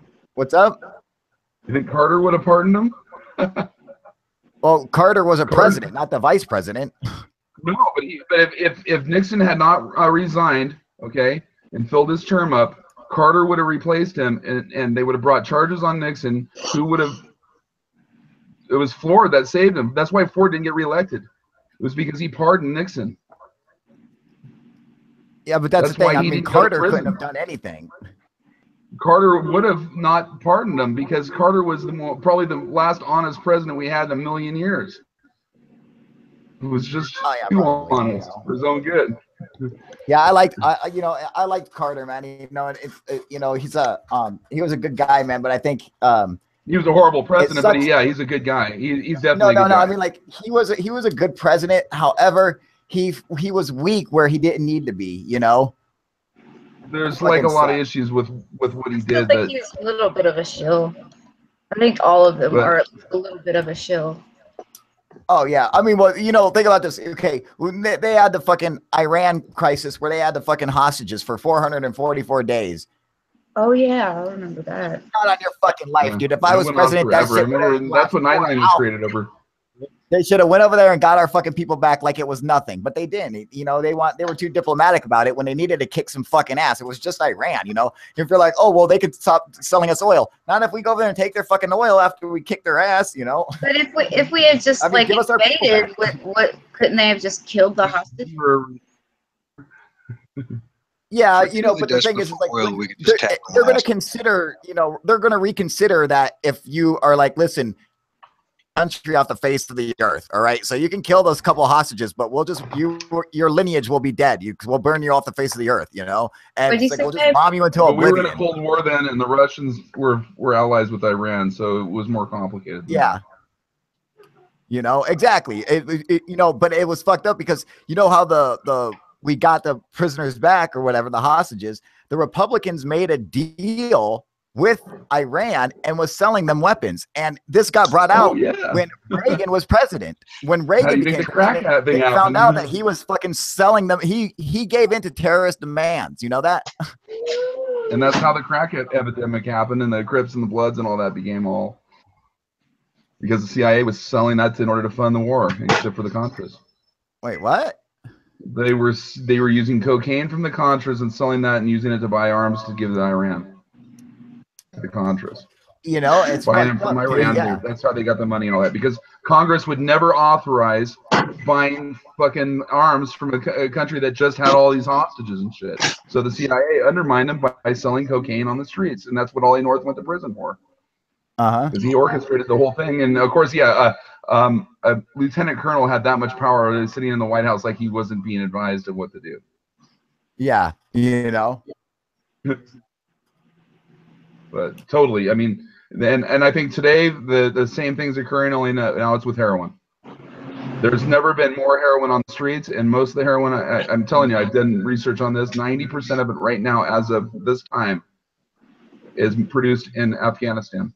Yeah, 10% comes from Mexico or South America, which is still a huge amount. Okay, don't get me wrong. But worldwide, the CIA is selling this shit worldwide, not just in our country, but everywhere. France has never had more heroin addicts. England, all through Europe, Russia even has a problem with it. So how do you flood a market like that? And it's either using the military to take it out of there, because normally they would have to take it to Iran, and they shoot them, you know what I mean, at the border and stuff. So it's really risky. It's much easier to have a freaking, you know, C-130 come down and pick up your load, and they don't get shit for it there. What they pay for it there is like $40 for what it costs $150,000 when it reaches here. That is such a markup in dollars. That's like a nothing investment. And of course, you got to make it illegal so that when people who, you know, buy it, that and you get your money from them, because you got to cover it, and you can't have tax. You can't have any strings. You can't have any strings leading them back to the source. So yeah, the black market makes sense, and it's international. It's not just here. Yeah. I mean, the crack cocaine thing, they limited themselves, and they realized that they can't just have it here, because then they don't have an alibi. Because if it's international, it makes it look like it's a cartel or a ring. But they use the cartels. And the CIA, that's how they get all their information and everything of what's going on, is through drug traffickers, because they know everything that's going on, you know, in those places. It's not like here where you have these guys that sit around in their gangs or whatever and have lookouts and stuff and don't really know what's going on. These people run their countries. You know, we're talking third world countries where, I mean, the richest guy in Mexico is the laundromat for all the cartels. He's been almost the richest man in the world at one point. But yeah, where do you think he's responsible for 7% of their gross national product, and he's just, all he is a financier. That's what they call him. Launders their money. He's the one that cleans their money so that they can, because even in Mexico and stuff, you know, the U.S. government is deeply entrenched in the financial makings, and it makes it real difficult for those cartel people to turn over the cash when they know where it's coming from. And he invested in all these fake dummy businesses that don't exist in Mexico, but he has all the connections to do it, and that's, you know, they can make up names and make up everything and then put all the money back, and he gets a pretty good chunk of it because he's a billionaire, you know, 30 or 70 times over. I think he's got 70 billion or something. That's how much money is in it. I mean, it's trillions. I'm telling you that they could fund black budgets forever with how much they're moving. Oh, I bet, dude. You know it. And it seriously sucks, because, you know, here's our own government undermining our own selves, and we're having this war on drugs that's meaningless because they don't even honor it. It's a war on the war on drugs is a war on people, dude. It's a war on revenue. It's for the revenue and power and the reason to be able to, like, search you for no reason, violate your rights, victimize you, take away your rights, because if you get caught with a little bit of power or something, it's like building his own police state by giving all these extra powers to them, and it's fucking ridiculous, dude. Yeah, and now they're arming non-law enforcement agencies to the teeth. The IRS is not a law enforcement agency, actually, what they consider a law enforcement agency, as far as like the agents that are doing, you know, the counting and all that stuff. And they bought $11.7 million worth of, including armored vehicles. Why the fuck does an IRS need armored vehicles for? Well, the IRS has always been able to fucking come and arrest you and fucking shoot you. I'm not talking about that part of the agency. I'm talking about they've already got those people armed and taken care of. They spent additionally to arm their other agents. Like, they're preparing for a war. Trump is making a fucking police state now. This was way before Trump. This is under Obama that's happened. It's a bureaucracy. The presidents don't have any control over the bureaucracy like this. Once Congress puts them in power on that, but when you allow fucking your when you start making like a police state, that's when you got fucking issues, man. You know, like and it's been a police state, man, for 20 years. Acting like I remember when cops used to be friendly and nice and shit, and they didn't fuck with you like they do today. I remember when I was in like my teens and stuff. I mean, they were bad, but nothing like it is now, where they're fucking pulling you out of your car with a gun on your head and shit. You know. I mean, like, fucking. Did you guys see that fucking video of Felipe Castile or whatever? Yeah, yeah, it was bullshit. But the cop isn't at fault. It's the system, how he was trained to react and do shit, and that's why, you know, they acquit him and everything else, because he really isn't guilty. It's the fucking way they train him. They don't want to kill nobody. They need to train them better. But I saw the video. I saw the video that the fiance took. No, he was mistrained completely. Dash cam. Whoever's putting this policy in place to train these officers like this are the people that need to be held up on their nuts and held accountable. No. When you're the man with the gun, that's who it comes down to. Yeah, but you have to understand they're trained to react a certain way, and when he's not trained to act like this, he's not trained to do this. I mean, this is murder. I'm telling you, I carry a gun, dude. I have a permit, and it's fucking sketchy sometimes with the cops. Yeah, they know I'm cool. You know what I'm saying? But that's how they act. They are trained that way. They don't fucking think another way, and they know I'm like cool. You know, I'm like, here, you reach in, take my gun. Yeah. And they haven't shot you, right? Well, there's a lot of training. My gun. Oh, God, this is an awesome gun. You know.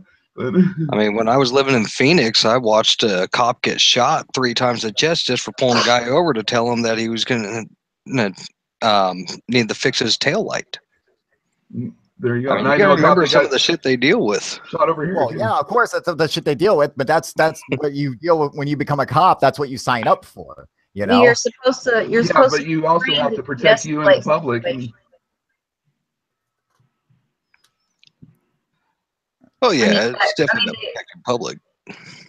But it's totally different. I mean, there is an issue going on with how they're trained. I agree, and that was totally uncalled for. That should not have happened. But like I said, you can't blame somebody who was trained that way. You can blame who's doing the training or who's got the policy in place. Those are the people you need to hold accountable.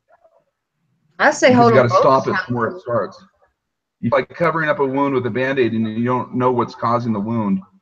The guy who shot him and killed him should go to jail, but they should also, like, reevaluate the way. He should never be a cop. I mean, obviously, he's not fit to be a cop.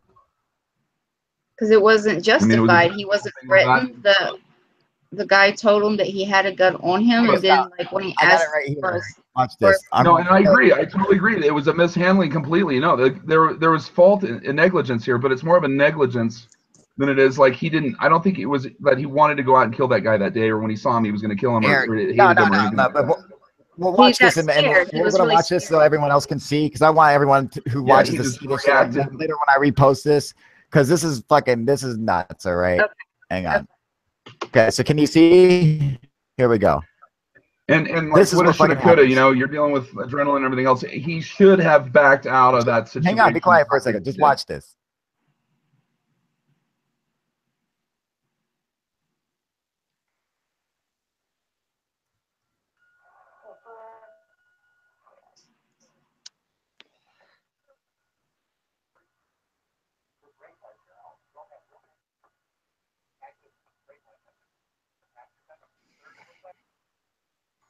Can't hear it. Okay, it's saying that he's pulling him over because he has a brake light that's out. He's like the top brake light. The brake light doesn't work, but just the top one's not bright enough. And I have an issue with that too. Okay, what's this? He's asking. It says right here, do you have your license and insurance? Like, this guy's like, yeah, hang on.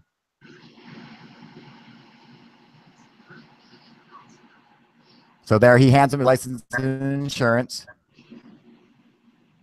Sir, I have to tell you, I do have a firearm on me. I'm not pulling it out. Don't pull it out. I'm not. Bam. Bam, bam, bam, bam. Okay, I totally agree that it was mishandled. And he should have got away. Like the other officer got away from the situation. Did you see that? The guy was just letting you, I'm just informing you that I have a weapon on me, a firearm that's registered and everything, and the guy just starts shooting him. Yep. And the guy was way over grace. No, you're right, dude. I mean, this was a total tragedy. It's wrong. I'm not saying that at all. He should have done what the other officer did. Did you see what the other officer did? The other officer reacted properly. And that's where there was a problem there. But like I said, I don't think he was out to murder this guy or whatever. I think it was an involuntary type of manslaughter. Well, okay, yeah, you do time for shit like that and everything else, but I don't think he should be acquitted. I mean, take the guy out like on a second-degree murder charge, like they were trying to. That's not right. That's not the definition of the law. Wasn't there a point in that video or in one of those videos where one of the supervisors who came on the scene like told the guy who shot him "good job" or something like that? I thought it was on the Castile. I'm just saying this. The guy simply said, okay, now didn't you have a guy ever come up to you and say, hang on. Didn't you ever have a cop come up to, and while you had a gun on you? And you were like, officer, I have a gun on me, right? Didn't you just say that? Well, actually, when they pull you over, they run your license. In this state here, they automatically tell the cop that you have a concealed weapon. Okay, but that's what I'm saying. You said that to a cop. You're like, I have a concealed weapon on me, officer, right? Yeah, well, when they told me to get out and walk up, it was all under. I was out UFO hunting actually. It was the middle of the night and all that, and I happened to stumble into a stakeout where they were looking for a guy that ran from them and drove his truck off and rolled and then ran up this hill. And I just took dumb burn, and they're all asking me whether I had a scanner, and I'm like, fuck, I wish I did because I wouldn't have ever been in the area, bad I know. But anyway, yeah. So imagine if you're just like, officer, I have a gun on me. Even I have a registered firearm. I just want to let you know, and they just pull out a gun and start shooting you.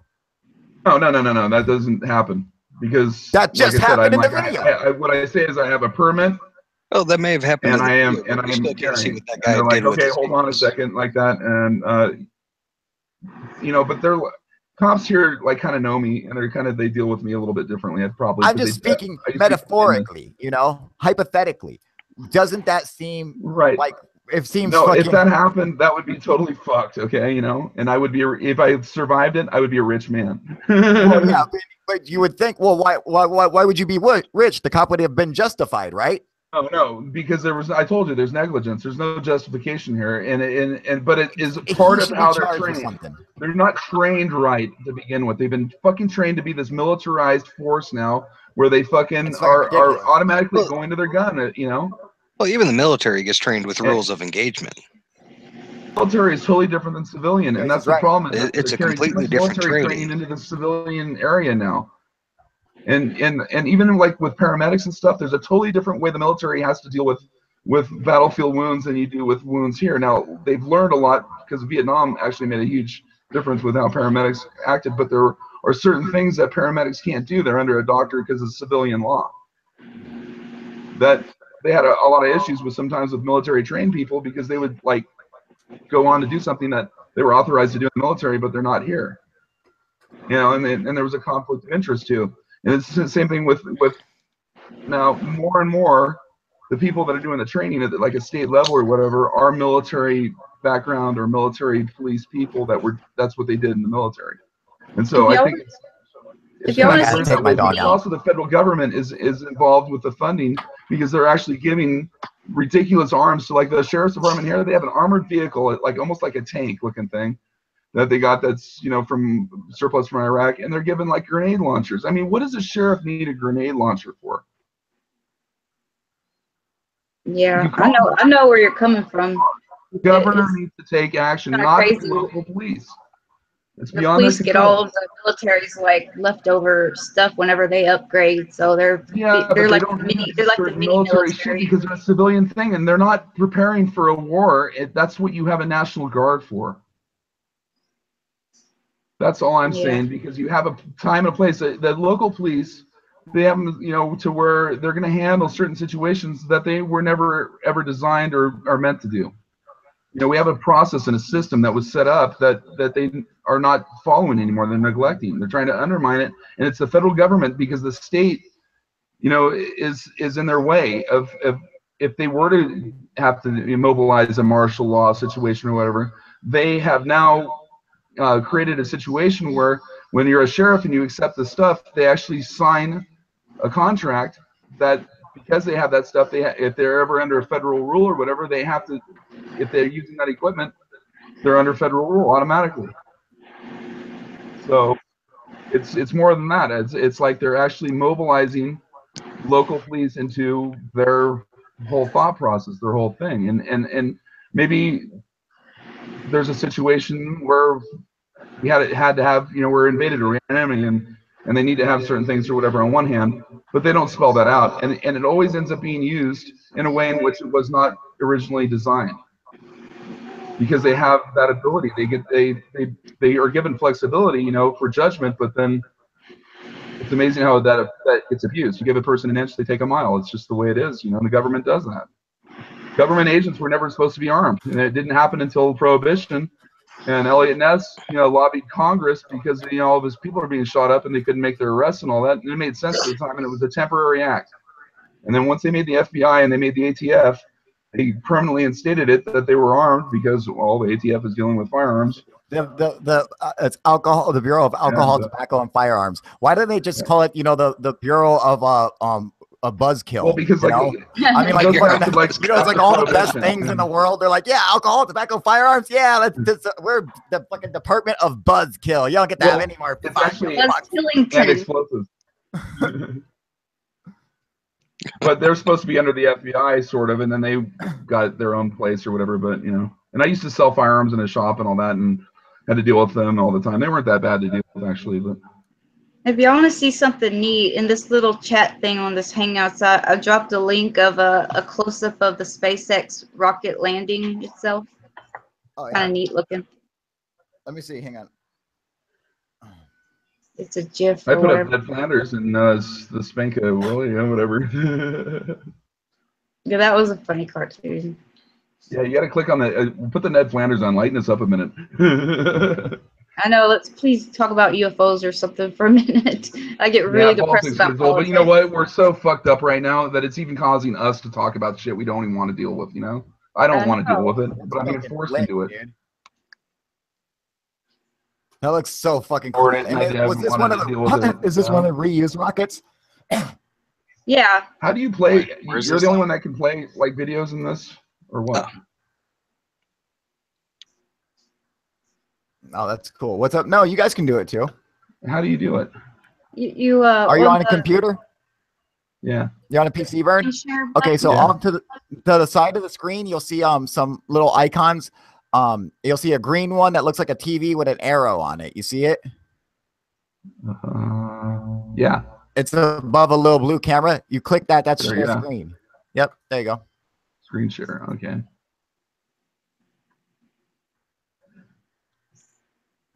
Cool.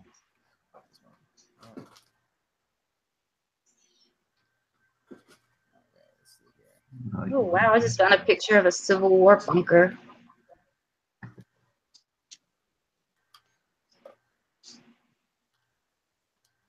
Dude, if I was in the Civil War, I'd shit my pants every time I saw a bone saw. I'd be like, no. Where's my other fucking place?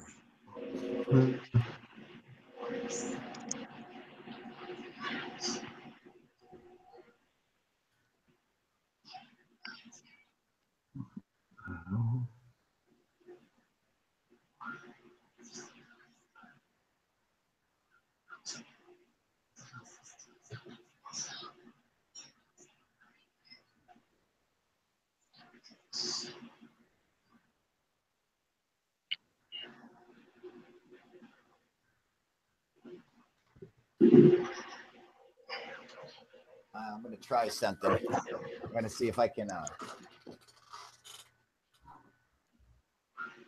cast this image to you guys of flying this thing. Let's see. There's no sound on the cartoon. Yeah, it wouldn't have any sound. Mm. I see here. I watched it earlier anyway. It was funny.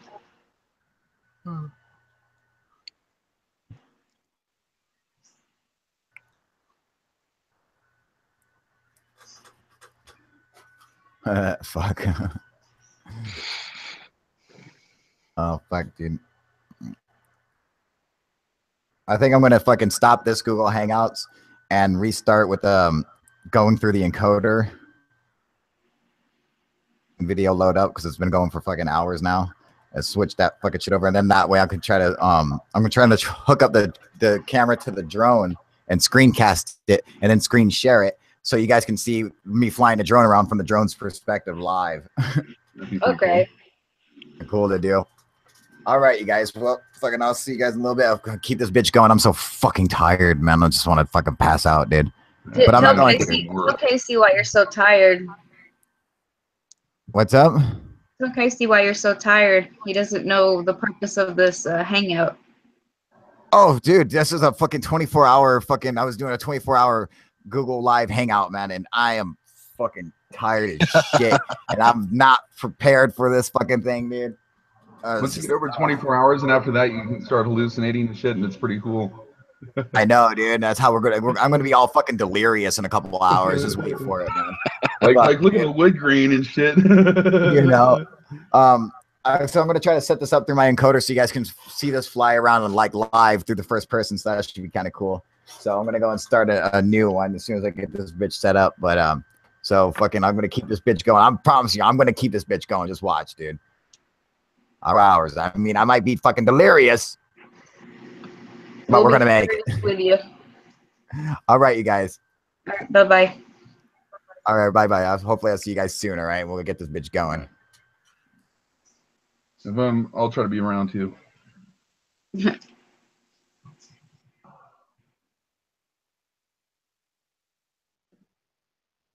So you don't get any sound with the video? Is that what the... No, I think it's because when you play something from your computer while you've got your webcam going, your webcam won't pick up the sound. I've tried it because I tried playing a song to someone off of my laptop through a webcam and they couldn't hear it. Right. I think it has to do with the microphone, because the microphone is broadcasting the sound, and so you have to change or disable the microphone and then have it go into the where the player is. The player needs to be the microphone to broadcast sound. Oh, okay. I don't know. The way my microphone's set up is it cancels out any background noise. Mm-hmm.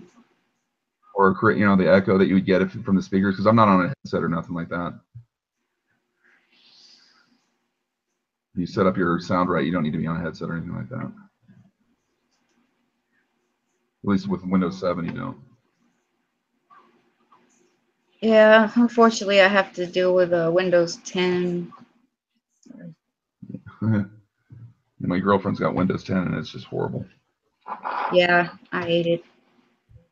You can't You didn't have to do it. It was just Carl leaving the Google Hangout so we could go get his one thing. Oh, okay. I actually gotta go and start my damn work now.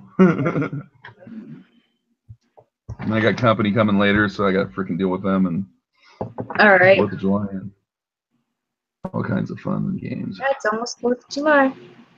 So I'm gonna get off here for a little bit too. That's weird. Carl's coming back. Yeah, he's gonna be back here in a little bit. He's gonna use his drone and hopefully stream his drone footage so we can see what's going on with that. He'll probably make a whole different Google Hangouts though. He asked you. And yeah, plus, whenever you run this, every time he gets off of a live thing, he's gotta make a new one. That's why I left. I thought he said he had to make a new one. Mm-hmm. Yeah. Alrighty then. All right, I'll see you later. Ciao.